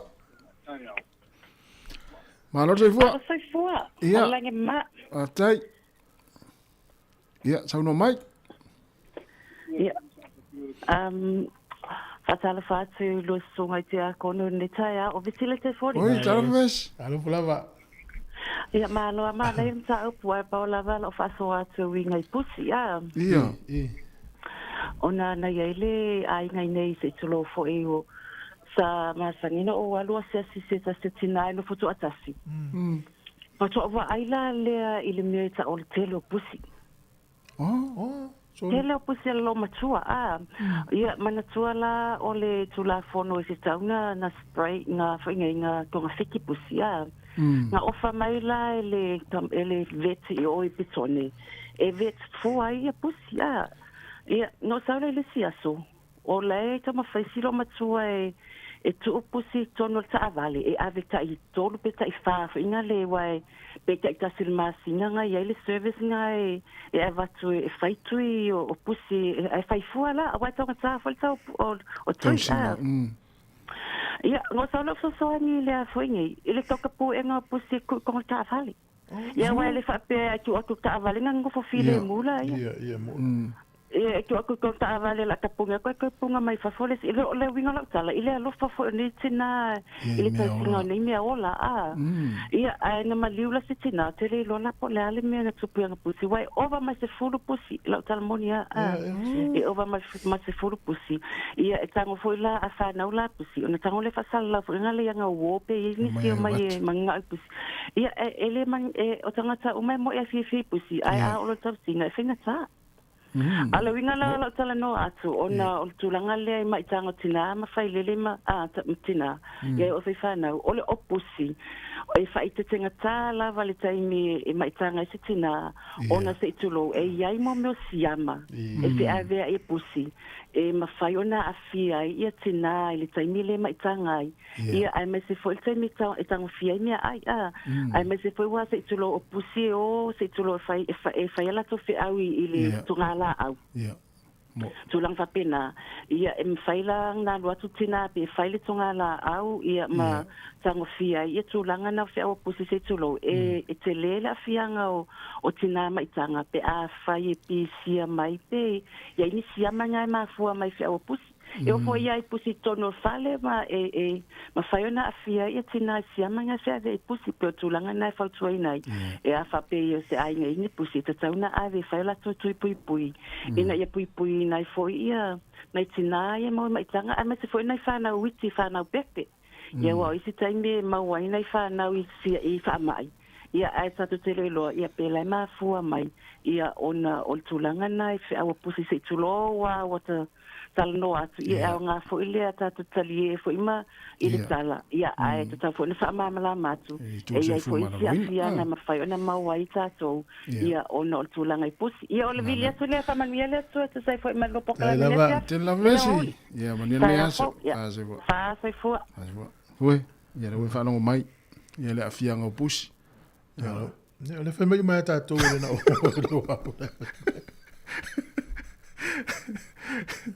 Tato po kala me tau tasi le awa uli. Ia o le tau tua mai sa moe ngalue me le sunga ta sesa. O le samana tu tasi ona e to tele la tau e le si le fia. Ai e a whaina e o la to malanga. A tupso o ia. Ia iau ni se le whaalongolongo mai a tatu ni tiu. E le mawhaina e alu sa moe tu sfolau ni usila. E le one way. Po le tongi lo pase se te alu sa moe. Ala ia o le tu sfolau ni usila te alu. E le mwhai. Poroka o le mla vale le au kilani. Se tauna tongi la wadu mala usau. E fa pe o passport sa mo le fe lua iai. Ya, fa na lu one way. Na lu anu funo sa mo. Yoi. Ya. Ai o le wala le te fa ia e tauna o mile stamp ila utus fola New Zealand. Ya. Tus fola America, tus fola Australia. Meta o le extension stamp. E maua mai la le stamp le na. Ya. Mai le official commissario sa mo Wellington, mo konsula e kilan. E ma fa na o mi sa mo pe alu. Te alo l'immigration le omi ai to tongi le tupe e le fai fua tongi tupe fai o le pawa la le stample na me fai na alo le one way ai fa mana to no time ne na ifo imena tupu tau sanga le otuna ya inga po local me vale ya ona la to tongi le na le alo ya le tongi to sa e nga yo le stample na mo tanga ta foi feo iso yo me fai ai nga ya pe anta no alu fa msinonga pe alu sa fai pol maliu umina zamo ia ele lo te me sa woni to atong to sa ana ia woni ia fa ina mo se malanga ses ia na mo la to sa malanga ta u va pena ai se va tu fa ta va tu si va ngalo ma fa mai tala ta to pese ia fa tu ia Teresa ene ma Teresa ia mania fo ile ia so ia va ta die men va ngale fa ma tu pusi le o ta sang fanga io ta lo fa tu le fa tu a lo va ma psua ia ma fo Eric fa ta tele lava ia lo sia sakle le tafea malo sak ia mania fo le ia se filina mawa o le sia sa masoni fai launga fa afta tele lava ma afta mai ia o fta lenga le va to le matapula yu leo ia fiau i tilali fa pe fo ia ma fo Eric fa afta lo fatu le sia antele liva ia sa leonge olive fa pe fo ia le sunga sa valu tau fafo ia le sia talivoi malo lava nga lu ne ya so ma afta mai o Sevelina vaoa ia Vitaliano Puala ia mai se foi ia le kone fesi a paione, ia e lia la ruta, malo, whaataitele lava manuia ngā luenga lo whengai ma utau. Ia nei teimi le tai au. O na wato e saule fisili na ilunga o tatou laina. E le apala ia le stamp. E te alu sa omlo tus fola le official konsula e ukilani. Po le official kole a komisini sili Wellington. Ia e alu fo isa mova pe le te alu tafao ala tongi la walu mlau sau. E alu le immigration o miai po le official palmia. O miai sa mo e te tongi la tupe mana tu al mena e te tongi la tupe le faifua. E te le apala ia online e te alu malau tus fola tu ia ina kwa. O mi stamp. Fa di siti malau tupe ia sa ulo le mo. A fa pe lo passport expired tau sangan nei. Te le lope tau te walu le tupe. Ai fisili pe ia fa fiela le stamp le la pe umale anga tu sola umai male anga le stamp. Ia na o milungo to tonu le si pe cholo tu sola. Ai le talo sanga ina no lo wa o mi mai. Mana ia. Mana fisili sunga tali voi wa tali to na vaenga wa ini se ya tu sala va pele ito o ia tali voi sa mo ya mana ile fisili lo fa tu pomana. Ia mo. Ya malo fa taitele lava le mafta mai. Ya to fa wa tu fa talo fa le sunga ya Steve Yosa. O fatua Katerina Amosa, mahalofa tai mafta mai, si Lulu Paulson mai o kilani, mahalofa tai Arensila, mania fo inga luenga nei tai au, ia leu sea poe fatu, mahalo poe, mania fo nei aso, ia malito tele o tatu o tenu. Ia tatu wolo is fa fianga nei, ina o toi 20 minuti ana talea, o le tu lais fulusi fonga la moe Wellingtone, tai.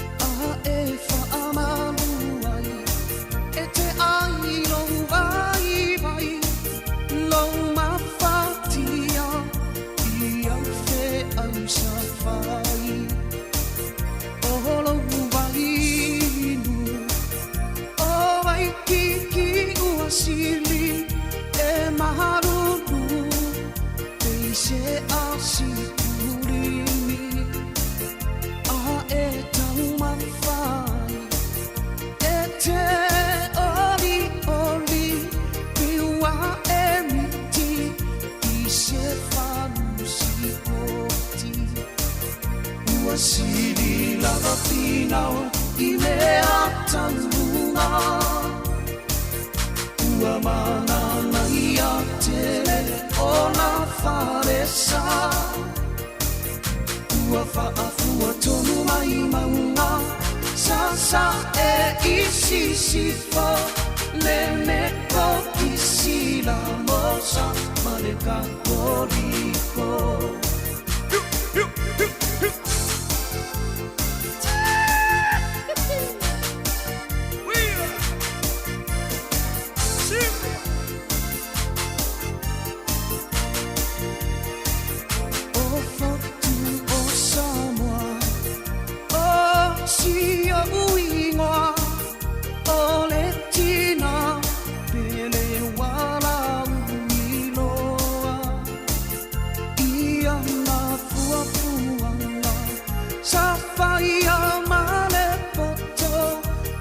Whaiaia tu, whiangai ngā pule ono Whaasolo I totonu, o la umai moana E te wāia, o malu malusa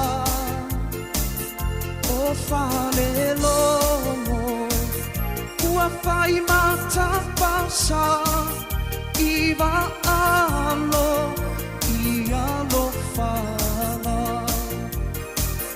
Ua sili lava pinao I mea taurunga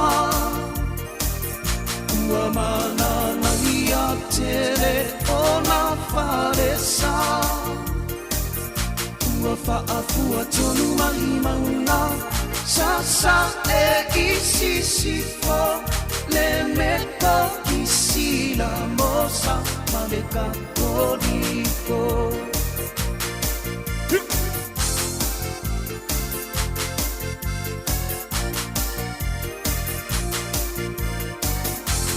Le whawhianga ma le sunga ia taulanga tangaloa ma le pese lo wai sa fe. Ina ua toe tasi minuta na tāleo le tūlai se fulu Samoa. Wa mai ala tātou kalame le ato le tai au, mule atu le nganga whaafitai tele, whaafitai lava I lau whaasoa mai le nei aso. Ia mese foi ufina ngalo whaalia I lungo tātou Facebook, au le YouTube. Ia na tātou talatala noa mai, ma tātou talatali e mai le tāo na li lai le tūlai fitu. Ina u mai ala sauni ngā lotu. Ia lea ua mai ala tātou kalame, manatu sa whaafia ina lautou pa ia ma lautou malu.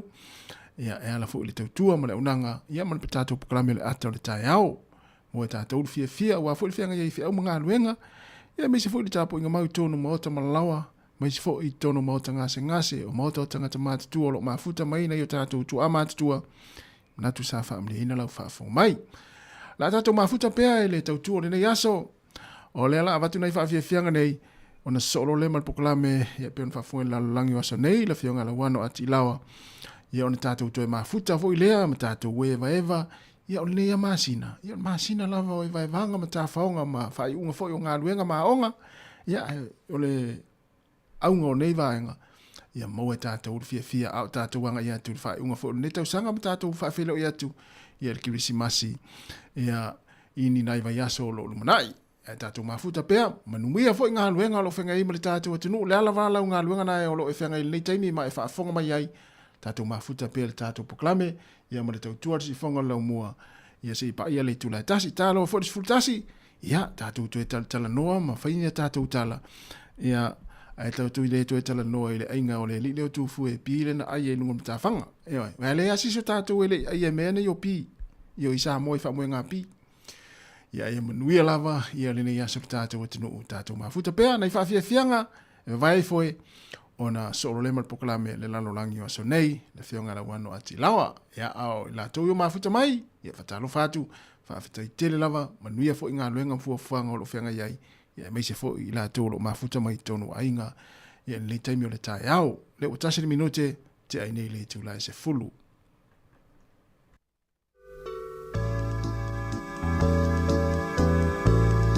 Mona Lisa Creighton pena tātou o a tātou mea alofa Christmas.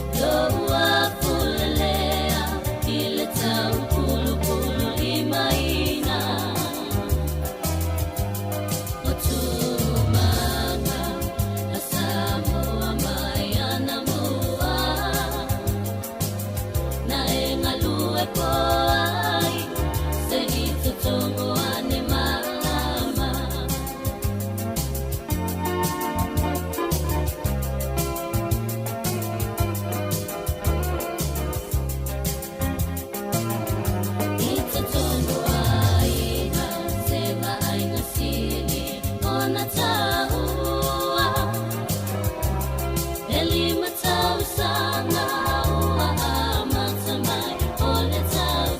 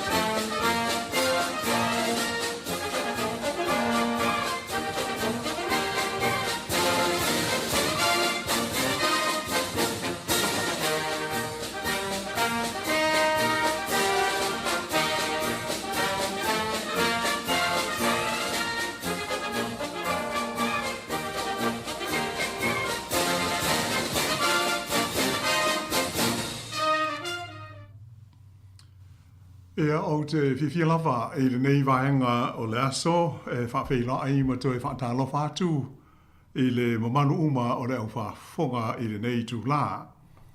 Whamalo lava le langi ma le soi fua lau le lei. Te tonu o loo launga te sia i tātou uma i le lofa ma le anga le lei o le tātou te paau i le langi. Ia po whea lava i vaenga o New Zealand nei o tō walala ma nōpia i ai. Whapena fōi o na mori atu fōi i mo ngā lofa ma wha whailo i atu i loutou maru uma o lo sila mai mo mai ia ma wha whonga tā poi mai i isi atu nuu e pei o sio tātu atu nuu i sā mo na lua ia ai te nane fōi o isi tu langi e fio le kelope o lo o atu i ai le malosi o le tautua ma le au nanga le nei o le si ufonga o le lo mua mai ilona ofisa whaasara lau au tū i le ai o Porirua i Wellingtone. Ia ai o te whiwhifo i whaelo atu o le sunga i atasi tu i tolo waa lea o lo o maa ua tau to lua e tu ina atu le nei wha au pōpōnga o le tātou Port Kalame le nei o le lalo langi o aso nei. O se Port Kalame e tala noa ina ai nisi o meri tūpu i o tātou vai whanua i tonu o le Pasifika. Ia e mai se fo isi vaenga o le tātou lalolangi. A wā lava le nofo sila fia o le mamanu o lau whaafonga ina ia motu le pā ua iloa e pei o lea moanga ngana tā ua si o tātou o tinu. A wā mātou te talitonu tā ua tele lo tātou tau whai manino ma mala malama le lei. I le mafuanga ma le pongai o ni whaai unga whai. A toa i fo i mani Port Kalame whaataatitia e ono a afia ma a whaina ai lo tātou soifuanga masani i aso uma. Ia ai whaatalo whatu ma le whaalalo i lau sunga tasi ma lo lava le tau atai whaftaif so sori mai i tā Port Kalame i le so. Ia whaatalo whatu fo i ma le nganga whaalalo i lau fionga lau wano ia ma lo lau fo i le soifu manuia. Ia whaftaif fo i mo le tātou Port Kalame ia lea la whaafonga me le tātou atinu ia manuia lava le Port Kalame lau wano. Whaalo whaftai. Ia, o nei talu fau, ma nei o na po e pe o na tātou mōli mauina.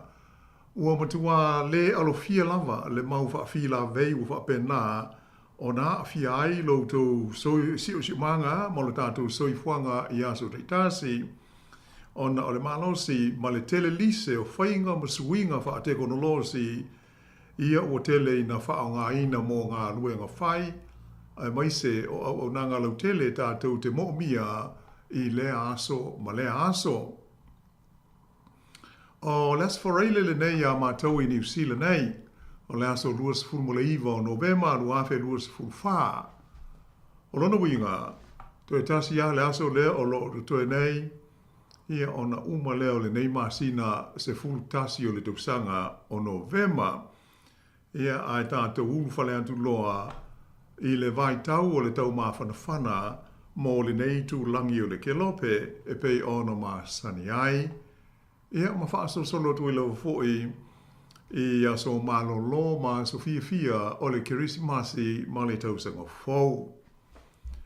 Pei tai i le mātou mai tau watu i whaaso launga ma li poti i mea o le tūpu i atu nuu o le tū langi i mātū o le kelope. Ia o le nā o a mātau na whaasolo i na maini i a whainga le tau mālulu i a autou. Ia ma whaasolo i fōi i na mā fia le kiona ma le aisa i lunga o tumaunga. Ai maise o ta whaafale ma awala i le vai taimi le nei o le anga i atu i le kirisimasi ma le tausanga fōu. Ia mai le tau mateina fōi o le a whenga iai autou ma se kirisimasi pae. Pei o na māsani ai i le nei taimi o le tausanga. Ia o luna winga o le whaai te lava ina i mauti noa, e maua le saunga le mū, ma le fia le whaai unga o le tausanga mō tangata uma po whea lava le atunuu ua lala ma tātou wha mautu i ai. O le ne vai aso, o te talusia o to tele ua whaaurua lātou talusanga i ofisa o le malo New Zealand mō le awanoa o le sitiseni i le tūla whono teu le ua toi whamautu i nai ma ua toi aloa ia ia le sitseni o tangata Samoa sa soi fua mai i lo tātou tunu o i le vāle tau sa ngai awhi iwa se lau lua whā, ma le awhi iwa se lau whā iwa i le tonu o Samoa. E vei ona sila fia o le aso lua lea na mawai atu nei luas fuono o Novema pe ona whaafonga mai fo i tātou whaasera lauma, tau tua al si fonga le lau mua. Le ana amata te tala ai matalia i e tālu sanga mai tangata uma e anga waa ai mo le wha moe moe le nei o le sit seni New Zealand. O le mātou wha manatu, ia, e whaingo fie o na whaia tālu sanga nei i lunga o fesa o te inga tele vavave po le online o sāu ni lava i tūlanga e fesa o te iai mo le whaingo fie o le anga luenga. Ai masalo mo se tātou tunu i Samoa. A whai e whainga tau na maua i se fesa o te inga tele vavave po se computer whai ailo tālu sanga ia atonu le lei ana o ane i lo fisa i upia o le awha amatala atua ia o ili le whainga o le tālu sanga. Ia, maamatu e fwoi ma se pepa tālu sanga e whaatumu ina ia o mai i le teimi e te puni ai ngā ruenga mo aso malo lo o le a whainei o i le tonu lau tālu sanga e pei ona mana umia i le tūla whono le nei pei ona pāsia ai le pānemene i le vai aso o mawai. Ia ai, o le nito imi, la se vai foi a te liu mai, ia ona tu uina tu lo lea o le tātou polkalame lea o tā pena ma saunia mo lau whaafonga ana i le nei vai aso, ai usi pēr le whaafonga.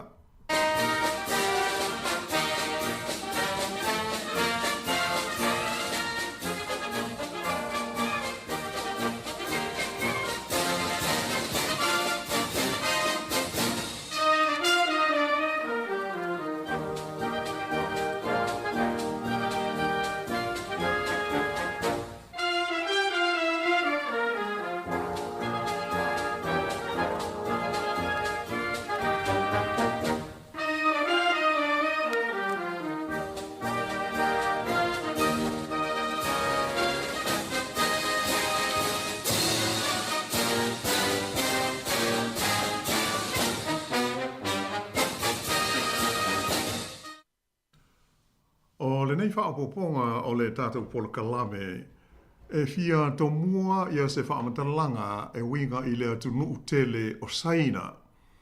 Ia pe o le People's Republic of China e pe o na lau silafia ai i lona i ngoa alo ia e le laulangi a toa.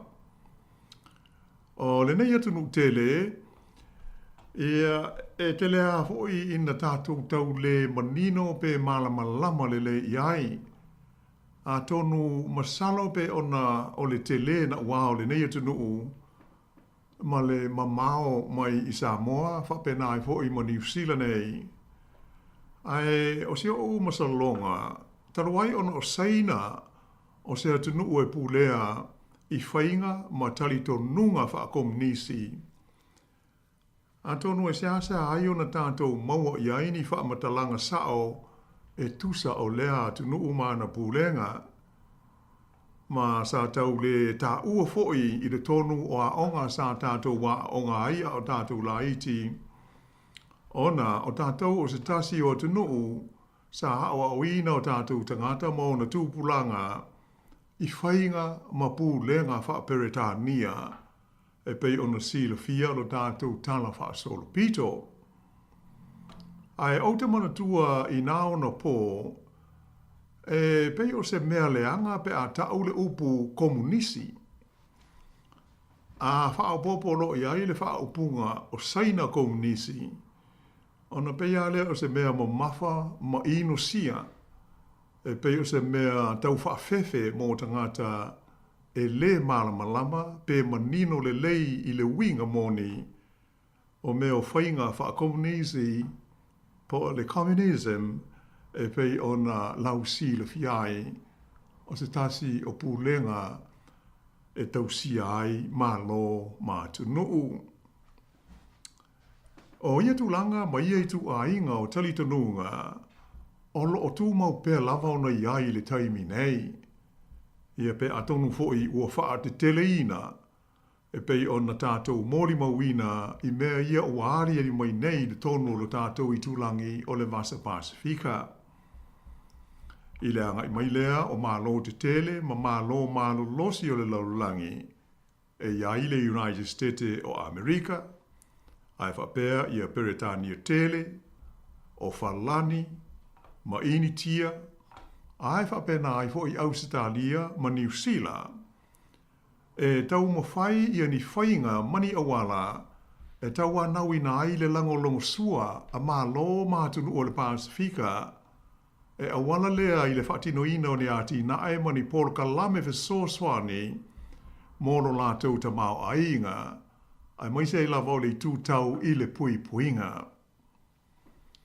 O le upu moni lava, ua tele mālo mātunu o le Pasifika, ua fe soa i ai le mālo tele o Saina, e au fiai ma lo tātou atunu i Samoa. E le ngata ina fausia ai ia ni fale te tele, whapea ni fale mai, ai whapea na fo i mani awala te tele, a toa mani ala lau pāpā.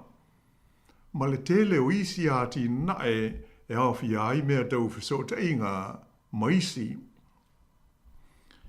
E le i mamau tele atu nei, sa i longa o na pisa ai ia le malo Australia, ai whapea fo i ma le malo o New Zealand nei, e tu sai o se whaai unga, a le pale mia, ma le malo o le atu Solomona, e ta tala ai le avanoa i a Saina, e whauru fale atu ai i le tonu o Solomona, i ani leo mani fita a Saina, pe a whai, e mana o mia le atu langa e le atu Solomona, i se taimi i le luma nai.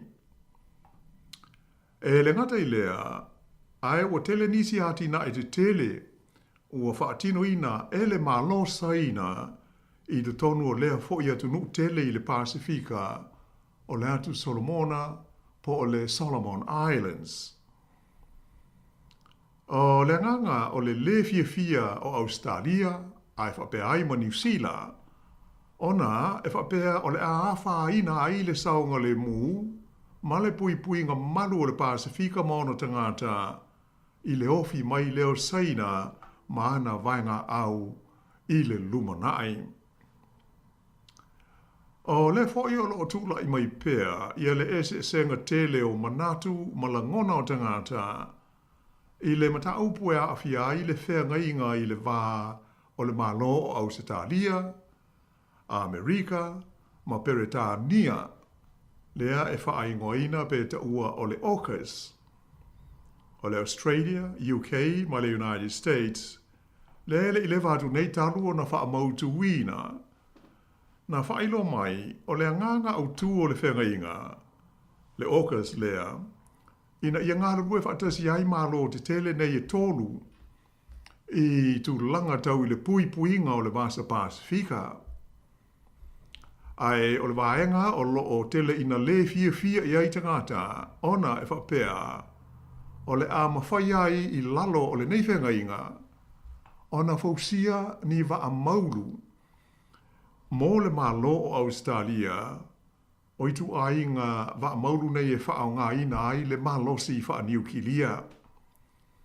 O se tūlanga e matua te ena malosi e le to tele o tangata i New Zealand nei, ona e pe ia ona silafia, o New Zealand e iaila na whainga whawae e matua sa ai matapu leo o mai o so o se waa, po o se waa lele e wha o ngā ina iai, ia pe iai le tonu ia le malo si anga wha niukilia.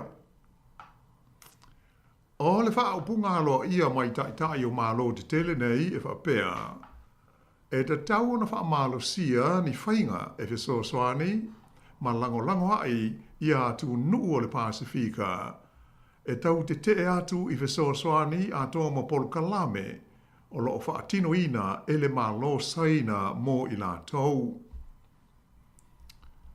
Ai o tele taimi ua wha ailoma iai e le malo saina, E le o iai sona wha moe moe, e wha o pengaina i atu nuu o le Pasifika.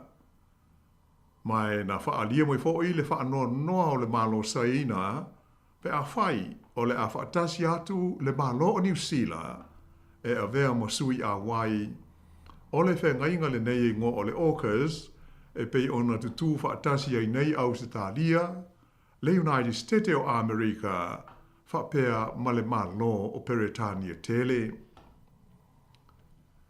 Ai, e pei ona silfia le mamaru o lau whaafonga, ai moise i la tau e sue i mata upu o le tala whaasolopito ma mea te tupu i le lalolangi.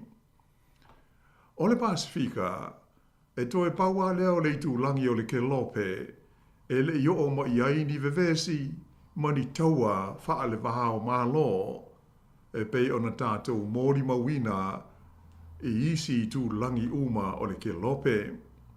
E ui ina sa o mai i le atu Kiribati, whapea le atu Solomona, a toa ai ma Papua New Guinea, ia se vaenga o le tau o tele lona lua le lalolangi, lea sa no foia ai New Zealand nei, ai whapea nāma si o tātou o tunu i Samoa, e le vaenga au, le fita ma le malini a le malo tele o Amerika, e tā pena ai mō la lea taua. O le manatu ma le langona o nisi o le au whaitau whai ma tā upu wha le maha o malo.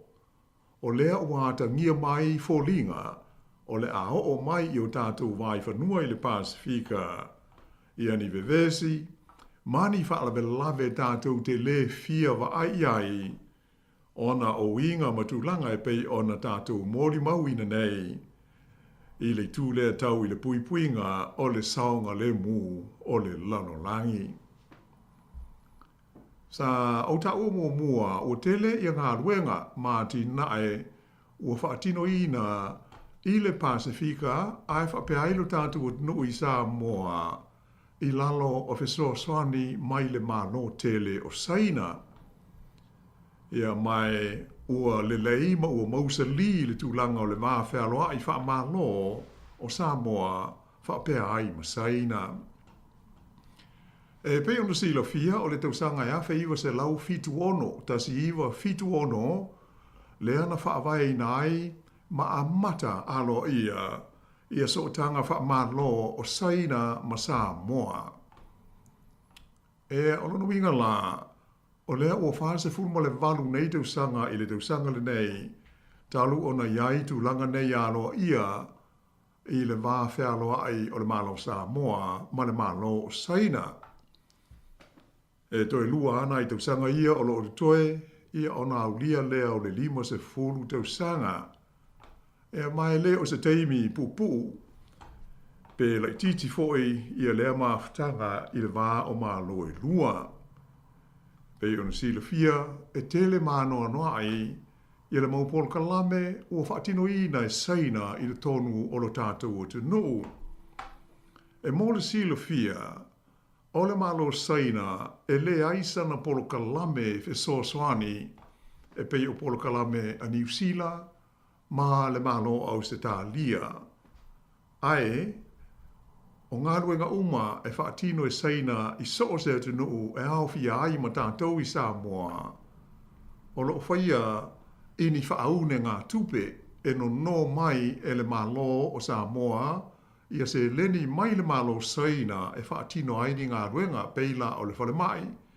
Ia o le alawa le ngā ruenga mana o ai le malo Samoa, whale te tele o uma nei ana fausia. E le ai se por kalame whaifua ai pe whaise Fesoswani a tusa ia pe o por kalame Fesoswani a New Zealand ma au Italia. Ai o whaaune ngā tupe uma mai le malo Saina mo Samoa maisia tunu uma o le lalolangi. E whaia lea ini tului maua lalo. E pei o le whaupunga alo ia le nā e au mai e le ngata ina umi le taimi e toi tongi atuai. Ai e le titi ia le tului po le interest, ai e le aise por kalame Saina e pe whaifua ai se ngā ruenga po se ati natele i so o se atu nuu o le lalolangi e au fia ai ma tātou i Samoa. O le taimi nei mo le sila fia foi pe on si sila ia ia tātou whaasaralaunga maripoti i lunga o fisota inga telewa wawe.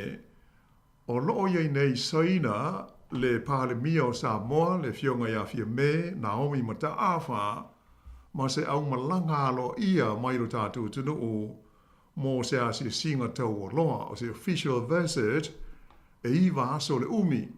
Ia e uma nei il whae ngolo vai aso ia ona toe foila lea i Samoa.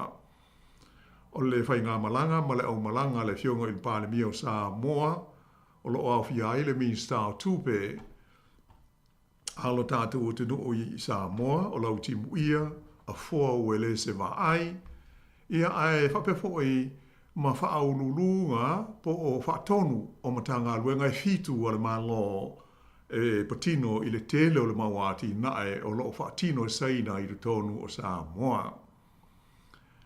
E pei o se tasi lea o pine e whaamau i nai ma sanga whaamau sali nai le tulanga o le vale lei wa iai le malo saina malo tātou o tunuu o Samoa. O le awhi iwa se lau valulua, tau sanga le tasi iwa valulua, na amata ai o na awina atu i saina, i alo ma whanau o Samoa, e awa awina ai i tonu o Universite o le malo saina, i ni awa noa wha askola sipi, i alo o lo tātou o tunuu. Mai le mai tau atu iai tu sai o wha mau maunga o wha ailo mai, o sili atu mo le tolu se lau, le a whai o alo matama whanau o Samoa, o i umai i Universite o Saina, ma whaai ngā whaapitoa. Ea, e pei o sina o te tonga le nā, o le nei mata upu tā ua e winga i le wā whea loai, o le tātou o te nuu i Samoa ma le malo te leo Saina.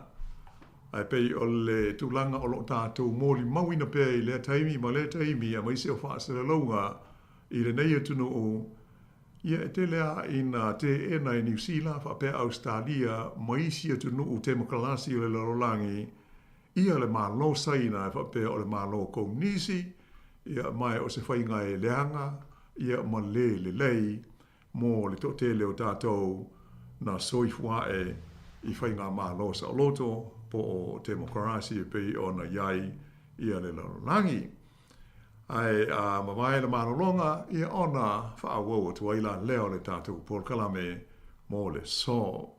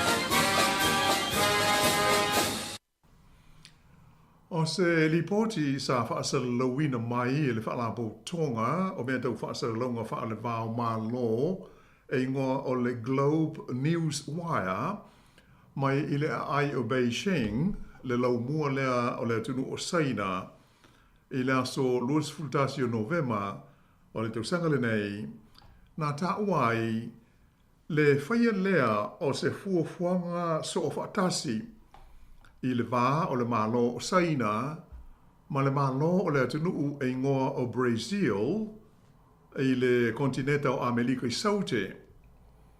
Mo le sa idia lea o se lalolangi whai mea tonu, ma se paneta e ma whai o na soifua fe langolango maiai i a ona tangata.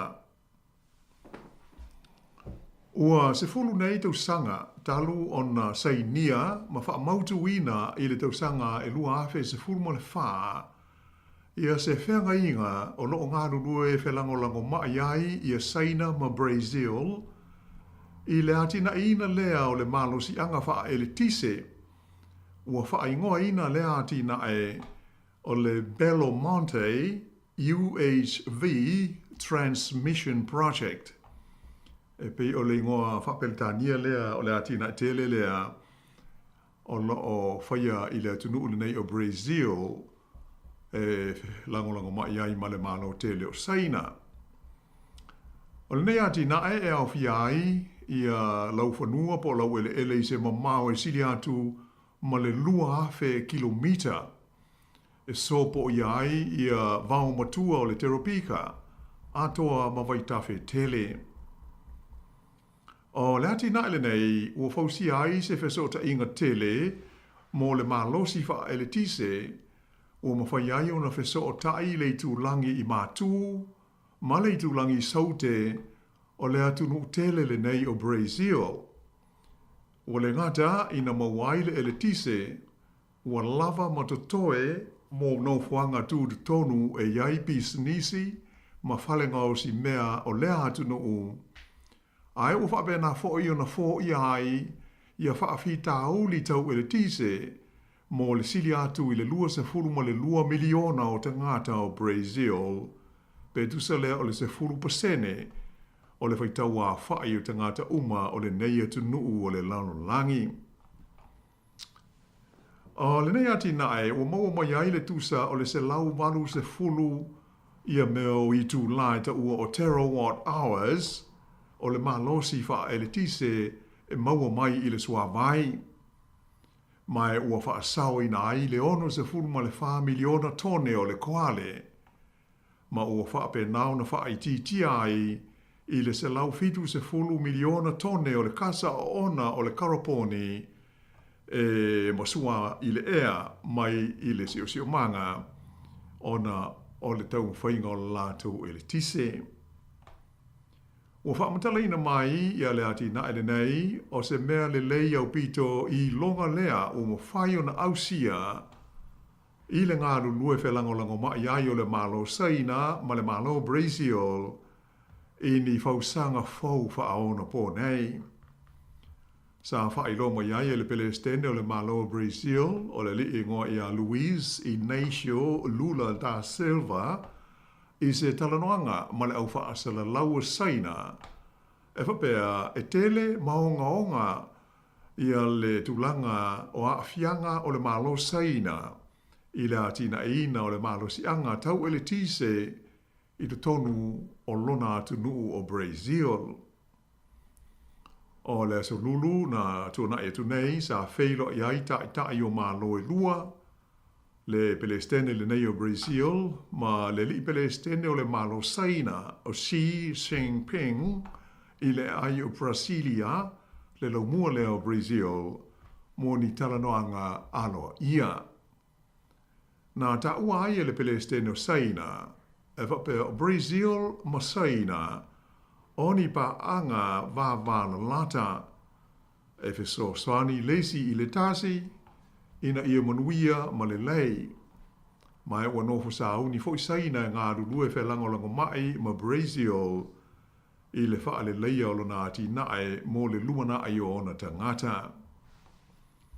Ua si tia le tūlanga aloa ia o le vāwhi aloa ai o ia malo e lua i le taimi nei.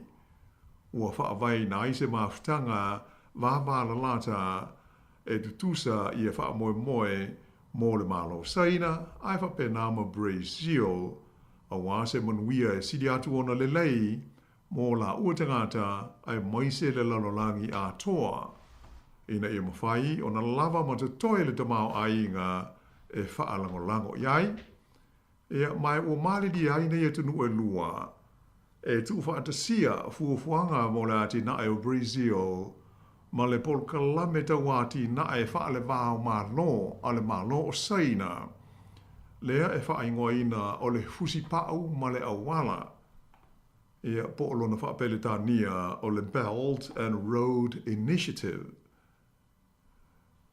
O le polkalame tele le malo saina e pei ona sa tala noa ina fo i stasio tātou polkalame la tau mai nei. na fausia ai e le malosa ina le tele o ni awala fau ai whapea mani awala mō no fuafi ato ai mani taulanga mō waa i le tele o te nuu o le atu a sia whapea ai a Felika a Melika i Saute o le Pasifika ai whapea le atu Europa e o atu lava i te tonu o le malo o Lucia le whaitau piliona ai whaitau trillion of dollars ia le taua whai o ia ati na e te tele e whaatupe ina e le malo saina ia tunu nei o le lalolangi o te titi soo ai ia ati na e te tele nei o ala te tele a walo na fuaafi o meo ati na e o le malo si wha eritise o tu langa wha te kono losi ve sota inga ma tu langa tau le soifua malo loina ato ai maa o onga. E peila o se tasi le nei o mafua anga tele o le fia ia po o le ita fo i o tunu te tele ia sauloto po o tunu democracy i le malo saina ona o le maita watu iai ua toititi a so o le lololangi i Paul Kalame nei o loo whaatino ina i le malosi o le ati nae ma le tupe a le malo saina. O le tausanga le nei, ua atoa iai le 50 o tausanga talu o na whaawaina ia so tanga alo ia wha le vao malo le vaa leo saina mo Brazil. Mai o tonu o le vai teimi umi, ua tele ni mea le lei o mawhai o na mawai, ai moise i le tūtau i lati nae o tamau ainga, male ngā lulua whaatasi o malo e lua i le tūtau i fe whaatau a inga. Mai o loo sanga wha malo sia pēa, ma wha ale leia ia so tanga va vala lata. Ua se 15 nei tu sanga so soo o avea saina ma paanga au tū ale malo Brazil i le tūtau whaatau a inga. Mai o stasi leo atunuu o loo au pito i tele ana tupe o loo whaienga ruenga ma University do tonu o Brazil. Ua ave ai Brazil o le atunuu numele tasi mo fe whaatau a inga ale malo saina i te tonu o America Latina po o Latin America America i saute pe o na sila fia. O wha maunga o wha ilo mai o ilo ai o le tonu tau sanga na tua na e tu nei na siri atu i le se lau biliona da lai le tu sanga le tau a whai o loa mai Brazil sa whaatau ina atu i le tonu o maketi o saina. E le ngata i o loa ngaosi ma isi o loa o loo fe whaatau wa ia ia ma lo de tele lua ai tele fo i manono ai kompania saina o loa a fia tele ngā ruenga ma la ti na e tau le malo si anga i le tonu o Brazil e au fia ia ti na e o le elitise e maua mai i le swa vai fa pele malo si anga e maua mai i le malo si o le la a to ai fo i ma le savili po o le matangi mai na fa alia fa pea o le vaenga lea e au fia i la ti na e o te mao ainga mai le malo si anga mama wa ti di ai o na si tia ia le tu langa o le ngā lunua fa tasi fe langa o lako mai o nei malo e lua i tu langa wha pisi nisi ma tupe wha whainga ruenga po investments. Ua whapena fo i ona le lei ma malosi i a so tanga wha alenga nuu i le vāo tanga tu saina ma Brazil. O stasi o aitele i tonu o Brazil e ngoa o Recef sa o lātou wha mamaluina le tausanga a toa le nei lua wherus fuwha ia le tausanga e ta ua pe ua whaingoina o le tausanga o saina. Ia la tausau ninga wha amanatu mo le 50 tausanga taluona iaiso tanga wha amalo i le wā o tunu o e lua. Wha di ai lai le taitai o saina ia Xing Jinping e le tau ia tunu o e lua o na wha awau pea ona sanga wha malusia tau mwhinga uma mo le wha le leia o la ti nae ia o fia i maisi matata e pei o suenga i le vani monimo, ae wha pe ai ati na e tau whaatoanga, ati na e o le teknolosi, ai mai se o le malo si anga mama. Na ia ta o fo i le wha a waupea o le langolangoina le saina o le malo o Brazil. Ina ia wha si tia la wha i o tangata e mafutia ona o le tūlanga motiva ma le tango lima. Ta o mai fo i le tai o Brazil le alipele stene o Lula da Silva. O le ngā rurue whalangolango mai o saina ma lona atu nuu o le afiso soni tele lea i le sanga wha le leia o lona ati nae. Ai mai se o le tūlanga tau le tamao a inga ma avea ma wha i longa wa i o le mawhana ma le leia o le mawhtanga whalangolango mai i le vāo nei e tunu ue lua. E se lano langi ua whengai nei mani suinga whe sui ai ua atangi ai i le ngā rurue whalangolango mai o saina ma Brazil ia mata upu e awhi ai le onga o tūlanga e la ngā i te tonu o malo o whatasi ai mai se o isi whalampo tonga wha le wā o malo e awhi ai le G20 po o tunu ui e lua se furu e o pito malo losi ma le lei o lātou tamau a inga ma le ati nae o le lalulangi. Ai whapea fo i whalampo tonga ingo o le BRICS le o atangi ai le te tau ona wha malo sia o le leo o tunu utau atia e ia wha langa mai a le lalulangi. O le masino me o le tausanga nei le ana wha ilo mai ai whalau i tele saina ma Brazil o la ua langona e tu sai o ni awala e mawhai ai o na wha uma le taua i te tonu o Ukraine. E ono le tu sa ma le ono i ala o whainga o vaenga o lo o whiai lea wha asara launga tu whatasi e saina ma Brazil ma e sa tele ina talia ma langolango ina e isi atunu o le larolangi. Sa whapena fo ina whawaina whatasi e saina ma Brazil ato ma nisi atunu o le larolangi saute o le kelope po le Global South ia le mafutanga o whaingoina o le Friends for Peace.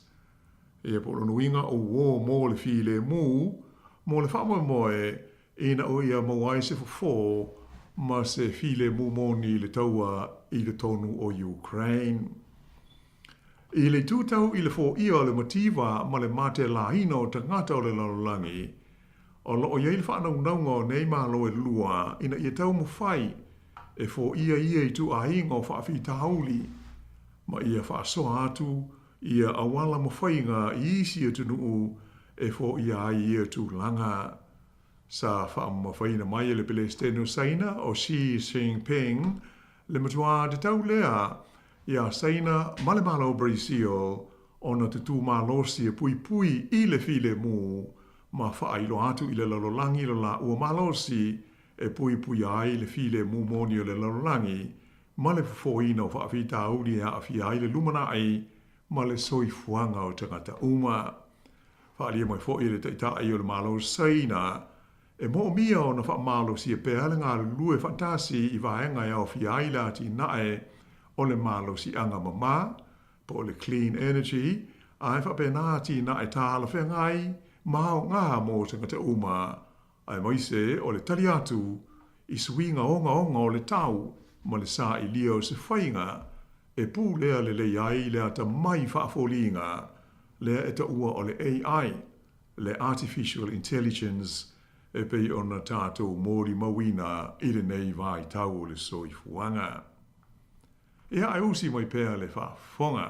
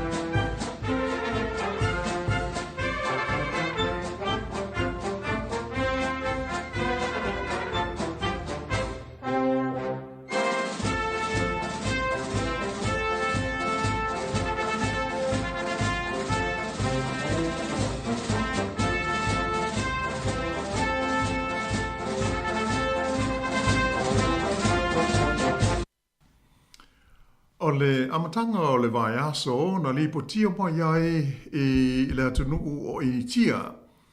Ia se mea ma tau tia e whainga tau na tali tonuina. I na ua toi te ia e lunga se maliu ai o le a tutu le afi e susunu wailo na tino i se nuu i le stete i mātu sifo o i tia e ngoa o Rajasthan. O le tunu le nei o i tia e pei ona sila fia le mamanu al au whaafonga. O le latou tū ma le anga e maasani ai e susunu o latou tangata e maali liu i se afi tele tafu i fafo i wafie e whaaliu e fuefu ai se i tulou. E se ase au na whaia i aini whainga leo o maasani e tātou i New Zealand nei ma isi atunu o e whaao ngā le masini aru le tise e cremate a i se tino ma liu.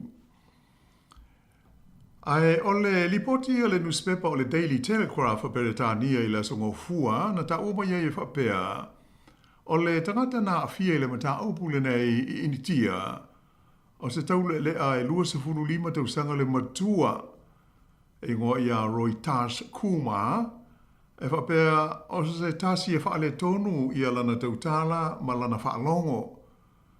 E whapea na oso maua lunga luna fiva i le stofi i ona tua. O na whaana nati atua i le whale mai tu ma loa i ngoa o le BDK i le nuu e ngoa o Tunihon i le setete o Rajasthan. Sa vaia o ia e fo mai ma muli ane ai whaia le whaai unga e whapea ua umalona ola pe ua maliu ia ma whaatonu ina loa e awai sao i le fulisa o le whale maliu e ta oto ai.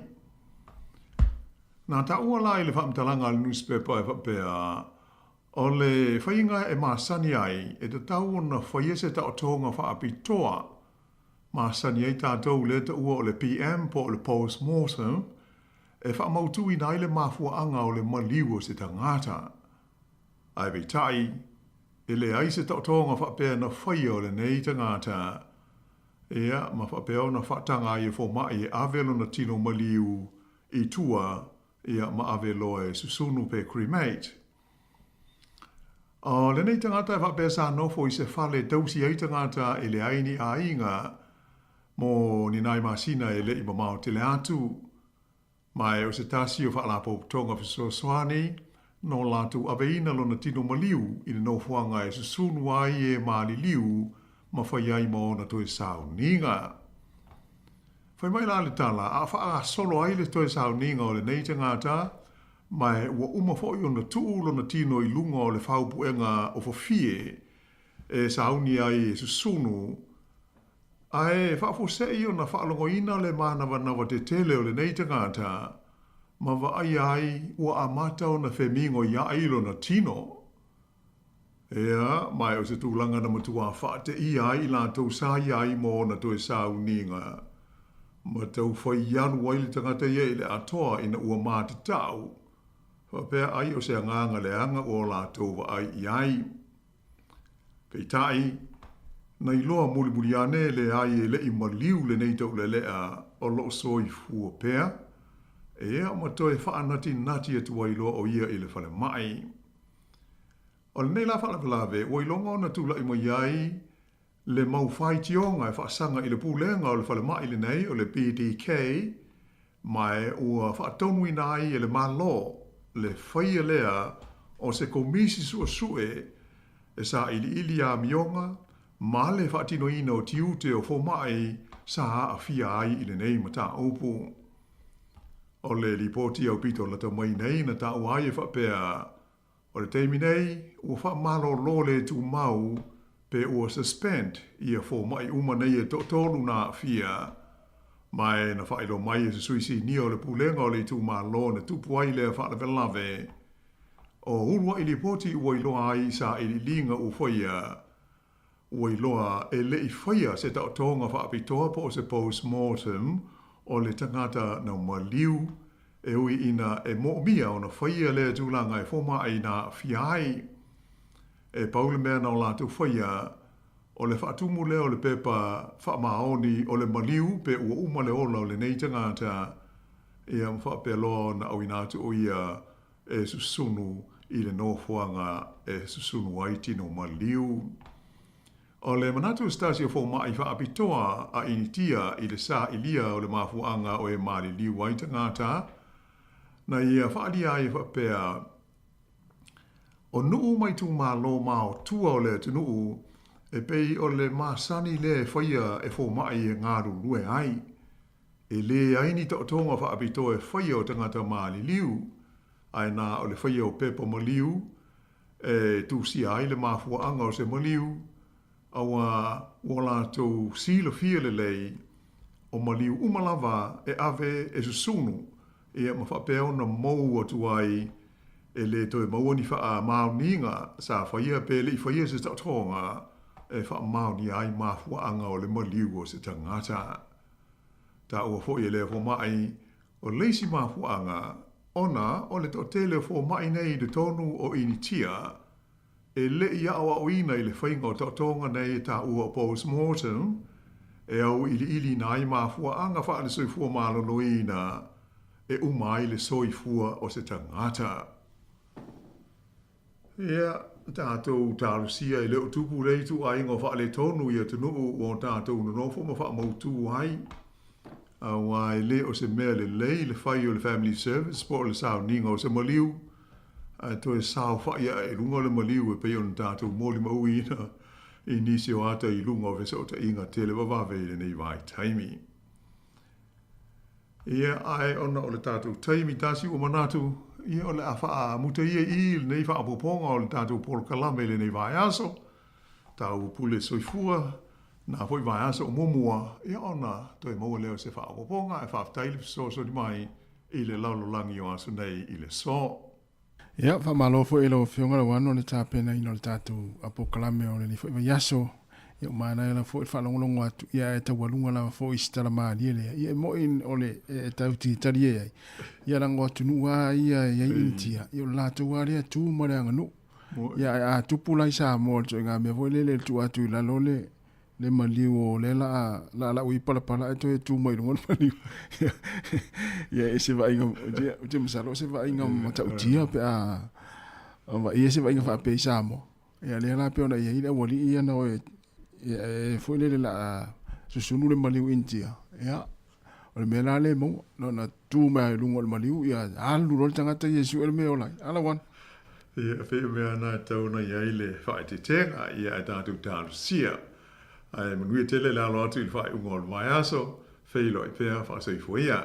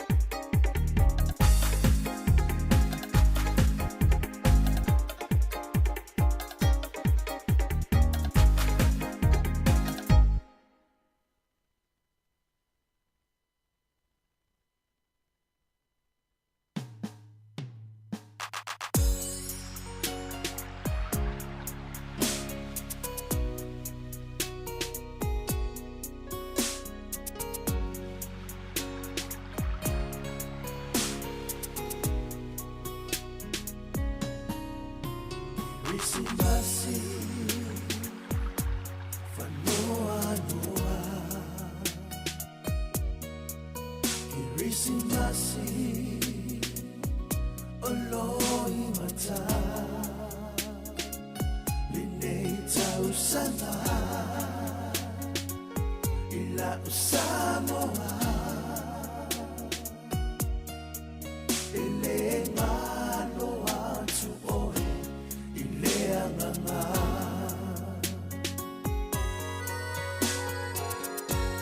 Awelo sei ualelea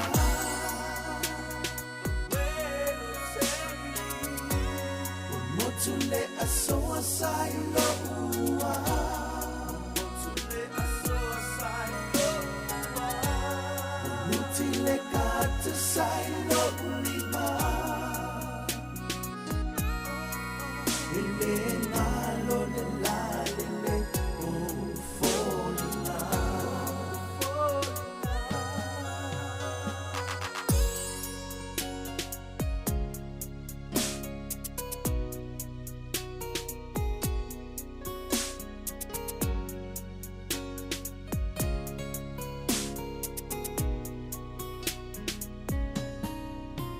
Fainata le lua feiva Wale atoa lo uaina Awe se fainata o fea o matua Wale va ayasia ufana Epelele angana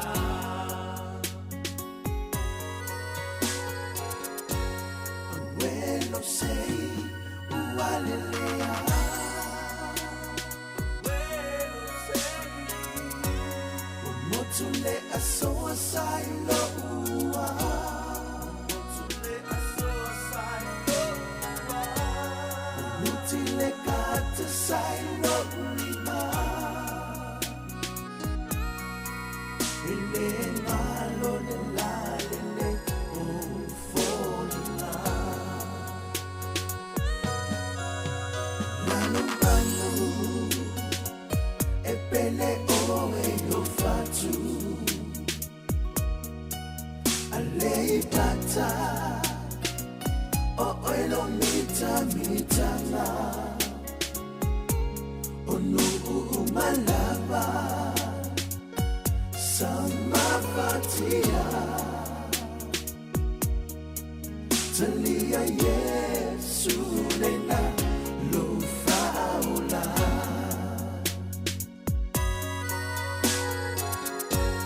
Awelo sei ualelea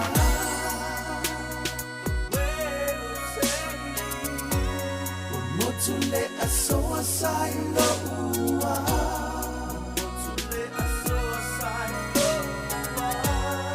Mutile kata sai loa Ele ngalo le la le o folina Sube ea Esa o e solai Matala When they find my I will ilea So alofa vavalea Ele malo olua folina E mana tropea Awelo sei ualelea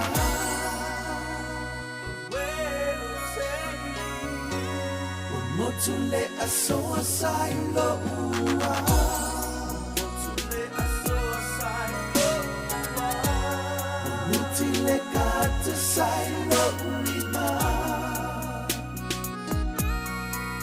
Ele ngalo le la le o folina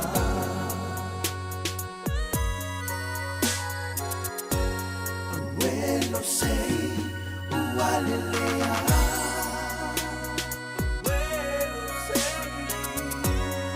Motule asoa sai loa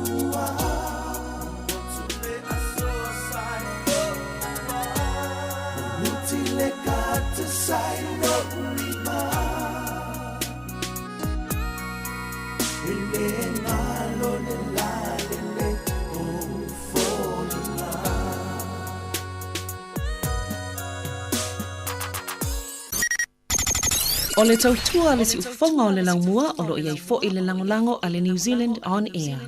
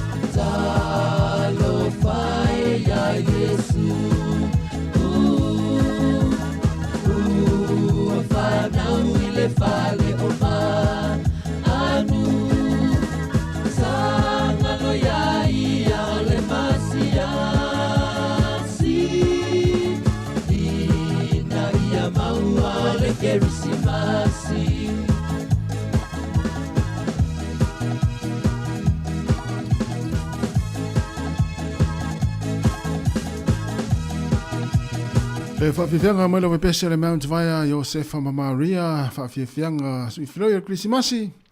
Ea o leo toe ua se fulona minuti o te anei le tūlai se fulma le tasi. Toe whawhiloi ma toe whatalavatu le pa ia maurunga le atinu. E lunga le nei ala leo le tasi ono te sima le tasi whamo. E whapefo i lunga o tātou penga te whailangi. Ma lo lava whaaftaitele lava fo i le mafta mai ni teima le tātou poklame. Le ngate i tono a inga. Mai se fo i e tono whale whai ngā luenga. O lunga fo i la uala. O ki mai ai lau le tio whalangolongo. O e whianga i fo i whiau ngā luenga i ringo a taawale afi. Ma lo lava le on sa i ngā luenga o le nei tai ao. Ma lo fo i le tāpuai. Ma lo fo i le mai mo mai. I le tātou tunu. Whia lava staffa le lalolangi. I tu e whia le lalolangi o lo e mai mo mai ai lungo o penga te whailangi. Le si whonga lau mua. Pa tā lofa atu le teimi o le tai ao. Le o tātou iai wha whianga se usi filoi. Le tautua a le si whonga le lau mua i Wellingtone. E a se i pa ia le tu lai se fulma le lua. Whaupongo tātou telefou. Tala mai Samoa. Musika o le uri tāna tasi. O na mai a leo le tātou tautua. I le tātou ofisa o lo i nei i Porirua. Lima se fulma le tasi man Kevin Porirua. Ai tariu tātou whaasala launga i Samoa le tautua mai le sunga a tāsesa. Mai le tu lai tasi se i pa i le tu lai tolu. I le whiawhiana nei mai le tātou ofisa i lalo vaia i Samoa. Ya, ma lo lava le ona sa nei taimi. Tātou anga i whawhiawhianga sui filoi. Ia e whai maalia le nei tai au. Mai tau atu fo i le fale o loa le pack and save ai mātou i Porirua le aswa nafi le fiafi. O ka se whaatumulia. O matua le ai ni ka paka i fafo o ka paka le pack and save. Ia o isi ka paka i isi fale o loa i au tafa. O matua le o le telefo i o tangata na watu le fiafi fai whaatau. O le ini paka nto e fo i ainga. Ia ai lo muli muli ane. Ia o taimi nei o le vaiaso nei o lo pa uai le telefo i o loa. Ia i le back and save la i mātou nei Porirua. Ia le whaingoi nei e nisi o le whamai o le weaso nei ta i lima tāla ai ia le tau o loa i le whaloloa lea back and save lo ia i mātou nei Porirua. Le ti ofo i la atumu na nafi. Ia ma le fiafia na nafi. O matua kiu atu tono le whaloloa i teimi e tutongi whaatau. Io te mo mure te vai se i Porirua i le aso nafi e pe foi na ia ofo ele i no to ele fale na wole se paka e a o matua fatu muli e foi ia tono falo loa ia mai se la leina umia le nga solo o tongi ia fatau ia fa pele mo so wa no nafi ia to ya lu ia nei ia o le sail na Porirua lo fatu no in verso nei ia lo be fatu ama ia le sa ia po se aso foi taiao ia po le stona ai mana ia anga ia e folele o nai o pa u foi ia tau loa ia ftau le foi male mana e tele fuanga i back and save la mato i Porirua ia ftau foi wale wa tele na u manga luenga to tele nei foi tau sanga ia la lava se leni ia ftau le foi la male pa u le o loa i Porirua ia il neva yaso ia nga ia fai fa tau manu la e sina fa mama avenga foi mo tatou ia o nei foi va yaso i fai nga fa tau yo tau sefe mai se stupe ia o tau ta fo so fuanga nei atu no ia ai malo fa tai tele lava le mafta mai tatou atu no ia fa o pe fa fia fa tarvatu ia fionga le lua al matsila le mafuta mai o Brisbane Australia malo le lua ia mania fo ina mo mai ia se singa fo ina ainga matua ia natu no este fo to tali mai ia mafuta fo ile ia male tina ba fa na e malo al malang manuia ia malo fo mafuta mai tatou poklame mania fo nei taimi o le tai au ina i Brisbane Australia lo fionga le lua ia a me se fo ile sunga va lolo fie tele yu peli tavili o ia saola le fa mauni mai sa o le seile fa i nei Porirua ia e le aso nafi ia man nei foi vai aso ia nei mana ia nei fa mana nei vai ngana tu atu ia pe fa pe onete ava no le taimi ia anga ia po fa o pe taimi nei o luas for minute te nei le tu las fumatasi para solo tu fa fianga va pese ia se ipa ila fo ile tu las full mane lua o ia fa pena fo ila o lo no winga o le tele la fo ila o pack and save nei ia in New Zealand be fo la mo mai fo ia nis ia sunga tu tasi fanga le misa mai na i fe Hastings ia lo fa pena fo lo no winga o le tama fo le $5 week al pack and save ia lo winga o le tele la o lo le limata la ilalo ma lo fa tai tele la le mafta mai Mane foi nai na vaenga e wai to tele lawa tatou. Ia o lo no fe pale le fale ai le o la tele o si le fia vaenga ia. Ia ma nei ia nga ia back and save. Ia il topitanu ia po ia foi pa ufa pton le foi vai aso. Luas fultasi minute o te nei le tu la se fulma tasi. Si fonga la moi Wellington fa fia nga se filoi.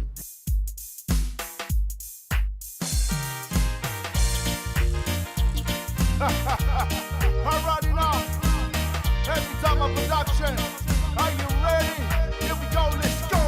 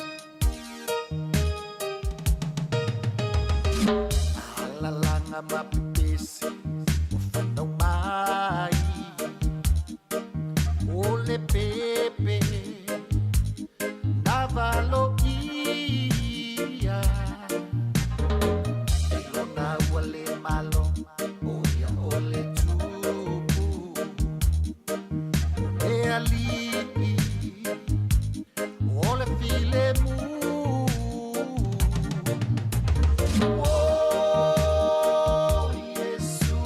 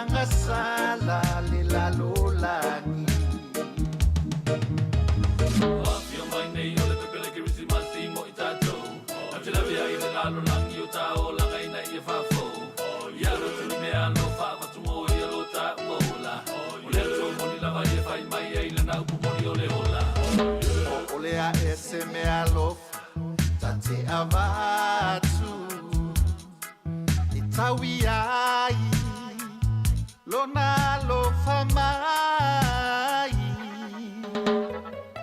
na elefano setasi e fatutua a etamawa leo le fa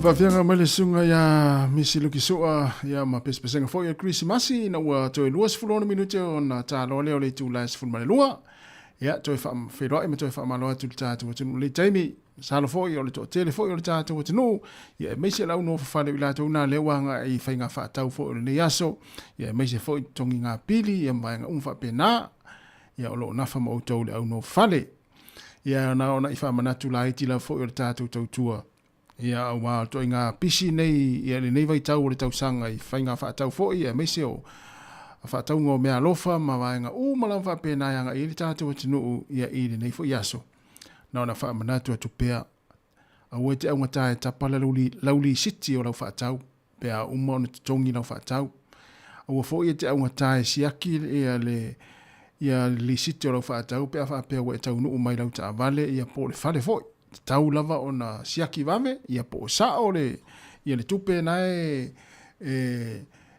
na alu lau fa tau ia ma le tupe na te foi le te loi oe ia e tau ona ruai a siaki le city ia ma tango e foi le va ai po sa ol tau ole o loa sa ol tau ole o loa ia walanga ia le sasi to inga pisi fa pe nei fa inga fa tau ia le teimi le nei ia ai malo lava le ona sai ia na ona fa manatu tu pe ana lava ia te oele ia tulanga e tau ona e silfia ia ai na ona nai vaenga nai tu atu ia fa manatu atu ia malongolongo atu a wete au ngata e tapali sito lau fa tau to inga pisi ne wai ta tau langa ia tu fainga fa tau ro kiusi masi matau sang fo a wa fo ete au ngata e fo le fai tau ia oloa ia mane tau oloa nai tono lau li siti ia pe a mai I te ua ngau se tu pesis ia ona tu lang fa pena I wala ngai fo ale sasi taimi tongi ia fa tau ia le vaenga le o tongi ia fa tau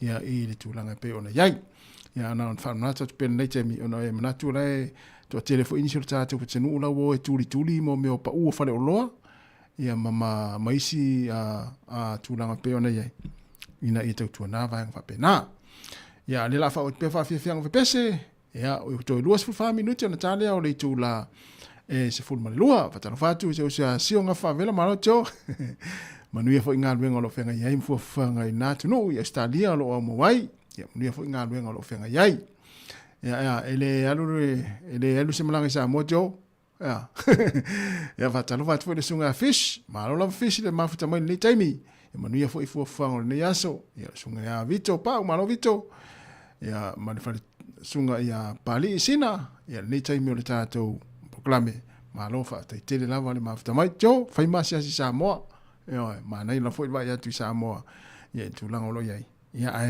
e fu ala wa se le ni ato to dos for 2 minutos na tale o le tu las for lua fa fianga le taimi o le taiao tars for lua fa pongo tatou telefon tala mai sa moa ia tamatu ia ia sola fia ia tatou e pe fa le fia ia le tupulanga tala vole sa taimi nei ia wa ese foi ale musika wanga I lato ai fia ia tatou matua tatou na fiola mai pese ia e mo ia sa tatou suina I taimi fai tatou saka foi lele mo tatou o tau tori ulu ma fe pe lungo ulu ia sola sa mo ma usu pese tuai ia e mo ia sa le mo up ai mo ale fati ia so ia on ale si me pete sinta tama tuai ia poni am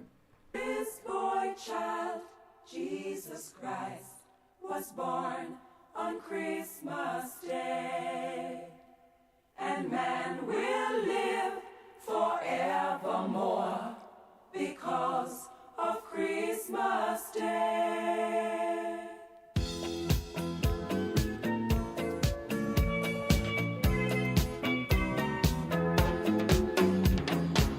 Long time ago in Bethlehem, so the Holy Bible said, Mary's boy child, Jesus Christ, was born on Christmas Day. Hark now, hear the angels sing, a king was born today, and man will live forevermore because of Christmas Day. Mary's boy child, Jesus Christ, was born on Christmas Day.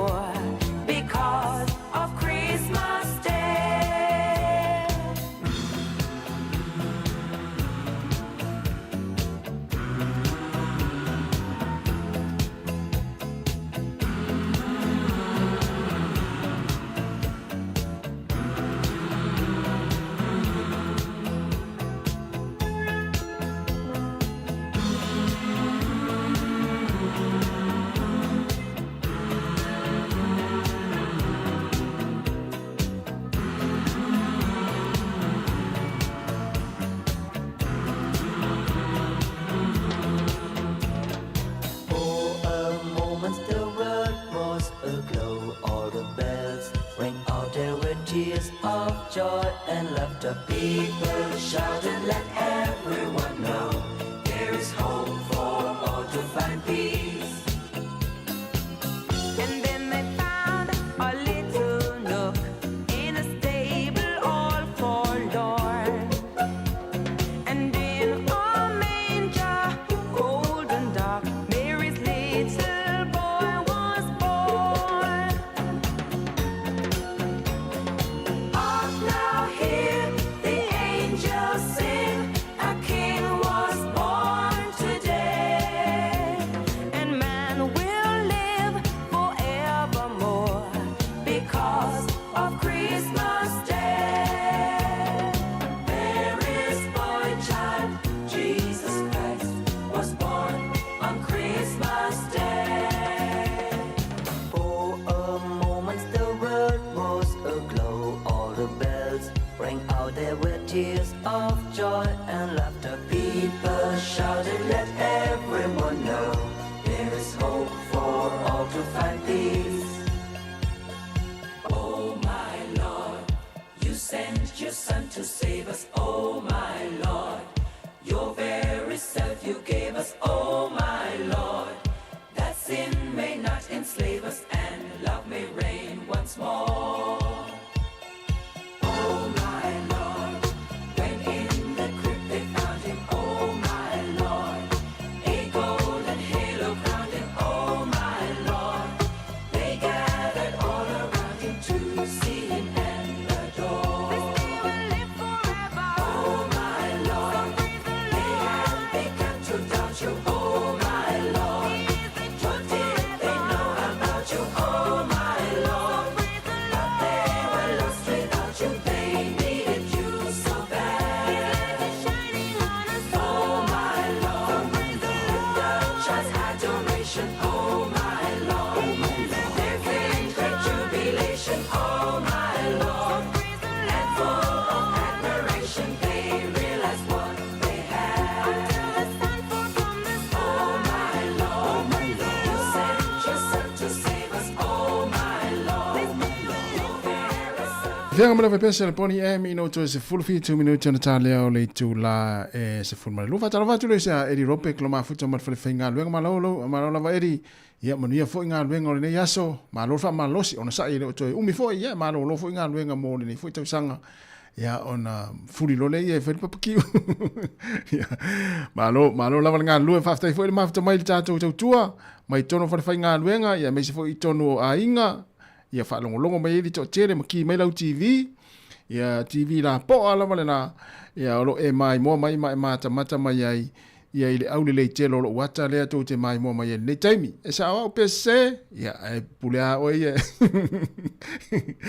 ia ai manuia lava ia fu fango nei fo i au uli a mo nei fo tai au ia vai atu i fafo atu le tulango le ile tau fafo atu le tato office fa sa lau polino nei ia lo fa malu ma au o nei yaso mo nei taimi ia ai tarsia ia olo o manuia fo fanga ro fenga yeli tatu tinu e me se foi fewa inga dungo da wala ni taimi ia taimi pisi ale nei fa uta le lauta vale awai pe ya ono proklame fo ia le sa fa fo ina sunga ya sua pe ter sangato proklame le tula fono le ma sania on fa manatu mai le vaenga le aua e te tau sia lo sao ai e tau sisi ma fa mua lo sao ngale mu no winga o le atala awani e va ia tua o la o lo fta ia mal fa la lave ai alwa ai fa mua lo sao ngale mu ya e awal tau sisi lo sao wa pete sao ai va ia tua o la se mal sao lista vale ia ele ia se me ma fai ia na fa la lave tupu mai ia me lea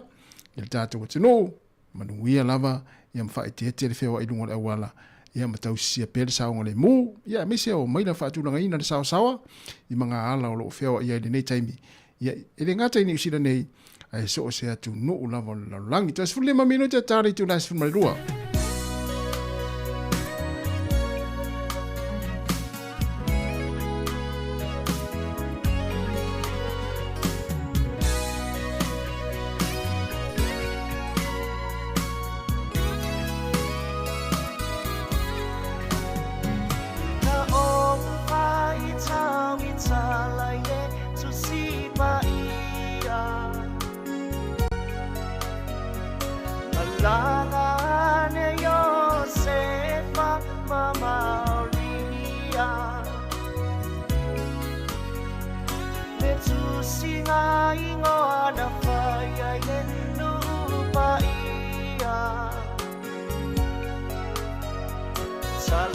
na paatinga i o Maria. Le tala a le tusina pesul ka isolo. Sa ili o se vale sa ule via sa oto. Talo fawasili ngatali seu o se tali.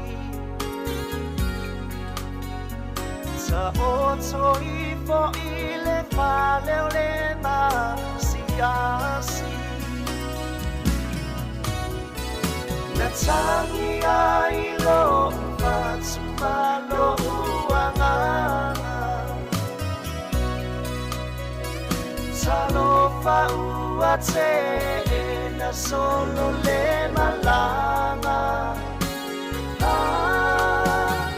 Mo ngasani mo ine tangata. Ele ole pemelea ole ola tanga.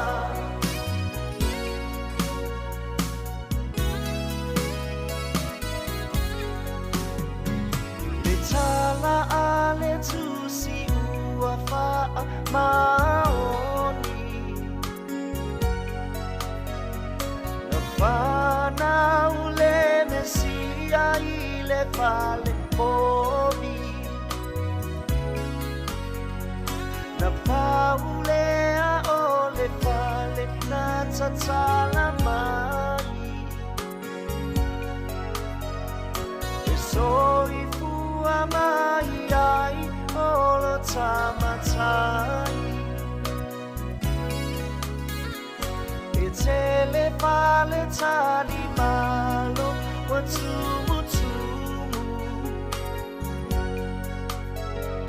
Ai ese ale fale na soi fua mai ai le tumu.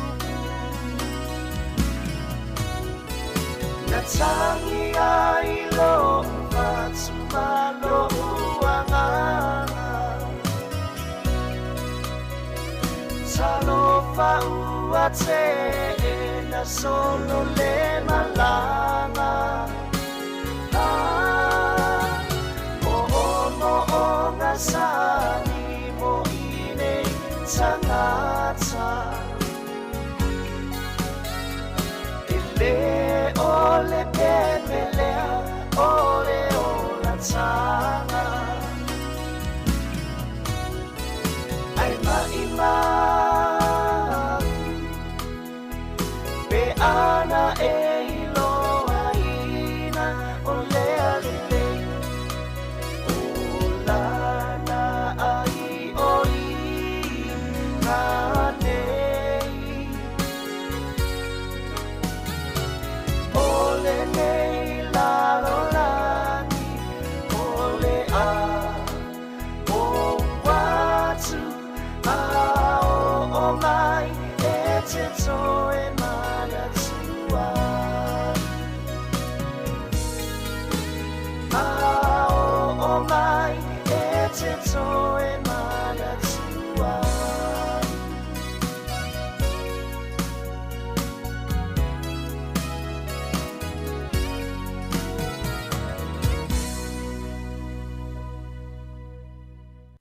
Sekia Samoa Kepata Radio.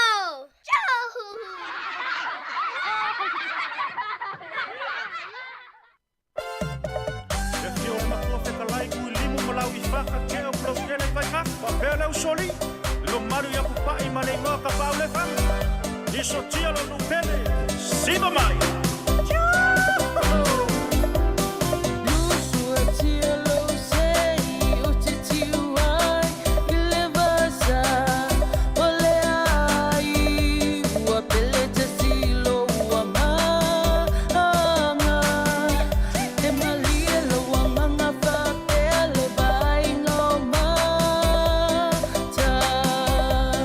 Molima wina lo nu pele lo wanga.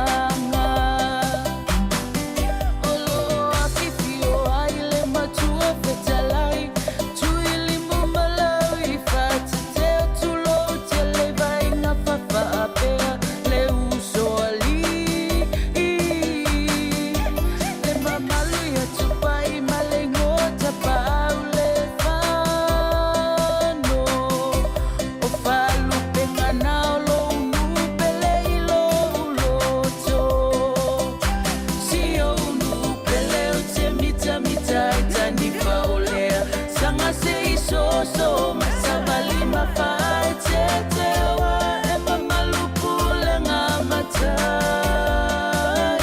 ai fia tali tonu se asi asima fasili malo sina lo vai vai nu suati ala imanu e peleta sio e ila ubai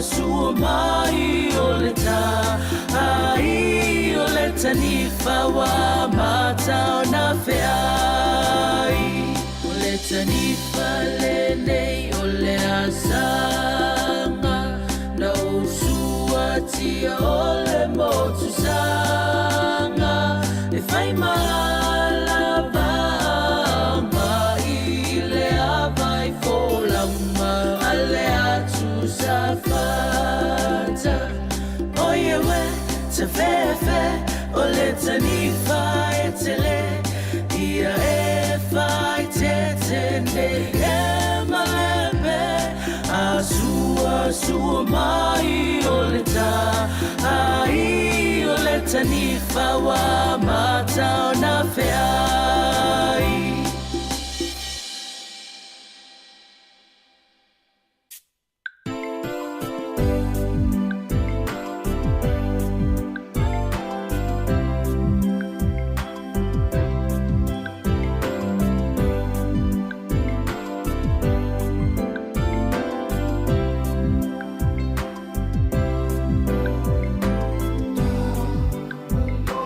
Fai le fa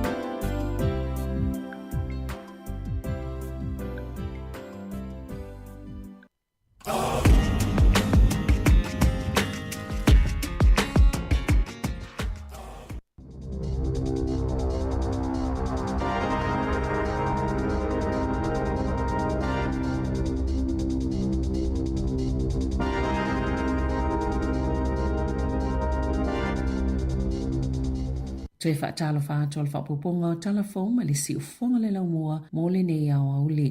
Mo mua atu ia tunu o i whafo, ua whaato ilalo ina le whainga malo o le pale mi o whalani, Michel Barnier, ina ua palo tali tuanga e whaase e ese, e tolu se lau tolu sfultasi palo ta sa langolango ina, le lafo e whailoi le toi whaatua tua ina, o Barnier malana whainga malo, o whalani o le tamau a ingalo na lua le tele i le Unia Europa, ua titalia le whaamawainga le pale mi e whaapia malana whainga malo, e whaau o atu i le Presidente Emmanuel Macron. Ele ia isi whainga malo a whalani na tupo i se tūlanga whaapea, talu mai le tausanga e tasi iwa o na lua. Lea na whaate e se ai, Georges Pompidou, ina ua le toi whaatotua ina lana whainga malo. Wa wala au le Presidente se whainga balota i le masina o Uni, wa li ipotia le tūlanga le mautonu. O le whainga malo a whalani, a awanga i atu i le whai unga le tausanga, ma le ono le mautu foi o se paketi o le lua whelua 5.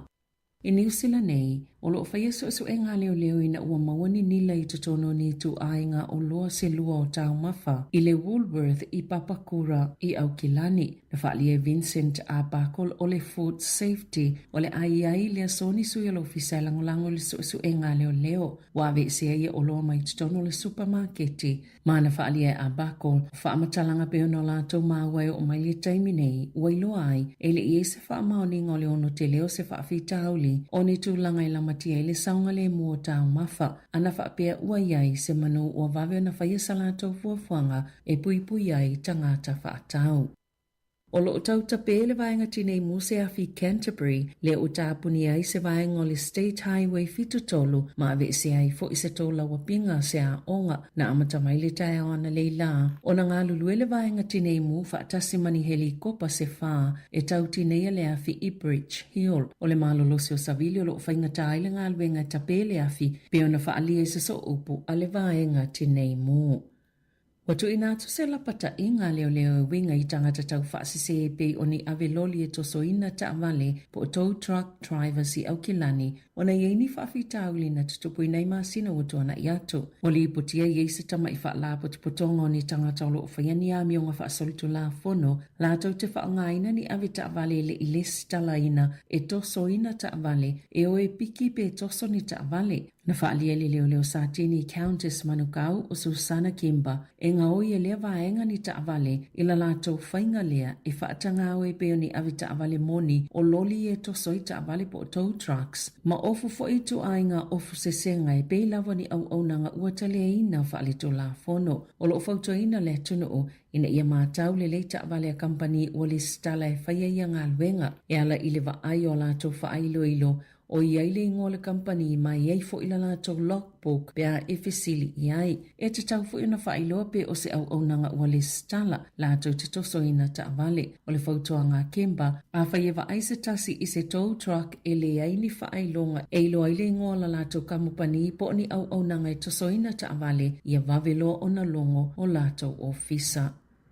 Ua wholofola le Wellington Water e le ato se fulo aso lātou te whaalele iei paipa o loo liki mai ele sua vai. E ui i le whaale tono o ngā paipa ma whaawau pele tele o whaafitau li tō langa tautupe i Wellington. Sato e fo i le whaalapa tupotonga i pule ngā nue ono e umiaina le sua vai. Mo se isi tolus fulfitu te si male 5 miliona tā la whaau popo. O le vai aso neina au ili ilo fisa silo le whaalapa tupotonga. Pe whaapewheona whaatino le te leo le ngā luenga lea i le ima o le whaaleleia leo paipa ua leanga i tutono tausanga e se fulu tasi. E luas fulfa kilomita le umi o lo tatiti ai paipa na toi whaaleleia le tausanga talwai peitai e na o le 1 kilomita le umi po le mamao lo folai o ngā paipa e lava i le tupe leo lo o tutoe. Ui leo whaalia e Charles Parker o le Wellington Water. Sa mawhai lava o na lato whaaleleia nisi paipa na liki pe mama. Sa liputia na pa ule fantasi pasene mai le 5% le tūlanga le suawai lea ua mau. Ua pa ule whaase fulu pasene le tūlanga la matia o le aia Wellingtone e anu whaase e ai i le vaenga lua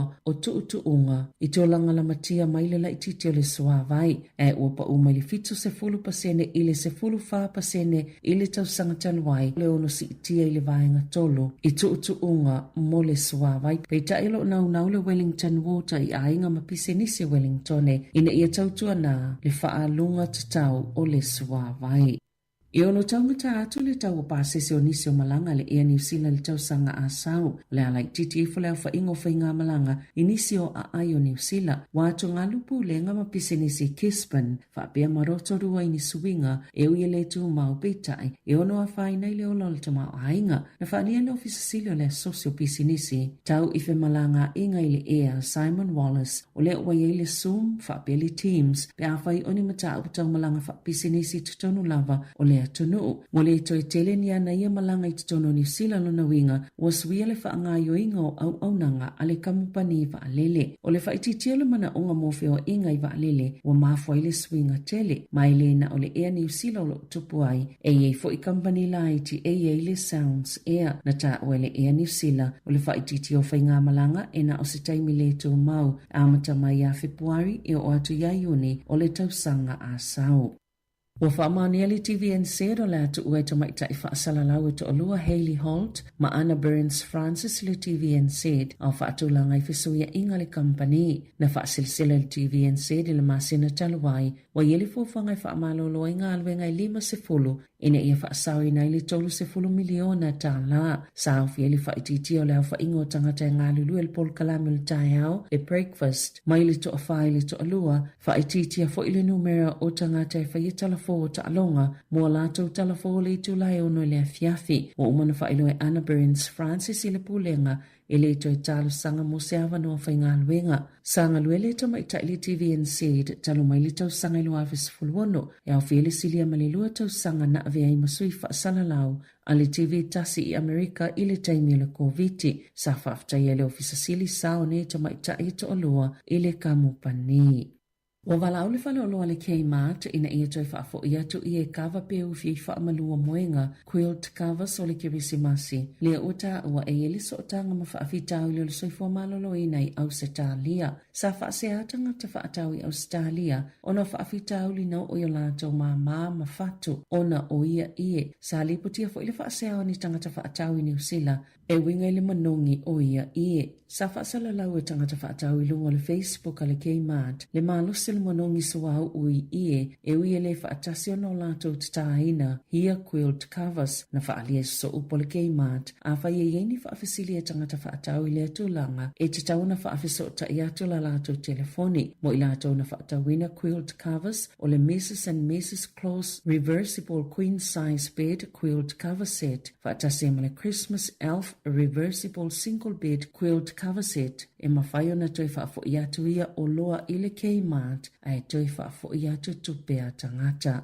Ta alonga, wa tali atu falani ele ai i le lakapia New Zealand mo se ta alonga whaitaulia ma le olopele ki le United States i le tausanga a sau. Sa whaia whaatalanoanga i le vao lakapia New Zealand ma le whaalapotupotonga lakapia falani. Pe whaia sala ta alonga se tasi le masino iula i le tausanga a sau ai tali malo ai New Zealand i se a ai o le United States. Na whaalia le Presidente o le lakapia falani Florian Gill le ai o le awhaia uma i Aotearoa. Wa uma o no lātou tala noa ma lātou fōmai ma la lātou au whaingalwenga uma ma whaia i le whai onga. E whaia uma i New Zealand lātou ta alonga i le imana na o i tele nisi manu anga whao popo i tamata a alo. Le a whaia uma i New Zealand ta alonga whaitau lia e tolu i le vā mawhalane. O le tausanga a sau la tani malo ai fo i le olupeleki a Afrika i saute mo ta alonga e lua whapea ma le Wallabies mo le ta alonga e tasi la lātou ta alonga whaitau lia mo le Bledisloe Cup i Australia ma ta alonga e lua i Argentina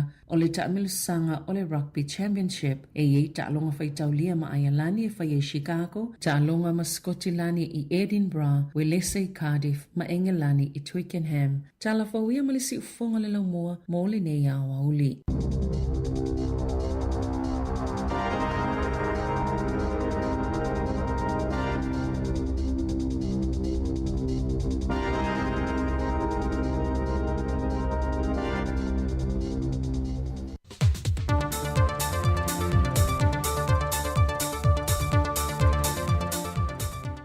Le nganga fia toi whaatalo whātua i le whaafonga lo tātua tano e leisi fo i le nei whaopoponga o tālai meolo o te tupu i Samoa o se mai e le whaafonga. O le whaalupa e o talavou i li i matamaita e o le marusi anga leo nuu mawhiu anga e o fo i e ka le sia po vai malima pe on whaalupe e ka le sia, wa whaongai nei ele officer komisino Peritania i Samoa, le feso ta inga whaipa anga matupulanga televou i le a o ina le ni se minata aua, e una ia pe whaasala la wina a wala o pui puinga, mai i le tele o whaafitau di e ao fia e malisawai no ti namata mai tai, o whala au whaasai na maisi, wa a fia e le atunu. O whaasoa kung nisi whi o uso o ko whaafinga ni ngakaili, o kongo a inga ro whapinga kakowa i ro kupu i pia ia nisi whi whaafikau le sa wango kinga. O le lango ma le fiso swani le malo Peritania ni Port Kalame, i le whaata waina leo le se fulma leo no aso, e le ngata e mana tua ele maata ngao sa wanga mga yoinga na whia yalo ta maita i o le atunu, mai o la tu lava matua maisi, e da ia te ena i le mawhawhau matao fia ia ngā yoinga, e tu tonu o lo tātua tunu ukerisiano. O se tasi leo Port Kalame ale to manga moe popo ngā tia, le o la tu na ia whaantasi male malo Peritania, ia tupulanga televou, e na i o lato a watu le au i le atunu atoa, e ta ofi nei loa sa wanga. O le tausanga le dewa a matai se tasi o Port Kalame u whaata aua i nai alimtanga wengo tina matama tai, a tina unuk maanga fiso tai, e mana tua i le tele o tina o le atunu, i o lato sao maanga waa na tautua i nai le malo Samoa, e meise, o lato mea lofa mata le ni sa whaatino, wa whaia le mata i ala li mata i ta ina i nisu televouta maita i o Samoa, la tūtea o oina ma mulimuli ta ia. O le wha moe o le mtanga luenga o tina mata maita i. Ina ia tu whaatasia pe tu sia se tusi, o soifuanga tautu o nisi o tina ua moe maitia sa, na avea masao ta wele atunu. O le talitanunga o nisi o tina lo soifo pe le teminei, e te tau na wha mau wina le sao o tina mai aso ana mua, sa ia o mai i le aso, e na ia le mate le soifuanga o le tina po le tamaita i Samoa, mo le tele o tūpulanga whaiae, e le ngata o Samoa nei, ai o alo tamaita i Samoa e soifua e i atunu i whafo. E le saunruanga o tua le fionga le tamaita i minister tanga luenga, mo li pola ana rosa ale moli o. O le aunga le nei tau mawhainga, ia aloa ia le wha maumanga, o le tala wha soro pito, tina mata maitai, o i longa lo lātou sao, i le ati na elina o Samoa, i so o se vaenga o soifuanga. O nei wha maumanga e awala mai ata tusia po portraits. O se tusi, a book, wha apea se ata, o le documentary. O le avea mapuna oa wha le awa unga, e wha alawa i tele aita mawhainga ese, o loo ta i mua i tina matamaitai o Samoa.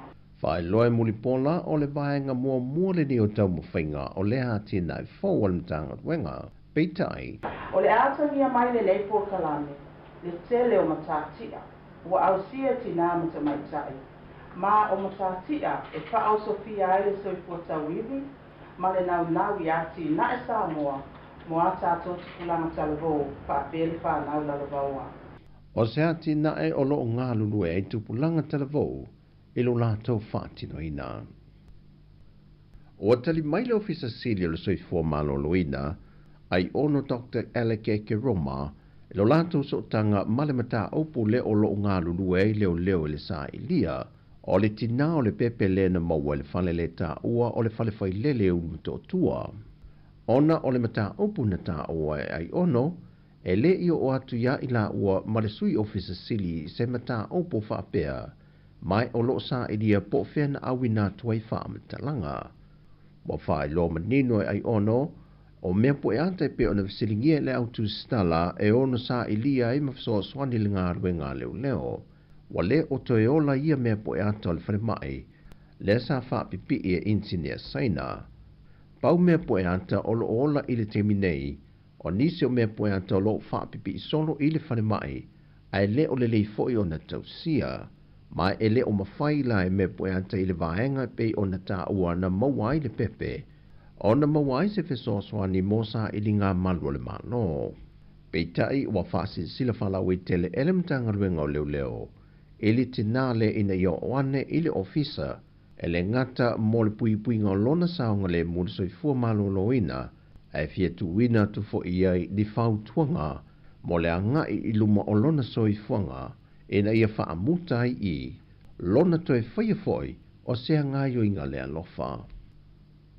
O le mai e atu o le isi vai aso te tongi o le malo na toe whaaleo ina i foi langona o li matama i tai sa avea ma leo fesoa swane le teimi o le fontanga te itai o malo le tau pulenga e le masina o ki topa ona ele i maua lava ni alatou se leni o alauni le sa fola mo i latou. E da wafsirigie leo tu stala le fionga le minister tanga ruenga o leo ia Fawalo Harry Schuster na ia wha i loa manino e o fo i nisi o li matama ita i malu le malo lo o ngā lulue tu mau e le ato toa uma on te tongi ato alatou alauni wa na o nei vaenga ia ua maua nisi ai o lo o ngā lulue lava le matanga luenga o tupe e na ia tau mawhai na ia maua ato toa se lenia i latou ai meise o alo le atuno na ngā lue fsoa swani le matanga luenga le teimi o le fontanga. Pei taina whai loa le fionga le minister e le o mauti no se aso e whātau nu ato i nai le te tongi nātou o ia launi. O tala fawia mō le ne aso whaamanuia le tue fua whanga le awhia ngai mo sio tātou tanu whasoi foia.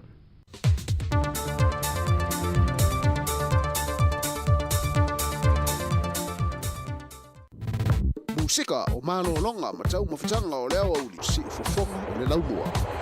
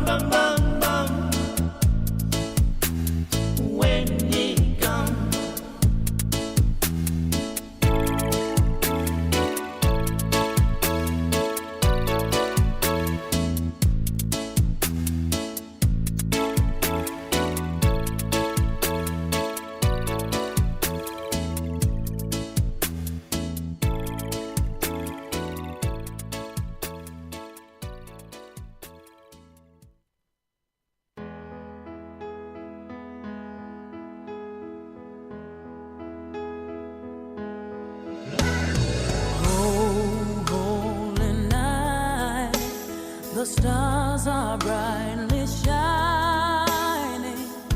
It is the night of our dear Savior's birth. Long lay the world in sin and error pining till He appeared, and the soul felt its worth. A thrill of hope, the weary world rejoices, for yonder breaks a new and glorious morn. Fall on your knees, oh, hear the angels' voices. Oh, night divine, oh, night when Christ was born. Oh, night divine, oh, night divine.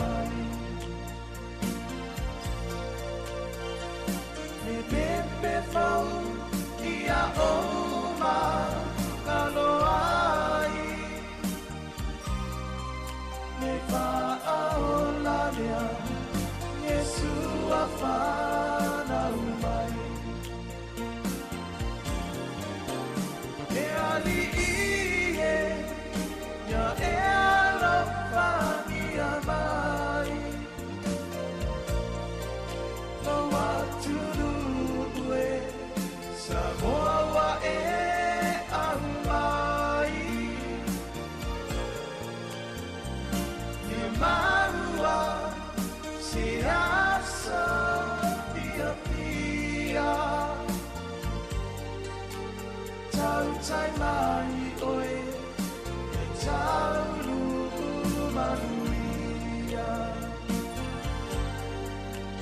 Tau tai mai oe e tau luku manuia.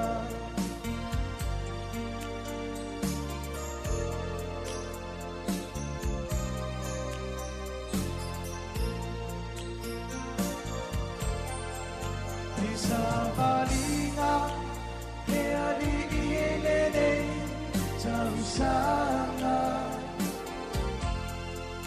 o ali mase mali se o utangata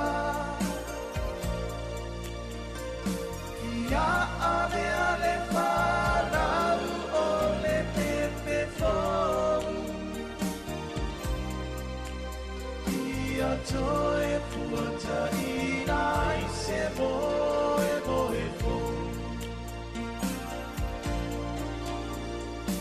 Ia ave ale mana o le pepe fo Ia toe puata ina I se moe moe fo E ali Ya e alofangi amai No watu ue Samoa wa e amai Ya marua Se aso Pia pia Tau tai mai oe Tau manuia Tau tai mai oe Ya tau manuia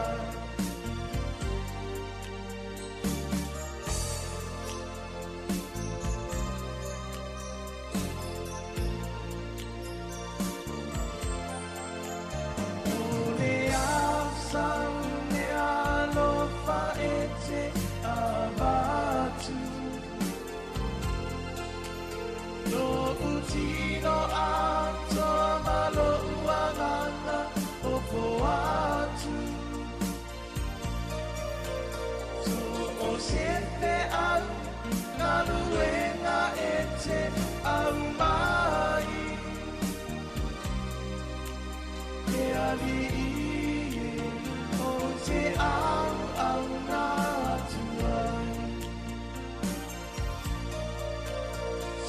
O sete au aluena ete au mai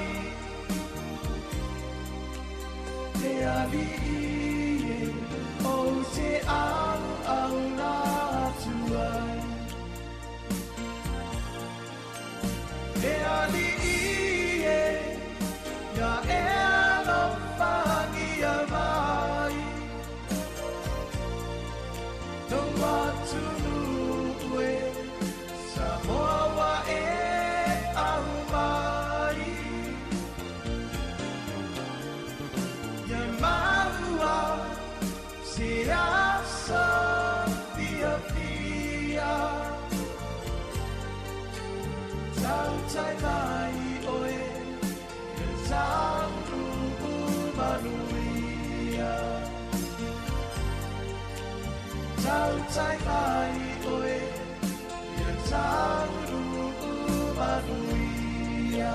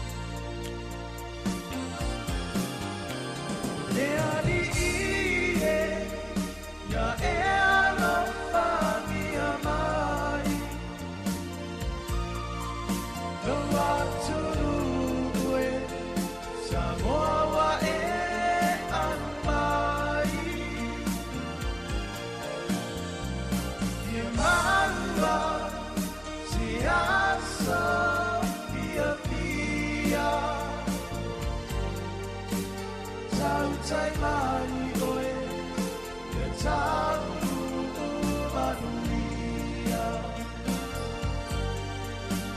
Tau tai mai oe Ia tau manuia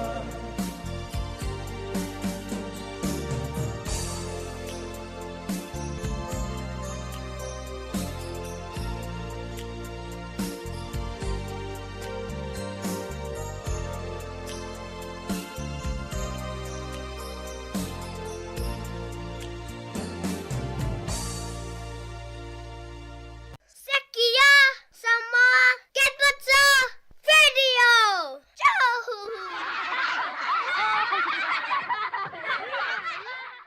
It's Christmas coming. It's coming around. Prepare yourself now, honey. What can I do without you? You make me feel happy. That's what I found inside my heart now, honey. I can't live without you. Oh, prepare yourself for the birth of Jesus. He's the King of Kings. Let's kneel him down.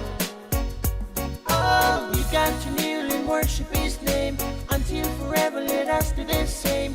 Prepare your heart for Him to stay. We gotta share and show some love. Yes, we'll find out more. It's a toe for my new real. It's out Singapore. But like you receive my seat.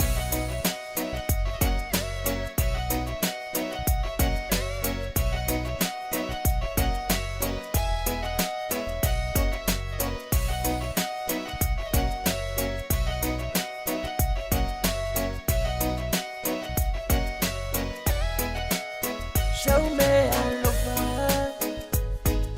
We are sulle we are lover.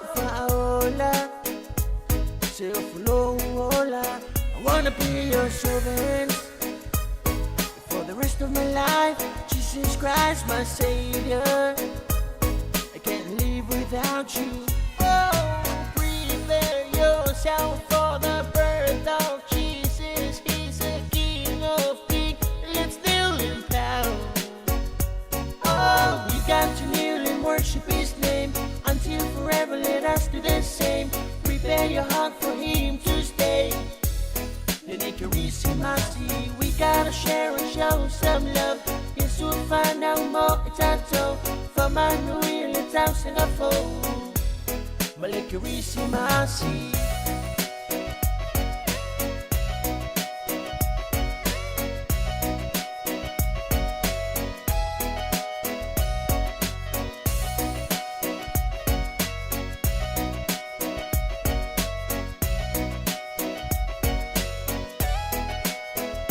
Christmas coming, it's coming around. Prepare yourself now, honey. What can I do without you? You make me feel happy. That's what I found inside my heart now, honey. I can't live without you. Oh, prepare yourself for the birth of Jesus. He's the King of Kings. Let's kneel him down. Oh, we got to kneel and worship His name until forever. Let us do the same. Prepare your heart for Him to stay. Then He can receive mercy. We gotta share and show some love. Yes, we'll find out more. It's a toe for my new real. It's out Singapore. But He can receive mercy.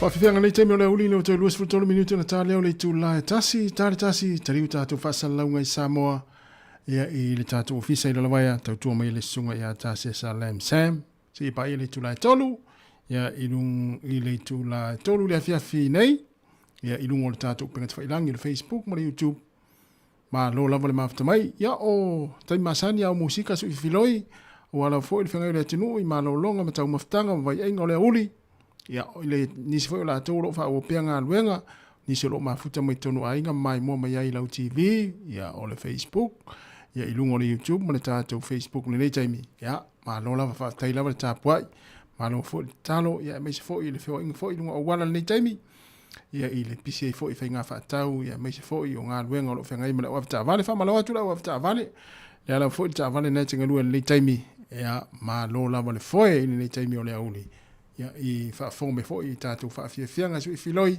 tau tua la wala leo le sifonga la moe Wellingtone ia leo to e 2 minuti o le tā leo le tūlai tasi ia talitali maalia le sua ma lo le leida o ngā lue le to e amata ia le tūlai tasi nei ma lo longa pupu fo i o lo o whianga iai ia ma futa mai tātou whaafiafianga su i filoi nei taimi tau whātu rusunga potoa e Joseph Walau ma lo lava potoa e ia manua fo le nei auri whaaftai fo le mafuta mai le tātou puklame Musika o malo longa ma tau mafutanga o leo au li si fofonga o le laumua.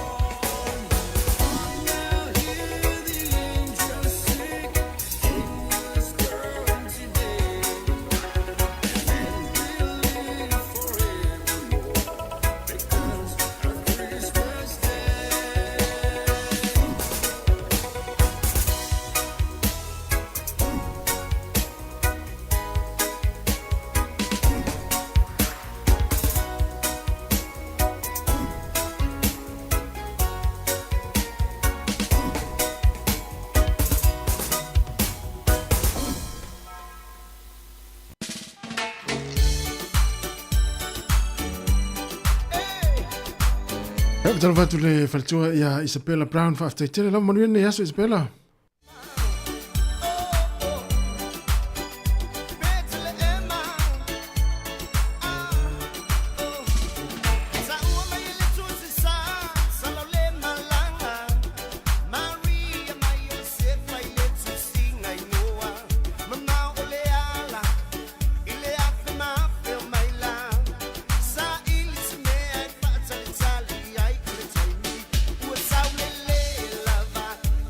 So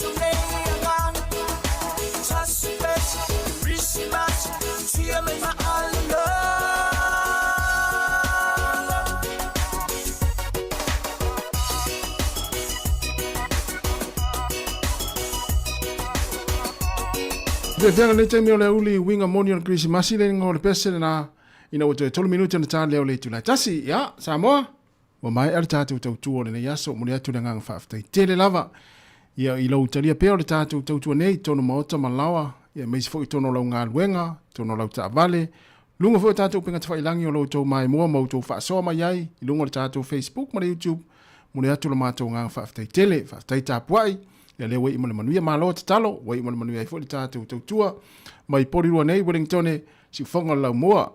Ia le la, tātou pese whai ulea, tātou whaamawai ai, mana vaenga leo lo o whalonglong mai lea la leo le tasi, ono te si mana tasi whaamo. Ia leo te pena mai fo leo sa tā sesa mai Samoa, ia wale whaawino le tātou tautua, i lungo penga te whailangi o le Facebook, mara YouTube, se i pa ia le tula tolu, i le fia na nei, ia, te whatalo vatu, se usa kon lio non malo kon lio, ia, lo vatu iso mo oe mana inga, ia ina i Melipone, Australia, whaaftai tere lava le maafta mai, ia mis fo i whatua Isabella Brown, ia o potoae Joseph Alava au, fua lau, ia le na, maluatu. Ia o mai al tautua, whaamania tere lava le atua le nei aso, e maise toeanga ia toi fo i au mga luenga, ila tau le ato e a materia ngā luenga, o le nei fo i auli, ia se ipa ia le tu lai tolu, ia maro le lolo le tātua tenu, whaamania tere atu lava le nei aso, i fi au mga luenga o tutoe, whiroi tai altai masani le tu lai fitu, si fonga lau moi Wellingtone, mātou whātua whātu, whāsoi fua mō le nei taimi, whaamania tere lava le atua.